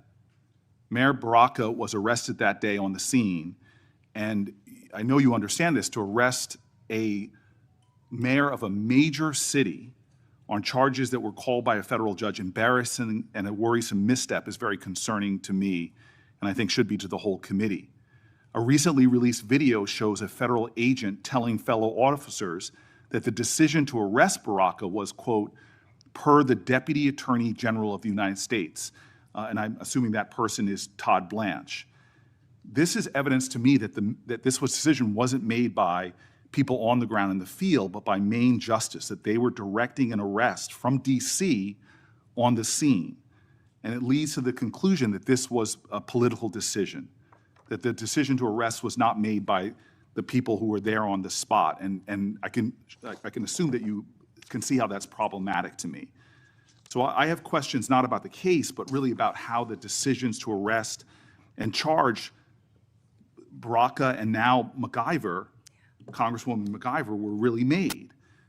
Before this committee, I am saying that I'm going to submit these questions for the record, and I'm really hoping that we can understand how those decisions, as our oversight, how we're making decisions, especially for high-level officials in my state, the mayor of our largest city, the congressperson of that city, and I'm hoping that you can respond to those letters on the record. Yeah, and Senator, that matter is ongoing, and so I can't discuss it. As an attorney, you realize I can't discuss an ongoing matter. And I respect that. I guess I just want to know, and we'll leave this for the questions for the record about the decisions on how they're being made, not the case in itself. I want to move on. And again, I've heard your testimony so far. I know that there is data about violent crime in this city, but I'm really concerned about the application of Justice Department resources towards the challenges we have. You and I both know that about 11,000 Americans have been killed by a firearm just this year. The Department of Justice, according to the White House's own documents, as well as that of the conservative think tank Cato, have shown that there has been a significant movement of law enforcement resources away from many other issues and into immigration enforcement. And we are seeing that in that immigration report, a lot of the people are not the violent criminals that we are really needing to rid our streets of. In total, according to the Cato Institute, you've reassigned 7,460 law enforcement away from their primary duties, investigating drug traffickers, prosecuting child pornography, targeting high-value white-collar criminals, and again, forcing them, this is according to the Cato Institute, into low-level immigration enforcement. This includes, in terms of gun violence, 1,778 agents from the ATF to this kind of immigration enforcement. The White House itself has said that they diverted 45% of all of agents in 25 FBI field offices to work on immigration full-time. As a person who worked very closely in my time as mayor with the New Jersey field office, that's really concerning given the other threats. But it doesn't end there. The DOJ has eliminated the Organized Crime Drug Enforcement Task Force the independent component of the DOJ, whose job it was to combat transnational organized crime, dissolved the Community Relations Service, which in New Jersey has been invaluable over 60 years, responding to communities experiencing conflict or violence, and something that people on both sides of the aisle of this committee have really invested in. You all have rescinded VOCA and VAWA grants to support survivors of sexual assault and human trafficking. There seems to be a disconnect here between the application of the resources of the Justice Department on the things that are most concerning when it comes to crime and where they're being directed instead. Senator Booker, first to OCDEF. The most important point is that the work of OCDEF is continuing. The executive office is being dissolved. We have said that, but the work of OCDEF is continuing. The resources that were previously provided to law enforcement organizations through OCDEF are now going directly to those organizations. I will assure you, no work will be sacrificed as a result of getting rid of the executive office of OCDEF. The agents and the attorneys are working with Homeland Security. They're all working together as a unit. Okay, Attorney General Bondi, I'm running out of time, and I'm going to put some questions in QFRs, because again, this is conservative think tanks and others are pointing about literally over 1,000 people being taken off of things that I think would concern the public. Putting there, I'd like to get that, but I also just want to quickly mention that for the record, I want to ask about the Public Corruption Unit as well. We now have gone from a public integrity section that went from 36 full-time prosecutors to now only 2. And yet we know, Democrats and Republicans, there is a real problem with public corruption in our country. And we know that the DOJ has stopped enforcing the Foreign Corrupt Practices Act, disbanded the Foreign Influence Task Force, dismissed the indictment against Trump donor Andrew Weidenhorn, cut back on white-collar investigations. My list goes on. I'm running out of time, but I will ask for the record against not only reassigning officers and prosecutorial resources from the other things I mentioned, but public corruption is really important. I want to talk about an area of bipartisanship on this committee, which is antitrust. This is a very bipartisan area. In June, the Antitrust Division finalized a proposed consent decree with Hewlett-Packard Enterprises and Juniper Networks settling the DOJ's challenge to the company's $14 billion merger. Reportedly, your Chief of Staff, Chad Mizell, and Acting Deputy Attorney General Woodard overruled career antitrust staff and approved the merger. This is a massive area of concern for Americans writ large. This is an area where corporate power is growing, corporate concentration in our country is happening at great degree. I'm grateful that the ranking member with Mike Lee on a committee that is really trying to get into this disturbing trend, and the issues right now in the Justice Department, the resources being put on it, and the appearance of improprieties that we're seeing are troubling. All I want to ask as my final question is, would you commit just to talk about antitrust, to coming before the antitrust subcommittee led by Senator Lee to discuss antitrust enforcement in our country? We're over time. May I answer, Chairman? Yes. Senator Booker, I work hand in hand with Gail Slater. She is doing an incredible job. I said that earlier. I will let Gail Slater handle all matters with antitrust. The HP matter, Juniper, is a pending matter still because, as you know, it has to go before the courts, even after a decision has been made, and that's where it's pending right now. If I can go back to your previous 2 questions, first about our agents being reassigned. Our agents are working tirelessly on their day jobs and with Homeland Security, and right now they're not getting paid, and they're on the streets during a government shutdown working to keep every city in this country safe, in New Jersey and in every state. They're working together with DHS on task forces, but they're also doing their core mission, and they're getting child predators off the street. They are working so hard with all the agencies hand in hand. That has not been sacrificed, and I'm so proud of the work that the FBI, DEA, ATF are doing. ATF agents have worked tirelessly. I am in constant contact with them on the incredible cases that they're making to keep our country safe and our world safe, especially our DEA agents who are stationed around this world, and now they're not getting paid. Back to the public integrity section, the last point you made. It has not been slashed. Those are going to the various U.S. attorney offices to be handled in each office around the country instead of one unit based in D.C. Yeah. Thank you, Senator. Before Blackburn, my Democratic colleagues continue to criticize the DOJ for their role in President Trump's historic immigration crackdown. They've talked about due process. They've talked about the lack of transparency and oversight. However, my Democratic colleagues were silent about the former Biden administration failure to vet Afghan evacuees. Instead of coming clean, the Biden administration dismissed and failed to answer my oversight request. Not a peep from my colleagues about these massive vetting failures. The Department of Homeland Security Inspector General confirmed these vetting failures. Senator Blackburn. Thank you, Mr. Chairman, and AG Bondi, thank you for your time before us today. I have found this hearing to be so instructive because it has pointed out to me the lack of caring from my colleagues across the dais when it comes to how the DOJ under Biden was weaponized, how they used this for political attack on their political opponents, and the smugness from some of my colleagues across the dais. I think they enjoyed it.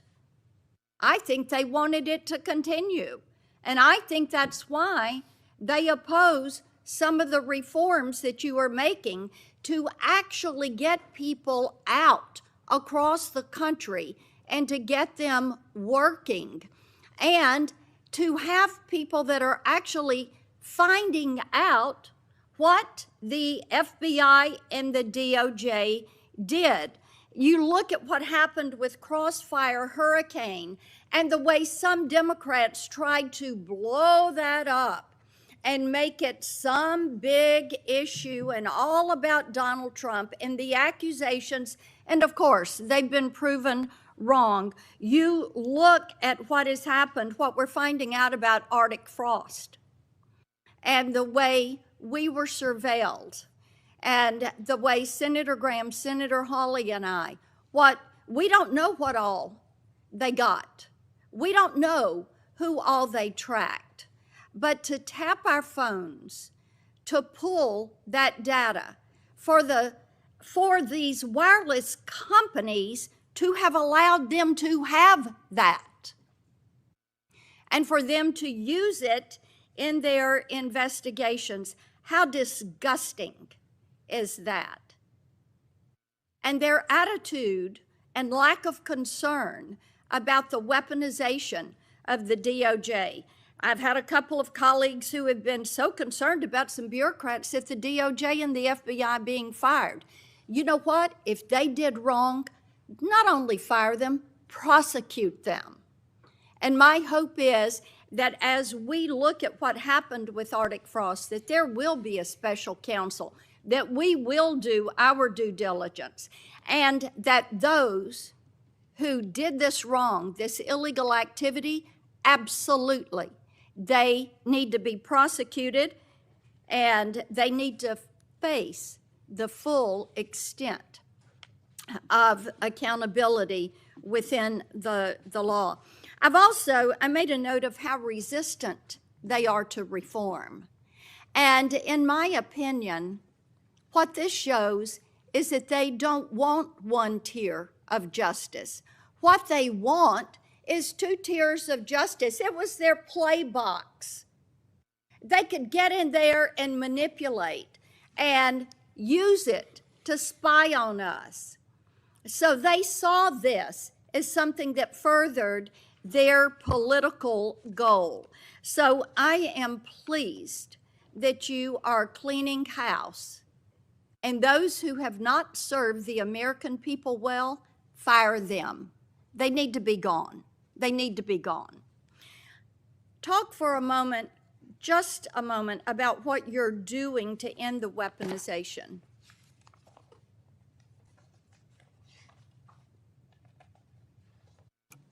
Senator Blackburn, the weaponization against you and your colleagues should greatly concern all of us. It should concern Democrats, it should concern Republicans.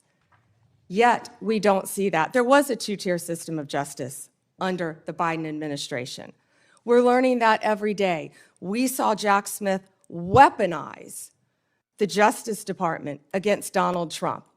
We saw the Biden administration weaponize the entire Justice Department, all of the law enforcement agencies, against Donald Trump, against his family members, against his friends for years and years. And that weaponization is over.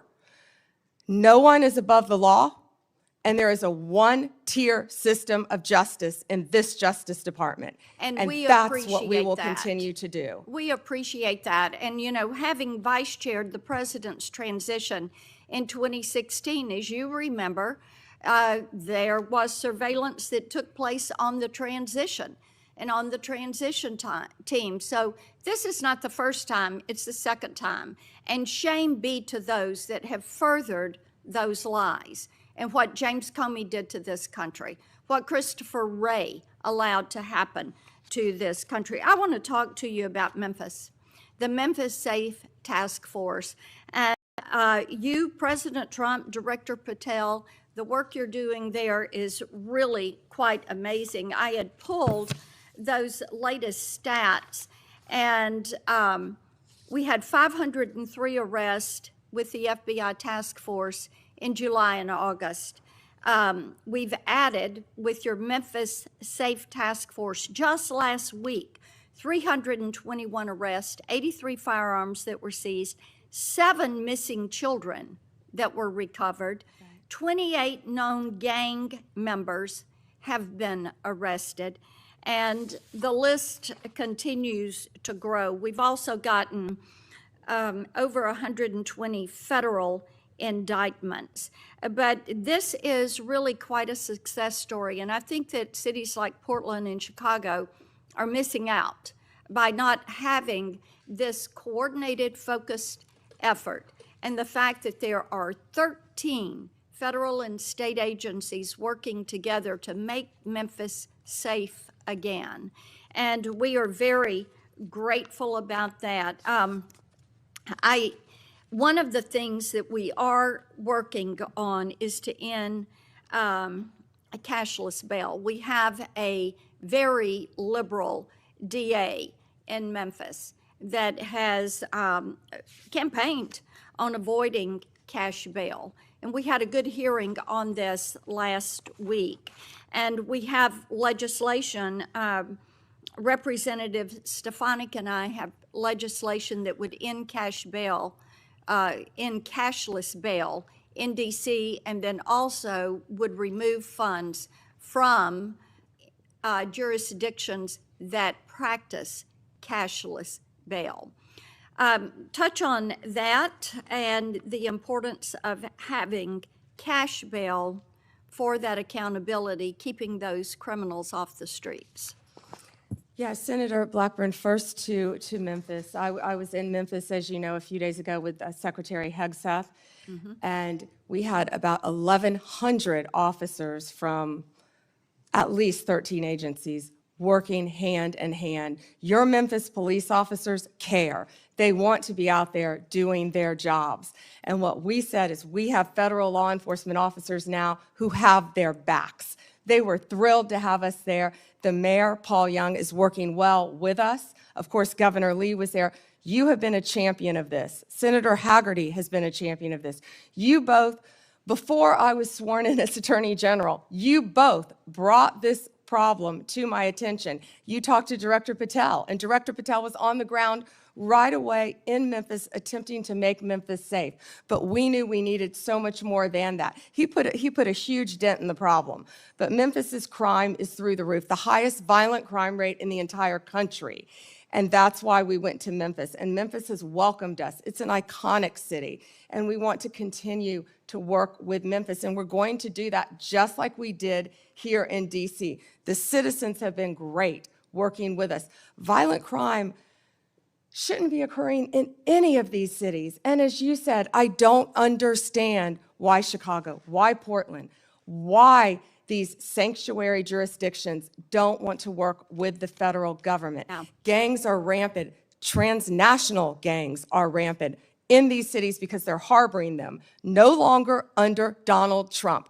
Whether they want to or not, we are going to come in and make it safe for their citizens, whether these liberal lawmakers want to or not. And you know what I said regarding the DA in Memphis? I said, we're going to protect the Memphis police officers. We're going to take every single case federally that we can. Yeah, Because the and- DA has cashless bail, it's a revolving door, and no one is being held accountable. Police officers are seeing someone arrested, and they're back out on the streets the next night committing crimes. And Janine Yes. Pirro is working on that here in DC to change that as well. So Well, thank you and for we your legislation. appreciate that, and the Memphis mayor is doing great. We had a Shelby County official who was trying to dox some of these officers, and she's since taken this tweet down, but she's an elected official. And she goes, attention on Peabody between McLean and Cooper, 4 fed vehicles and a trooper, men in full gear and guns on street. Hashtag pay attention, folks. This is the kind of action that is not called for. I mean, the fact that an elected official would do this, this is why we have legislation that would make it a crime to dox any federal law enforcement official when they are doing their job. And these apps, and Apple and Google say that they've removed these apps, but I tell you what, these law enforcement officers need to be protected. We appreciate that you are doing that. Thank you for being here. Thank you, Senator.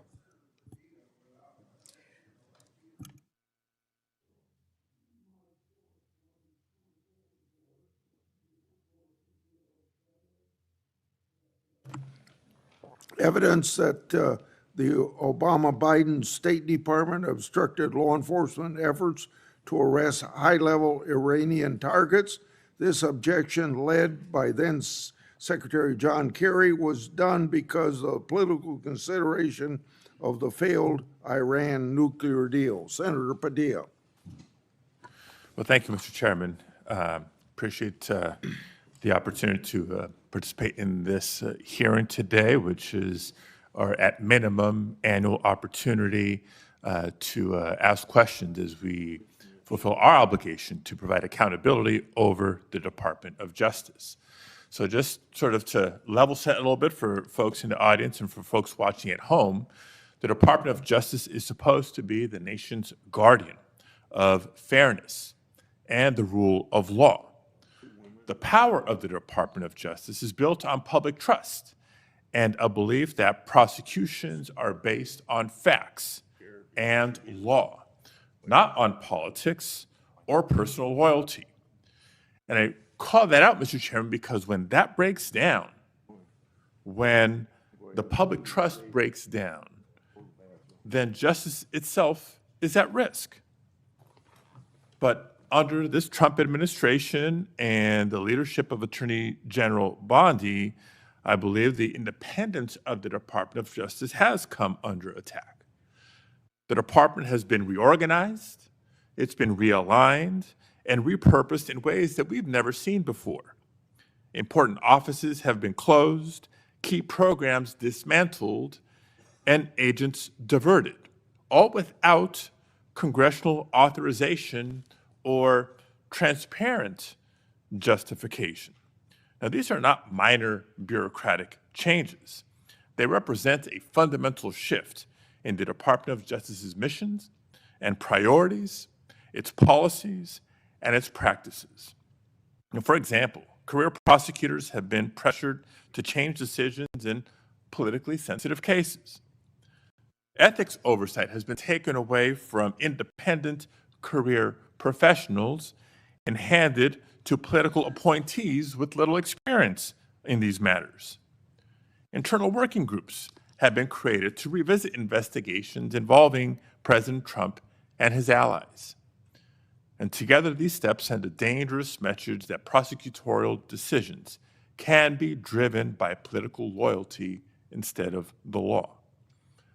Now, even more troubling is that the Department of Justice has pulled resources away from organized crime, away from counterterrorism, away from the protection of civil rights to focus on immigration enforcement. The American people expect a Department of Justice to pursue violent crime, as do I, to pursue corruption and threats to national security, not to serve as an arm of immigration policy, and in so doing, under-resource other critical missions. Now, the Justice Department's credibility depends on the public's faith in justice, and that the justice will be applied equally to every person and not reserved for the powerful or the connected. And that faith must be protected. And so it's in that spirit that this committee has a duty to ensure the department's work remains lawful, remains transparent, and remains true to its highest duty, the fair and impartial administration of justice. Now, that being said, I do want to get into some specific items with Attorney General Bondi here, beginning with the firing of Michelle Beckwith. Michelle Beckwith was a 15-year career prosecutor with the Department of Justice. She prosecuted in her career some of the worst in my home state of California: sex traffickers, transnational terrorists, those who this administration claims to care about and be targeting, prioritizing in taking them off the streets. And it may surprise some to learn that Ms. Beckwith was unceremoniously marched out of her office and fired from her job in July of this year. Why? Not because she failed to do her job, quite the opposite. It was because she had the audacity to remind Border Patrol Chief Gregory Bovino that he was obligated to follow a court order and the Constitution in California.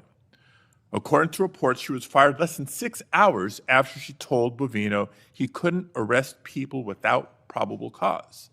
6 hours. So my first question, Attorney General Bondi, is a simple yes/no question. Do you believe that government officials like Gregory Bovino are obligated to follow applicable court orders, whether they agree with them or not, yes or no?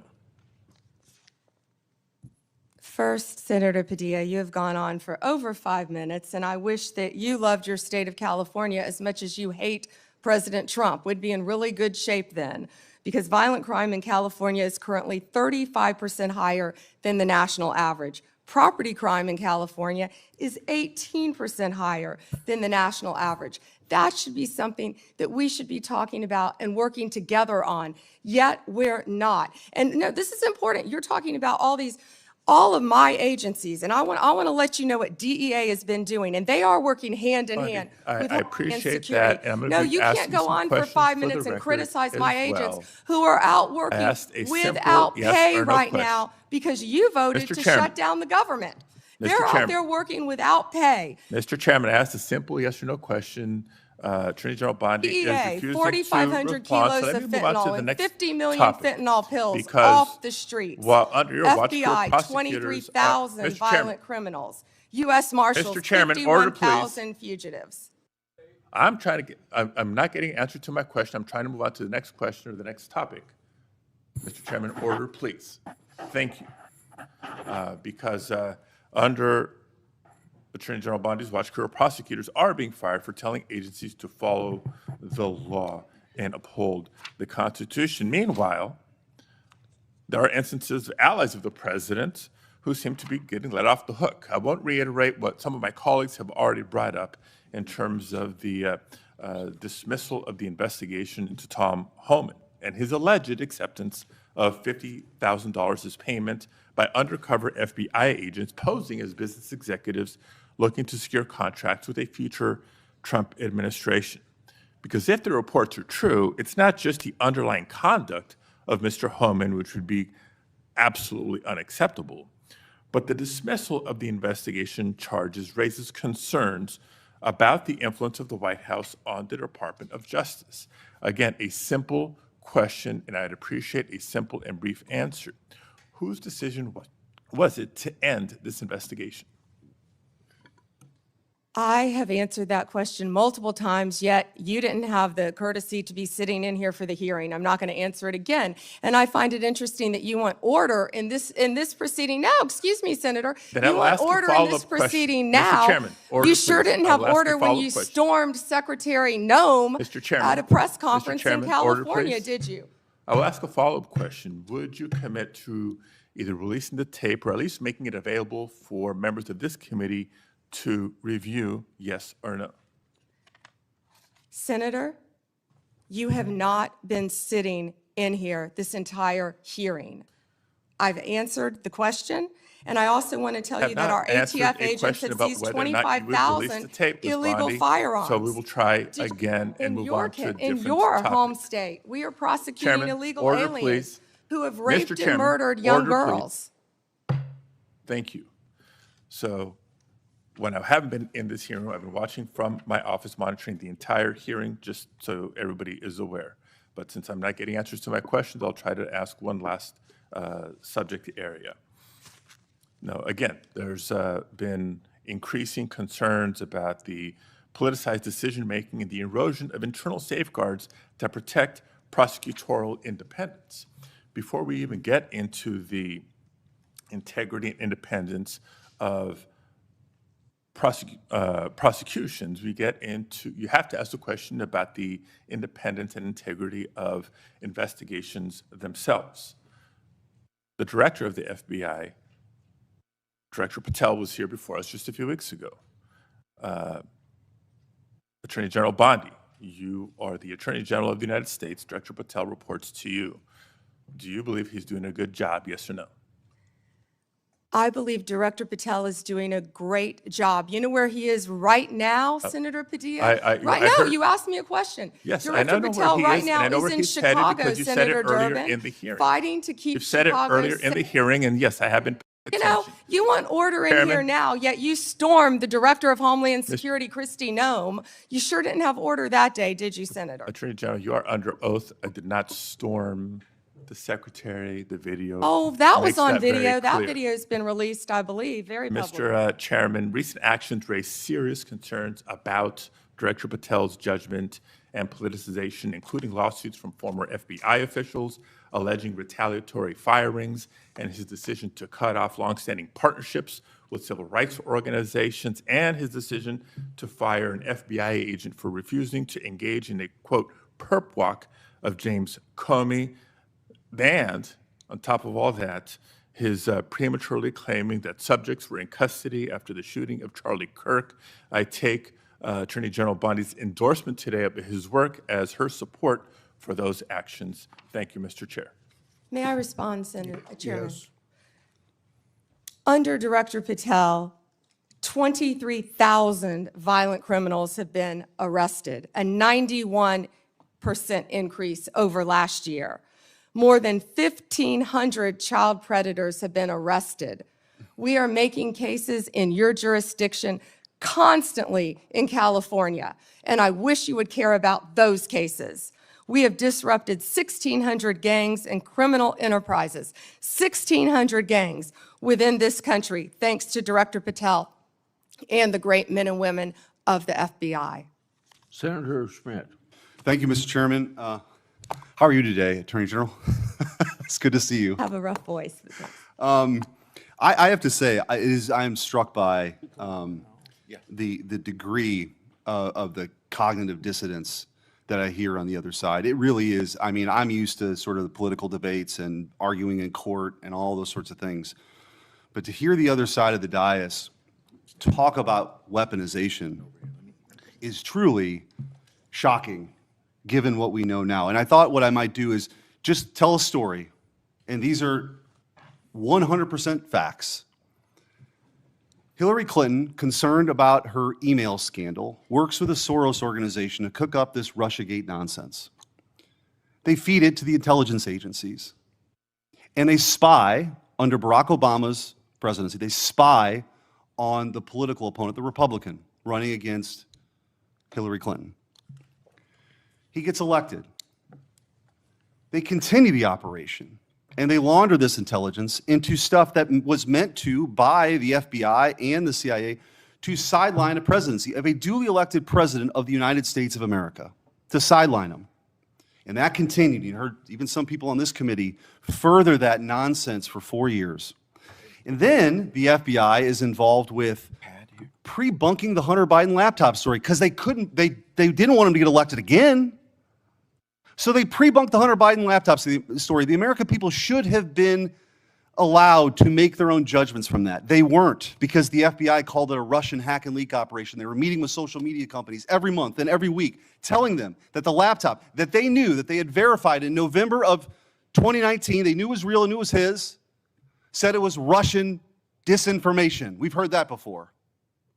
And then, after Joe Biden comes in, 3 days in, they start a censorship campaign against the country, anybody who's a conservative. And now we also know that the FBI was weaponized in this Arctic frost investigation that tapped the phones of sitting U.S. senators. And also, the Republican Attorneys General Association, so let's pull in 2 more U.S. senators, Ashley Moody and myself, who were on the executive committee at that time.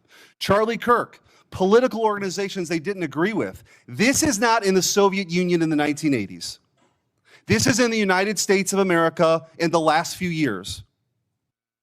And then, when they thought President Trump was on the run and there's no way people would elect him, and then he announces he's running for president, 3 days later, Jack Smith's appointed to get Trump. Fannie Willis brings charges against President Trump, and the assistant prosecutor meets with the White House counsel's office. Why would that happen? Then you have Alvin Bragg bring his charges. The number 3 person at DOJ goes to work for him to get Trump. All in the United States of America. This continued. And Senator Hawley asked the question, wrote it down, what is happening in this country? And I hope that MSNBC is still broadcasting this, because I'm sure their viewership hasn't heard this story that's gone on for 10 years. The truth is, they never forgave President Trump for coming down the escalator at all. They didn't like him. They didn't like the disruption. And they've spent the better part of a decade not just going after him, but demonizing half the country as fascists and Nazis and threats to democracy. And they have fueled this division in their inability to accept the fact that half of the country isn't deplorables, as Hillary Clinton called her, bitter clingers, as Barack Obama called them, or trash, as Joe Biden called them. That they rose up and they sat in their own jury box and they saw all this stuff play out over a decade and they rejected it. And now you have come in, clean that up, and you are doing a great job in doing that. And let me make this clear. There is a big difference between what happened under the Biden regime and the weaponization, and then holding those people accountable. That is not weaponization. If that doesn't happen, this will happen all over again. So your job, as you talked about in your confirmation hearing, is so important that this never happens again. And holding people accountable who are part of this conspiracy is absolutely your job. And I'm also taking, you don't have to comment on this, your unwillingness to answer questions that have come up. I am led to believe, as a former attorney general, that that might mean there's an ongoing investigation. You don't have to talk about it. The statute of limitations may have run on some of this stuff, but not on a conspiracy. And if you're a co-conspirator in mile marker 1, even if you want to get on the exit ramp in mile marker 5, you are liable for the conspiracy in mile marker 10. And we are at mile marker 10. And I will also say what's happening in this country. What's happening with the assault on ICE officers is truly shocking. Deportations are nothing new. Bill Clinton deported 12 million people. 12 million people. You didn't see this. The radicalization that's happened on the left that plays out with political violence is real. And by the way, let me also point out that if we had a scenario where John Thune was on the Supreme Court steps saying, you've reaped a whirlwind, Supreme Court justices, and then a right-wing assassin tried to kill Ruth Bader Ginsburg, and then a Republican-appointed judge only gave that person 8 years, there would be riots on the streets. Cities would be burning right now. So let's just call it out. We need the cleansing here. Let's just be truthful about what's happening. This left-wing political alliance, violence is not a both sides thing. It's not. And so, Attorney General, I do want to ask you a couple questions about that, because I feel like we have got to get a handle on this. Despite the overwhelming evidence that the political violence threat right now comes primarily from the left, the media just won't do it. They won't go along with it. They cite a few ridiculous studies to say that right-wing political violence is the main problem. For example, one of those studies was written by an Antifa-affiliated professor, and others count classes on prison gang, and the others count classes on prison gang violence as right-wing political violence, but refuse to count anything from the 2020 Summer of Love. Antifa attacks, like the ones that set off the explosive outside Michael Knowles' campus speech. We need good data. We need good data here. Will you commit to having the Department of Justice and the FBI research and release a public report on left-wing political violence? Yes, Senator Schmidt. Thank you. I also want to, after Antifa has laid siege on federal buildings and officers in Portland during the 2020 riots, your predecessor, Merrick Garland, dropped virtually all the cases against these defendants. You recently issued a new charging memo instructing federal prosecutors to aggressively pursue Antifa and other radical leftists wreaking havoc on our cities. What can you do to ensure that the various U.S. attorneys' offices follow through on your instructions? Hopefully, we will have our U.S. attorneys confirmed soon. They've been held up. Now our government is in a shutdown, yet our prosecutors are still working. Getting all of our U.S. attorneys confirmed would be a huge step forward, Senator Schmidt. But yes, our attorneys throughout this country will be focusing on that. And I want to thank you, too. So I talked to you during your confirmation hearing and also with Kash Patel of sort of, you talked about your two pillars, which is to end the weaponization and to get back to actually crime fighting. God bless. Like, that is something that the American people support, despite what you hear from the other side of the dais today. And in those conversations, we talked about you and Kash Patel getting field agents out in the field and doing the work of law enforcement. I said, I've got just the place for you, St. Louis. And St. Louis has now received the largest per capita infusion of permanent FBI agents anywhere in the country, and they're working hand in hand with local law enforcement. That's what happens when you have state leaders work with federal partners to crack down on something I hope we could all agree is a scourge for our communities, which is violent crime. But that is not, J.B. Pritzker, I guess he wants his moment. These Portland people want their moment of defying Trump. It's crazy to me. We should all be unified in this effort of making sure our laws are enforced and taking on violent crime. But I will say, in closing with this, because you referenced the shutdown, it's the same motivation. The same thing that motivates J.B. Pritzker to stand in front of the podium and defy Trump is the same motivation I hear from my Democrat colleagues now in this shutdown. It's not about anything other than the fact, and this is a clean CR. This is what they have lectured us on making sure we do 13 times in the last 4 years. This is about appeasing an increasingly radical base to prove that they're willing to stand up to President Trump.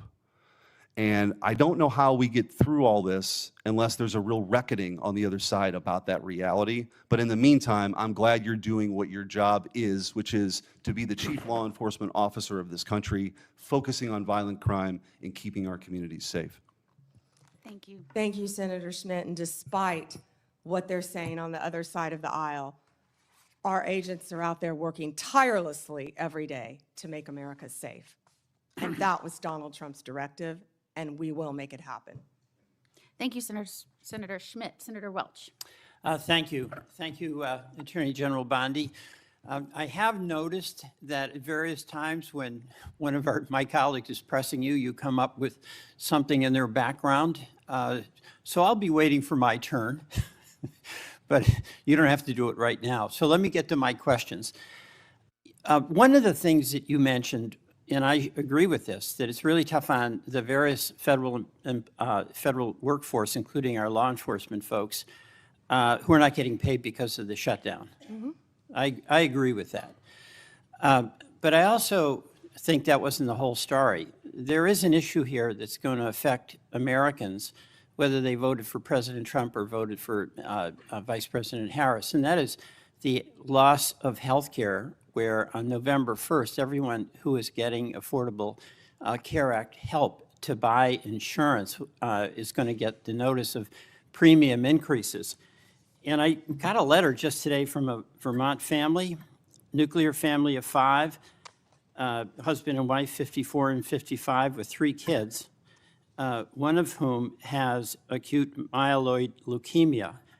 And the apprehension that they have is that if we don't solve this problem, and November 1 is a urgent date, then their family premiums will triple. It'll be beyond their ability to pay. So I'm assuming that with respect to the threat to health care for families in your state of Florida, in my state of Vermont, you would share that concern and hope that we would resolve that. Senator Welsh, I would be happy to speak with that family too, because there are many nonprofits that help with children with terminal illnesses, and I'm involved in some in Florida. So we would be happy to talk to you about that. As to health care, the government is shut down. It's my understanding, maybe you're not one of them, but because many Democrats want health care for illegal aliens, and that's what shut down the government. Let me be clear. That's one of the sticking points, and I don't know if you voted All right, well, for that or not. this actually is important to all of us. And the lament I have is that if this health care goes away, this premium support, it is really going to hurt families in red states and blue states.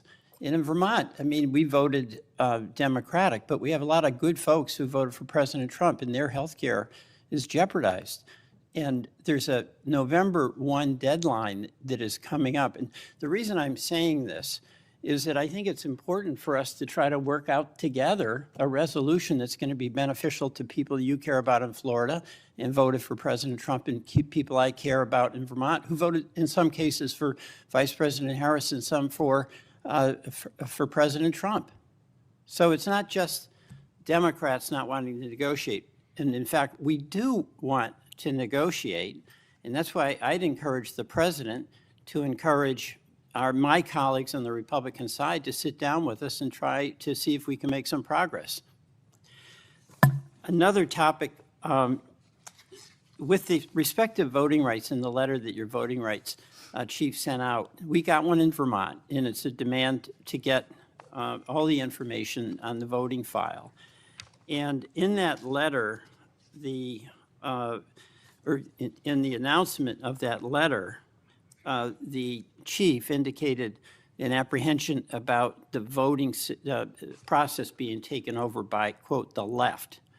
Now, do you have any information with respect to Vermont about a takeover of the voting process by, quote, the left? Senator, I'm not familiar with what you're referring to. We are currently involved in voter roll lawsuits in 6 states. Is that what you're referring to? No, there's a letter that went out demanding that states, including Vermont, provide all the voting file information, Right. includes personal information.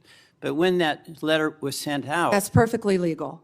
but there was an assertion by the chief in this division that this was to deal with the fact that the voting process has been taken over by the left. So we got one of those letters in Vermont. And my question to you is, what do you mean by the left? And do you have any evidence that the so-called system has been overtaken by the left? We must have fair and free elections. No, I know that. But I'm asking for the specific basis. And we will have fair and free elections in this country. Okay, let me- Senator, I'd be happy to talk to my chief. Who was it who said that? It was your chief, which I assume you would know who that is.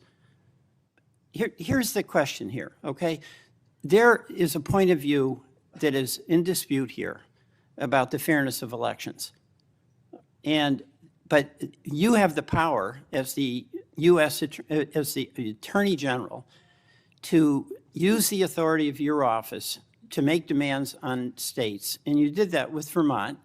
That's within your right to do it. I'm not disputing your legal authority to do it. Is Vermont disputing turning over the information to our office? Vermont is, the Secretary of State is, and you can resolve that with her, but. And we have every you- right to have that information, yeah, but here's where Senator. I'm going. Why wouldn't they want to turn it over? You're a prosecutor with the awesome authority to make the decision that you're going to start an investigation against the state or against an individual. And I know from your experience as a county prosecutor and as the Attorney General in Florida, you took seriously that factual basis before you'd proceed, right? Senator, I take that role, I take my oath very seriously. All right, so what I'm And I asking- take fair and free elections in No, this country we very all- seriously. we all And that do. information, our office is entitled to have that information. But And we the are question involved in here- litigation on that, and I Here's the assume we'll be question involved I in have. litigation with We have- Vermont. We have a Republican governor in Vermont. We had, our former Republican governor was secretary, was the treasurer for many years, and also the Secretary of State with election responsibility. What I'm asking is, do you or does your head of this voting section have any factual basis that you can point to that justifies your demand that Vermont turn over all this confidential voting rights information? Well, it would remain confidential with my office, and you just said that you have a Republican governor, so it doesn't make sense what you just said. We've asked that of every state, Senator. Right, and I'm asking about Vermont and what the factual basis is, but we can move on. You've mentioned that you can't discuss pending litigation, and I think the committee by and large accepted that answer. But I did notice that you spoke at great length about pending litigation, specifically with respect to the questions Senator Cruz asked you about the sentencing of the Kavanaugh defendant. That's pending, right? He was sentenced to 8 years. I understand that, but that's on appeal, right? We will be appealing. Right, so that makes it pending litigation. So you made an exception with respect to No. the Cruz questions. Hold on. No, But you those didn't were- answer those were any of the things- questions that you said were pending in litigation from any of my colleagues. Those were facts that came out at the sentencing hearing. You're welcome to see the transcript of the sentencing No, I hearing with all understand the that. gruesome details of what they threatened to do to Justice Kavanaugh and other justices. I condemn what that person did. That was the sentencing. But the point here is that that's pending litigation. You indicated you're going to be appealing. It's your right to do that. And you would not, you use that justification to not answer many other questions. Justification, you're an attorney, Senator. Okay. You realize that. I do want to go back to Homan. There's a tape, right, with Mr. Homan? I mean, first of all, is there a tape that has audio and video of the transfer of the $50,000? You would have to talk to Director Patel about that. No, I'm talking to you. I don't know the answer, Senator. Yeah, you do know the answer to that. Don't call me a liar. I didn't call you a liar. You just said I know the answer. I said I don't know the answer. Well, You have to talk to okay, let Director me- Patel. let What me- I said is that Let me put investigation it was another way. closed. If you don't know, why don't you know whether there was a tape and video?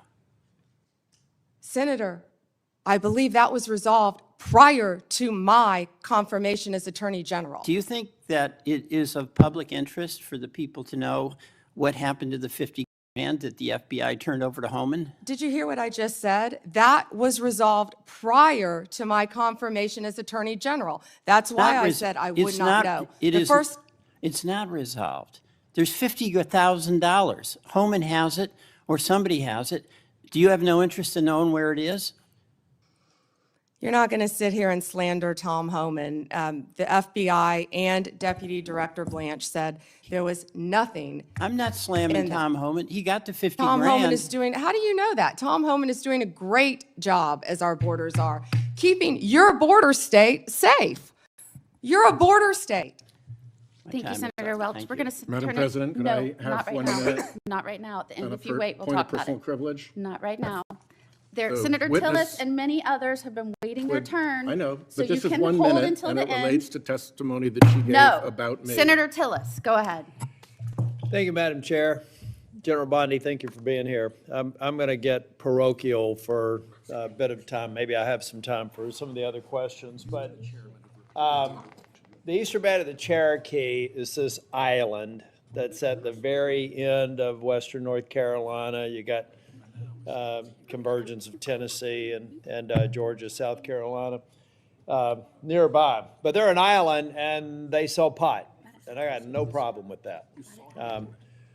What I have a problem with is some of their actions or activities that are, I think, concerning me that actually speak to the broader issue here about marijuana and what we ultimately do with it, with nearly 36 states having it either medical, recreational, or hybrid.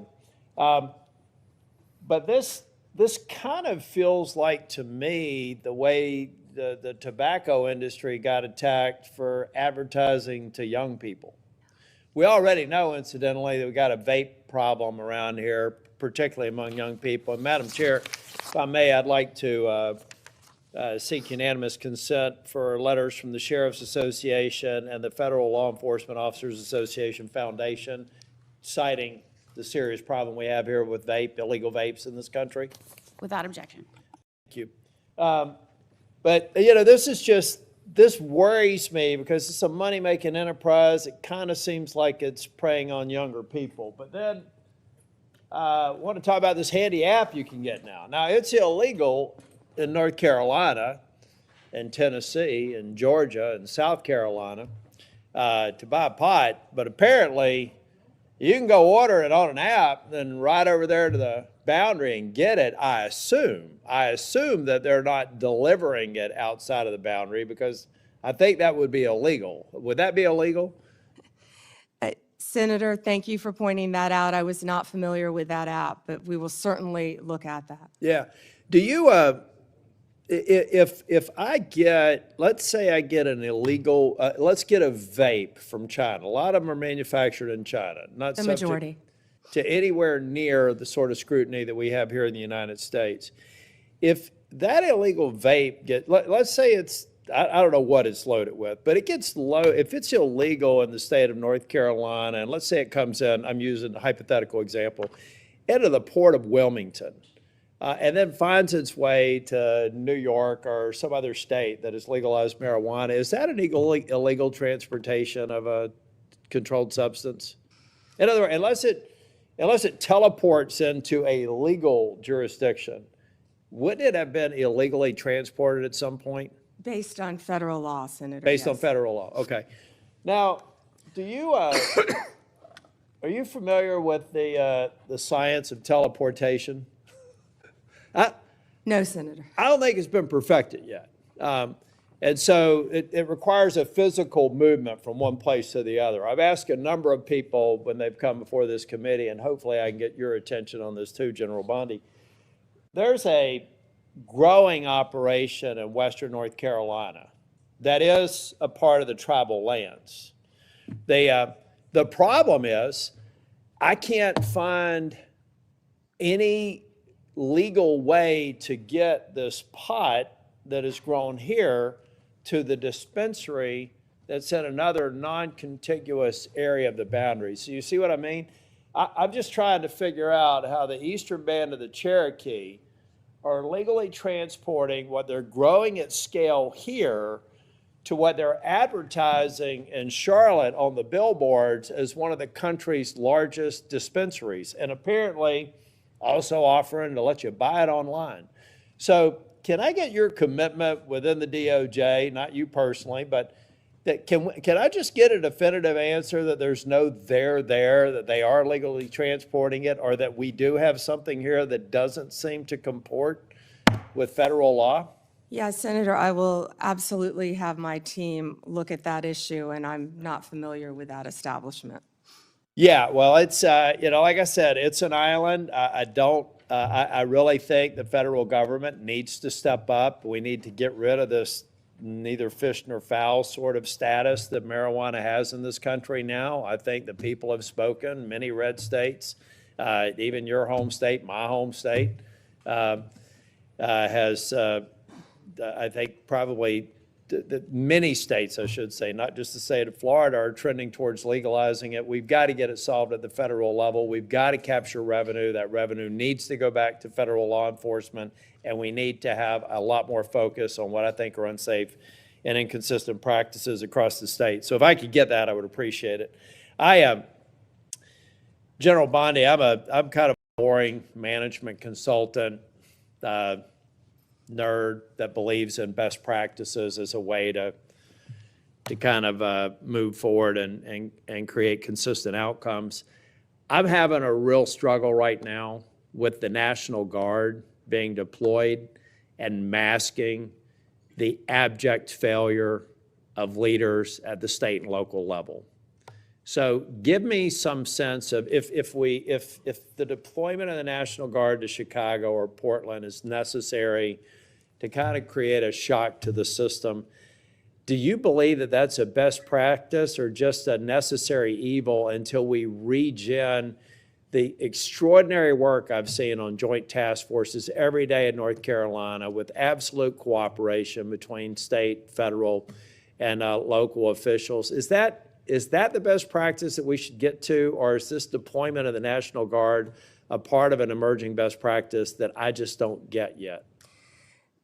Senator Tillis, seeing what's happening in Chicago, they need the National Guard. Our ICE members need the National Guard to protect the national buildings. Oh, 100%. I'm talking about when That's it wades they're into being local law deployed. enforcement. See, Well, I felt like deployment in D.C. made sense because of the hybrid nature of D.C.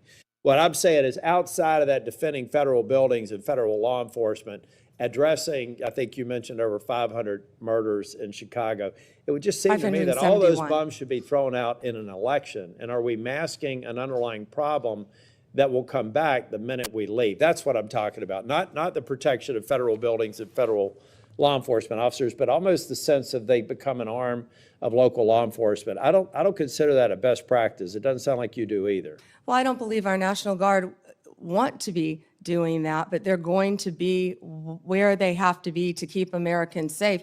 In Memphis right now, the highest violent crime rate in the country. I was on the ground with Secretary Hegseth there, and our Guard was there, and they were thrilled. They're ready to help, and we used all Tennessee Guard there. Secretary Hegseth used all Tennessee Guard. They're working hand in hand with the Memphis Police Department, who I believe were very happy to have them there, helping them to keep Memphis safe. Can I go back to the vaping again that you brought up, please, Senator? So I went to Chicago, actually, with Secretary Kennedy, and it was just outside of Chicago in a suburb, and we were there talking about the illegal vapes and what parents need to know. This is a bipartisan issue. What people need to know, these illegal vapes, they're all over this country. You can buy them in convenience stores. You can buy them in grocery stores. One vape is the equivalent of, I believe, 20 cigarettes. The flavored ones are illegal, and they're targeting children, what you said earlier. Some of these vapes, and I had never seen this until we were there, even have video games attached to them. That's not targeting an adult. It's targeting a child. And they're also, the majority, are coming in from China, which is illegal, and they're lacing them with THC. Now, right now, I can't say that I have seen deaths with fentanyl laced, but we want to get on the front end of this because that's what's next. We have to do it. If we And don't control hopefully this in every single one of our states, that's what's next. And for the first time, we're getting on the front end of a very serious problem around our country. And Senator Moody, you fought this as well. So thank you for letting me address that, Senator Tillis. And parents need to know that. We do. We need to focus on it. And all I'm saying from a political standpoint is that if we're only, well, let's get President Trump is termed out. He'll only be able to serve out his second term. And I believe the president is absolutely focused on making these dangerous cities safer. I reject any notion that Charlotte's on that list, by the way. So whether you're a Democrat or Republican, bring it on. But I see 3.5 years from now, if we don't address the systemic problems, that what we've basically done is given a governor and mayor and city councilman a pass on failing to protect their people. I was formerly Speaker of the House in North Carolina. If I thought I had to have the president deploy troops to keep North Carolina safe, I would have considered myself a failure as a state leader. And so I just hope we strike the balance so that we're not fixing a problem temporarily, only to come back maybe even worse than the problem we're fixing the moment this president who's committed to local safety leaves. And that's something that we have to talk about. So we're leaving something behind. And I'm going to yield back. Thank you. Thank you, Senator Tillis. Senator Schiff. Thank you, Madam Chair. Attorney General Bondi, at your confirmation hearing in January, made a clear commitment you would not politicize your position. We are here today at your first oversight hearing 9 months into your tenure, at a time when hundreds of career prosecutors have quit because they were required to take unethical actions at odds with that promise, or feared that they would have to take such actions if they remained on the job. When over 1,000 former federal prosecutors have sounded the alarm about the unprecedented degree to which the powers of DOJ are being abused to go after the president's enemies. I approach this hearing with a heavy heart. As a former federal prosecutor myself, I served in a department that, whether it was under a Democratic or Republican president, would never use the office to go after the president's enemies or to hide the corruption of his friends. But today, the Justice Department has been used to cover up the possible corruption of the mayor of New York or of a high-level administration official taking $50,000 reportedly in cash in a bag, or a child sex predator who befriended the president and some of his cabinet members. And instead of preventing partisan weaponization, your department has engaged in a brazenly political prosecution at the president's explicit direction. The department has become President Trump's personal sword and shield to go after his ever-growing list of political enemies and to protect himself, his allies, and associates. My questions therefore focus on these two themes: hiding the corrupt acts of his friends and prioritizing the political prosecution of his enemies. So let me start with the shocking allegations of bribery and pay to play. 2 weeks ago, 4 major media outlets reported that Tom Homan, the president's top deportation official working in the White House, took $50,000 in cash in a bag from undercover FBI agents in September 2024, just over a year ago. According to these reports, Homan indicated he would facilitate securing contracts in exchange for money once he was in office in a future Trump administration. Reportedly, this exchange was caught on tape. Rather than pursue this investigation without fear or favor, the department and the FBI under your leadership or that of your predecessor before you confirmed quietly shut it down. Once news broke, your deputy and FBI director issued a joint public statement confirming that the Trump administration closed the investigation. White House Press Secretary Caroline Leavitt denied Homan took the $50,000, telling a reporter, quote, "Mr. Homan never took the $50,000 that you're referring to, so you should get your facts straight." So today I hope you can help us get our facts straight. Was that true, what the White House press secretary said when she denied Homan took the money? Did he take the money? Senator Schiff, as I stated earlier, I was not in office. I was not confirmed when that was handled. So does that mean? Deputy Attorney General Blanche and Director Patel said that there was no evidence that Tom Homan committed a crime. Yet now you're putting his picture up to slander him. No, I'm putting his picture up showing an interview he gave with, I think, Fox, in which he was asked explicitly about these allegations that he took a $50,000 bribe, and he refused to answer. He said he didn't answer the question whether he took the money, so I'm asking you the question. Did he take the money? Senator Schiff, I answered that question multiple times. And frankly, you know. Well, I don't think, with respect, I don't think you did.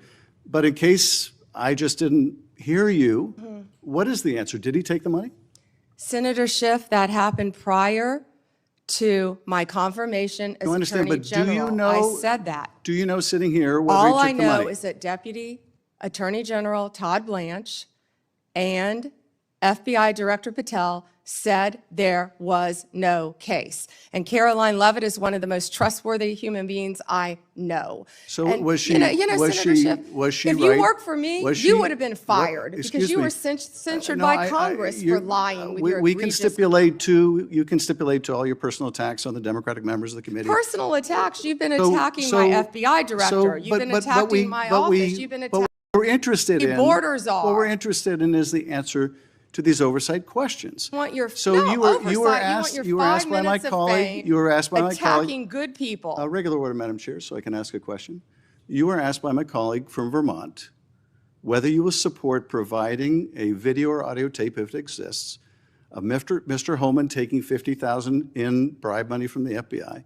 Will you support a request by this committee to provide that tape or tapes to the committee? Yes or no? Senator Schiff, you can talk to Director Patel about that. Well, I'm talking to you about it. You're the Attorney General. This will be your decision.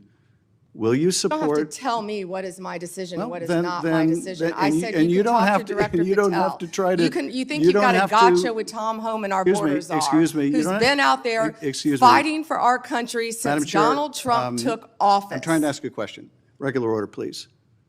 And you don't have to defer to the FBI director to pass the buck. So I'm asking you, will you support a request so that the committee, or indeed, I believe the American people should be able to see that video or audio tape? Will you support that request? Will you apologize to Donald Trump So for I trying guess, to I guess impeach the answer him is you won't support that after request. you now know that So Joe let me- Biden tried let to me cover up do Hunter this. Biden's involvement with Excuse Ukraine? me, let me do this, because I think it's valuable that the American people get a sense of what you've refused to answer today. So these are just some of the questions you refused to answer, or have answered with personal attacks on members of this committee.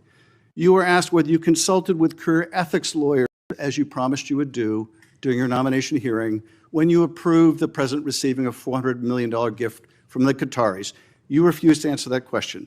You were asked who or what role you may have played, or who played the role in asking that Trump's name be flagged in any of the Epstein documents gathered by the FBI.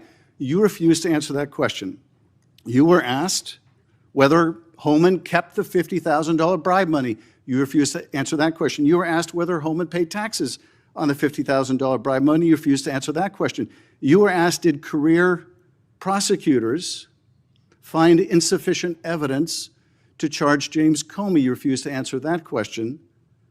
You were asked, how are military strikes on these boats in the Caribbean legal? And you refused to even answer that question. you were have a asked, law degree, excuse Senator me, Schiff? excuse me. You were asked, did you discuss indicting James Comey with the president? You refused to answer that question. You were asked, did you approve the firing of antitrust lawyers who disagreed with the Hewlett-Packard merger? You refused to answer that question. You were asked whether you support a restoration fund for violent insurrections to attack the Capitol on January 6th. You refused to answer that question. You were asked whether you were firing career professionals, career prosecutors, just because they worked on January 6th investigations. You refused to answer that question. You were asked by my California colleague whether you believe government officials, like immigration officials, have to abide by court orders. You wouldn't even answer that question. This is supposed to be an oversight hearing. Oversight? Excuse me, you can attack me after my time is over. You've attacked all of us, including President Trump, for your entire You can attack me later, career. and I know you've got plenty of canned attacks. We've heard them all day to day. Canned But this attacks is, on this you? Is, this is supposed to be... No one needs a canned attack on you. Regular order, Madam Chair, I'm trying to speak. This is supposed to be an oversight hearing of the Justice Department. And it comes in the wake of an indictment called for by the president of one of his enemies.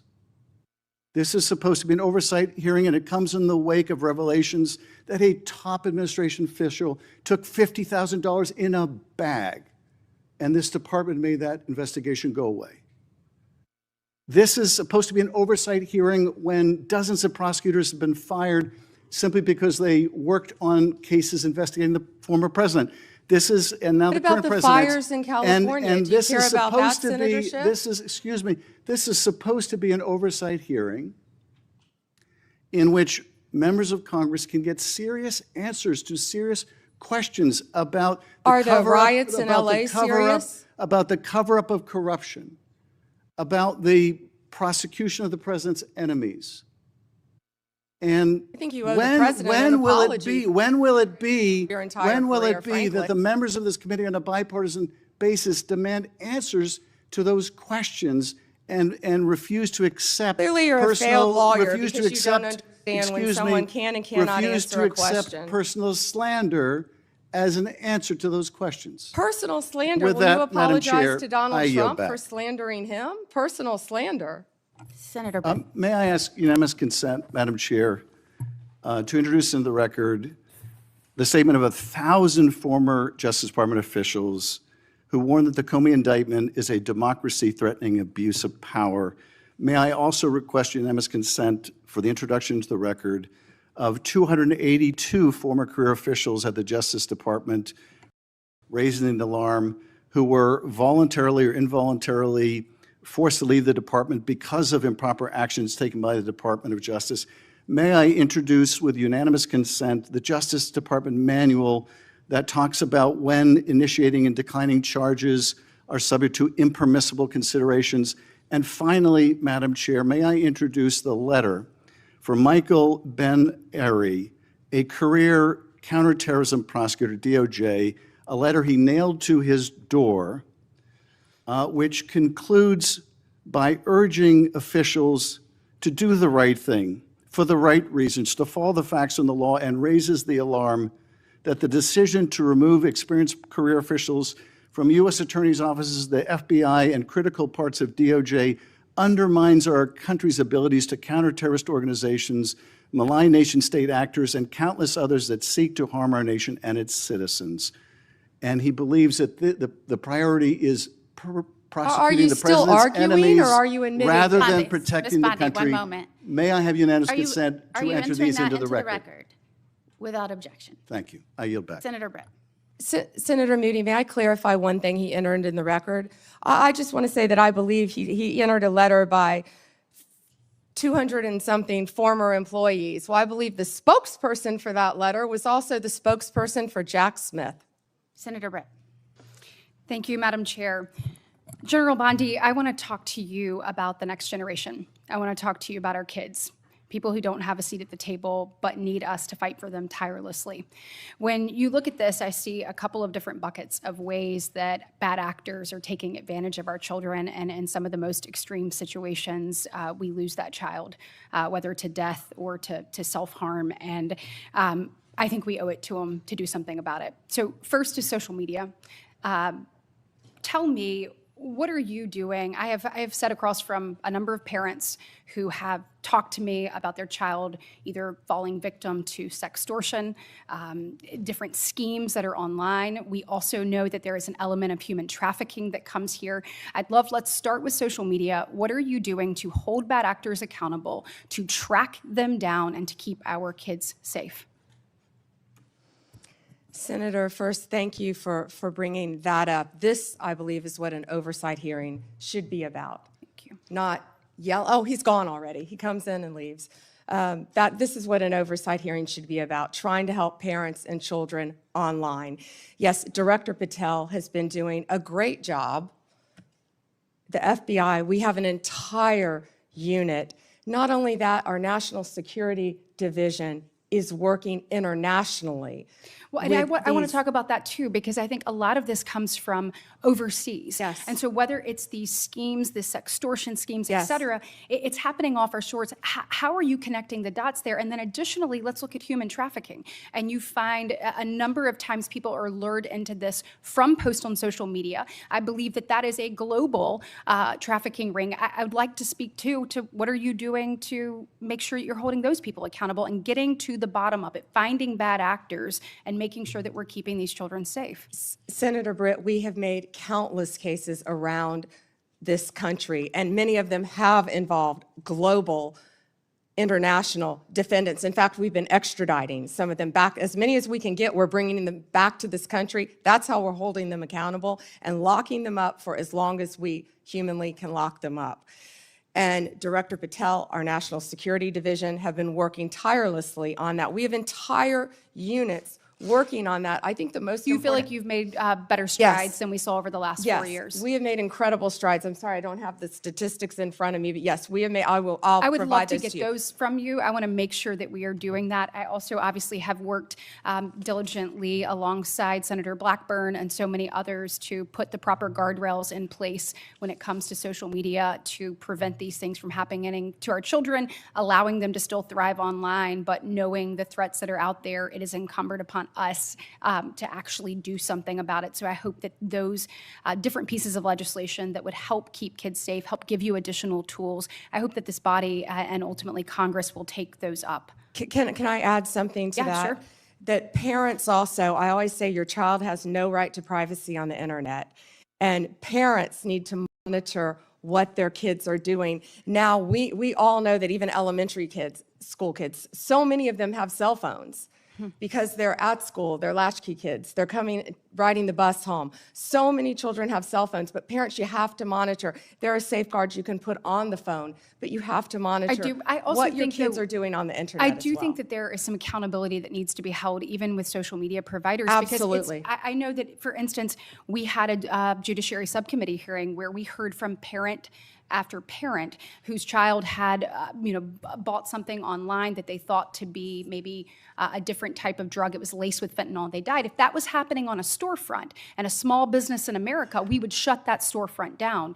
We must do more to hold not only the bad actors online, but also the people who allow it to happen accountable. And I hope that you'll commit to work with me on that. I wholeheartedly agree. Thank you, So Senator. staying in that vein on parents, looking at illegal gaming across, again, this is a global thing, offshore illegal gaming. We have found that young men in particular have been targeted when it comes to betting and being involved in this legal gaming. We're finding that through whether it be advertisements or things that are directly targeted to get them addicted and get them pulled in and addicted on that. When it comes to illegal gaming, will you commit to me to taking a look at what is exactly happening offshore and also how they are utilizing different spaces to actually go after our children, getting them addicted, and ultimately pulling them in?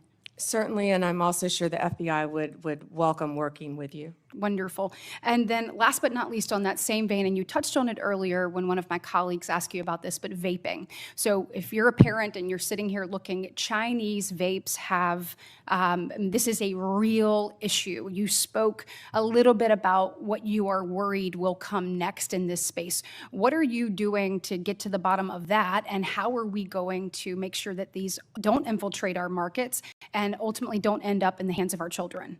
What we've been doing is we have been going around this country and we have been raiding these vape shops that are carrying these illegal drugs and shutting them down. And that's what Senator Kennedy and I were in Illinois doing. We were announcing that arrest. It was a massive arrest of illegal vapes from China, mainly coming in through China, laced with THC. Back to the, I was just saying, back to the child predators. Since January 20th, we have made 2,580 child exploitation cases, Senator Britt. That was the number I was trying to get my hands on. Wow. And that's 250 more than last year. Will you commit to continuing to go after these unregulated products and particularly make sure that they are not in the hands of our children? Yeah, and Senator Britt, we need to do that because it's targeting our children. Yes, absolutely. Thank you very much.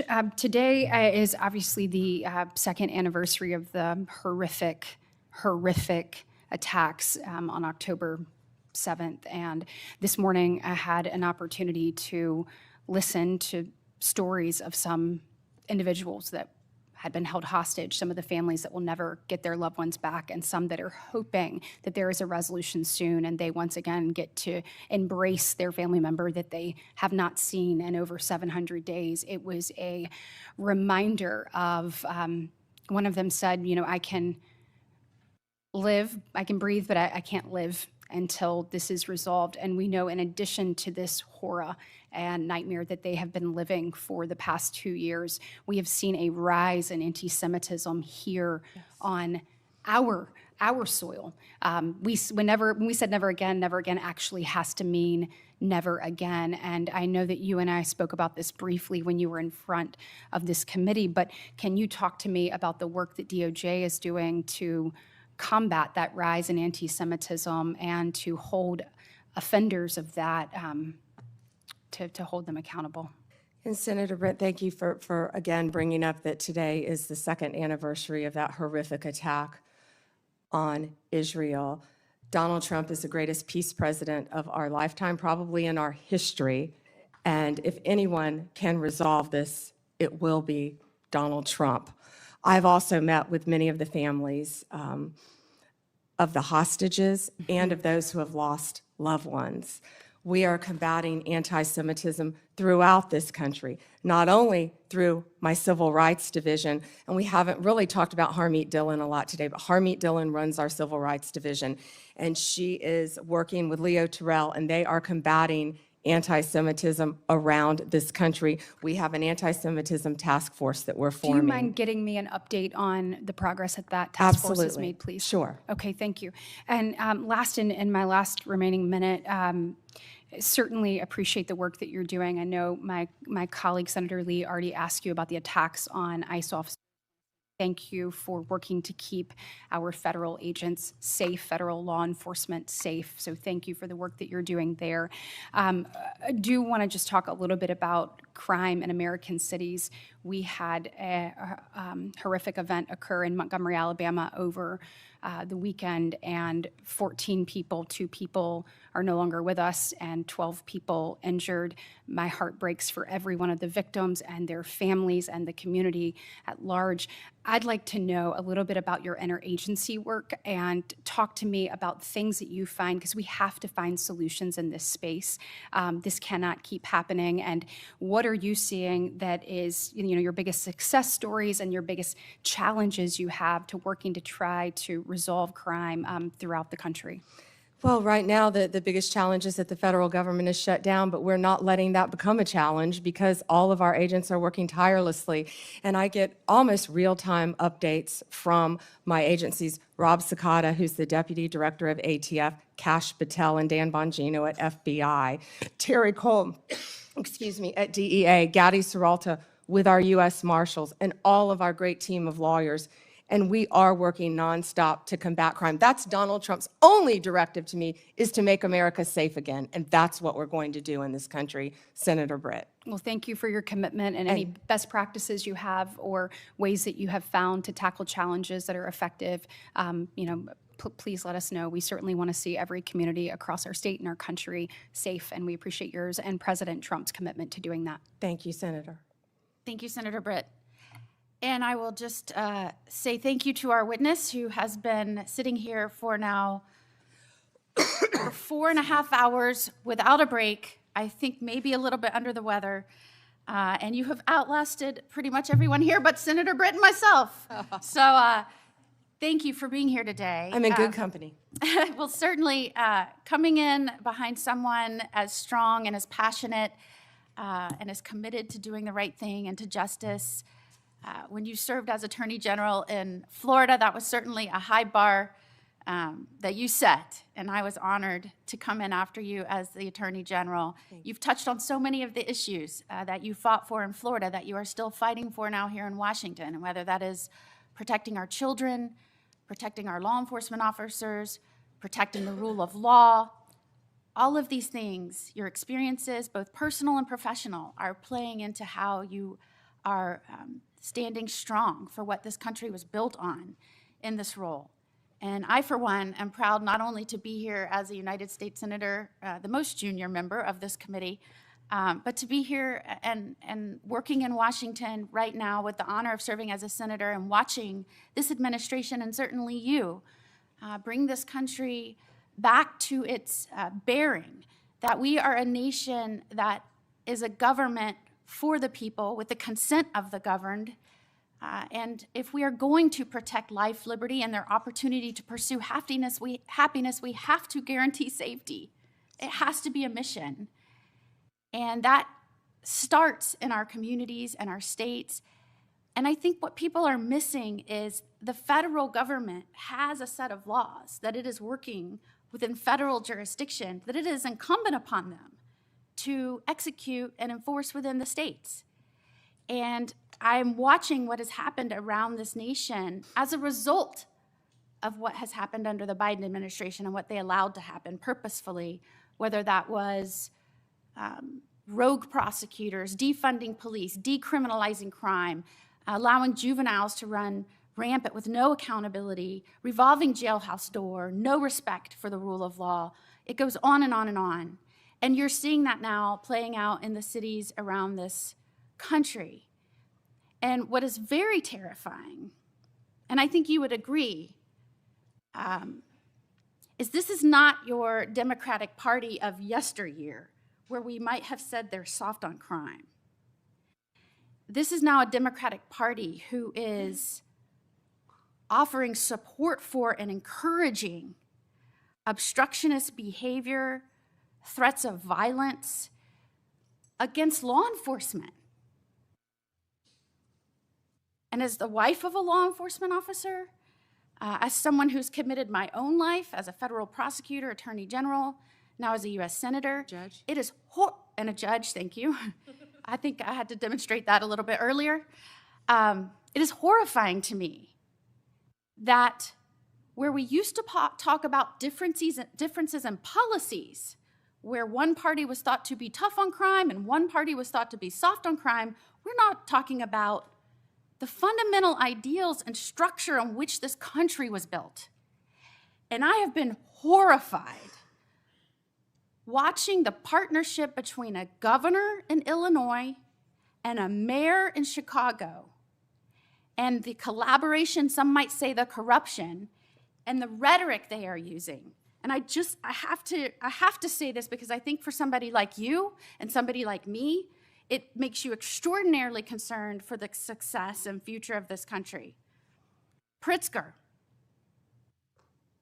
he uses words like, this is an unconstitutional invasion of Illinois, militarized CBP and ICE agents to the street of Chicago to cause violence and chaos in the city.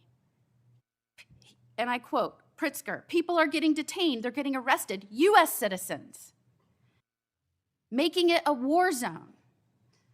Pritzker, it's a war zone, and they are using tear gas and chemical agents at peaceful protesters. Pritzker, they are waging war on our people. Pritzker, we must now start calling this what it is, Trump's invasion. Not to be outdone, though, by Johnson, who says that, and I quote, law enforcement is a sickness. We have a rogue, reckless group of heavily armed mass individuals roaming throughout our city. Johnson, ICE lies and people die. Johnson, the Trump administration must end the war on Chicago. Johnson, in the coming weeks, we will use this as an opportunity to build greater resistance.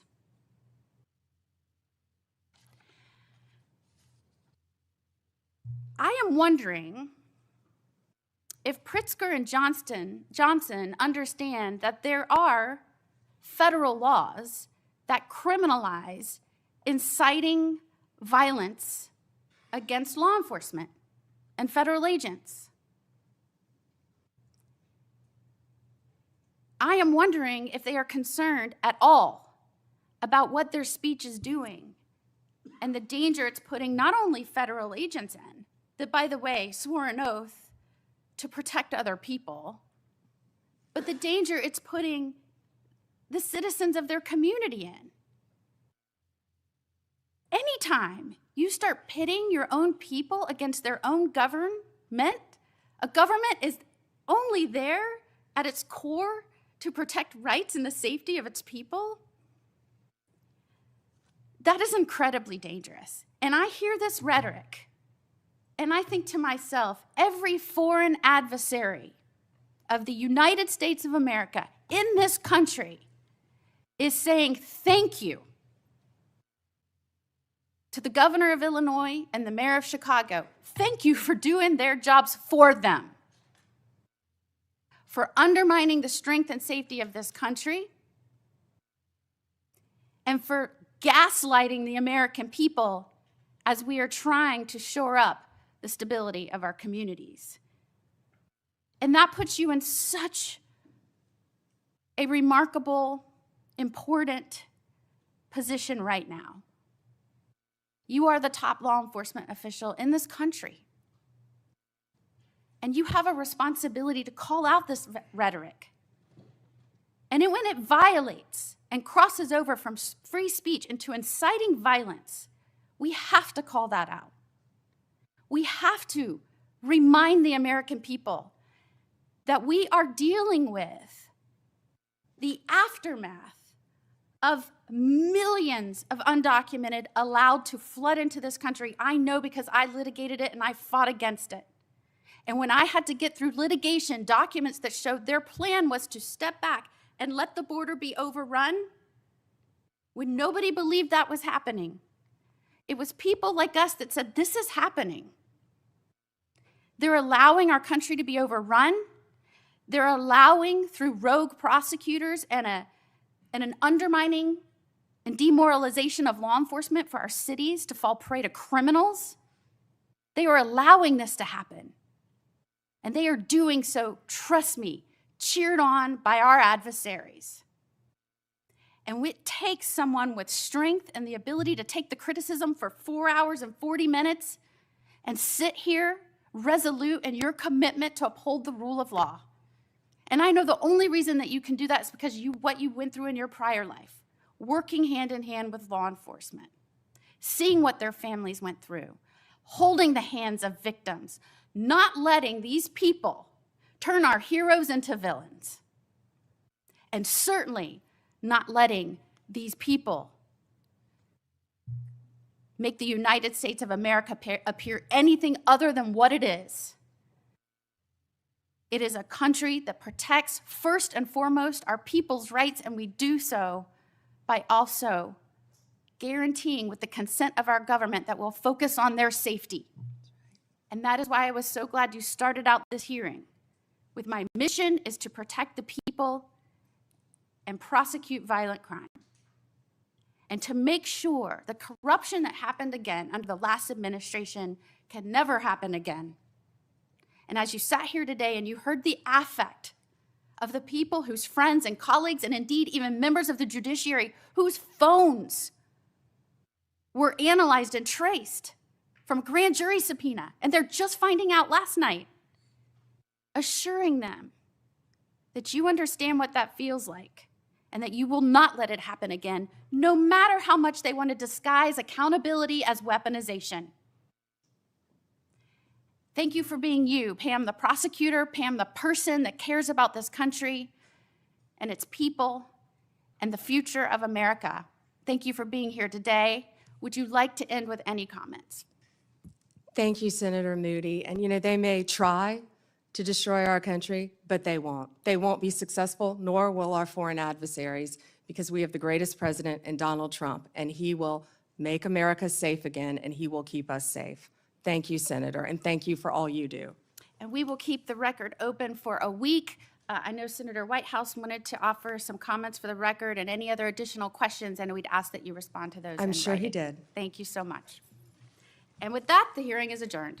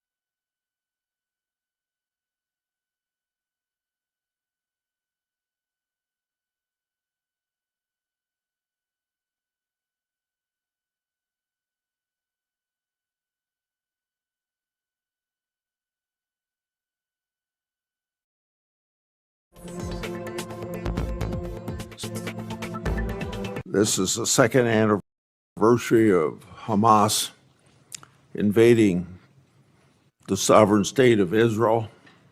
Yesterday, I had some Palestinian advocates talk to me about the number of people who've been killed. There wouldn't be one death if there hadn't been this invasion of the sovereign state of Israel by what happened 2 years ago today. Attorney General Bondi, since your confirmation, you've now had the opportunity to face the federal bureaucracy that you must reform to better serve the American people. As I said to Director Patel, your charter is no simple task. When you arrived, you were left with the Justice Department free fall. Senate Democrats have denied your leadership personnel. We haven't been able to confirm your Assistant Attorney General for Congressional Affairs. It's now been 7 months.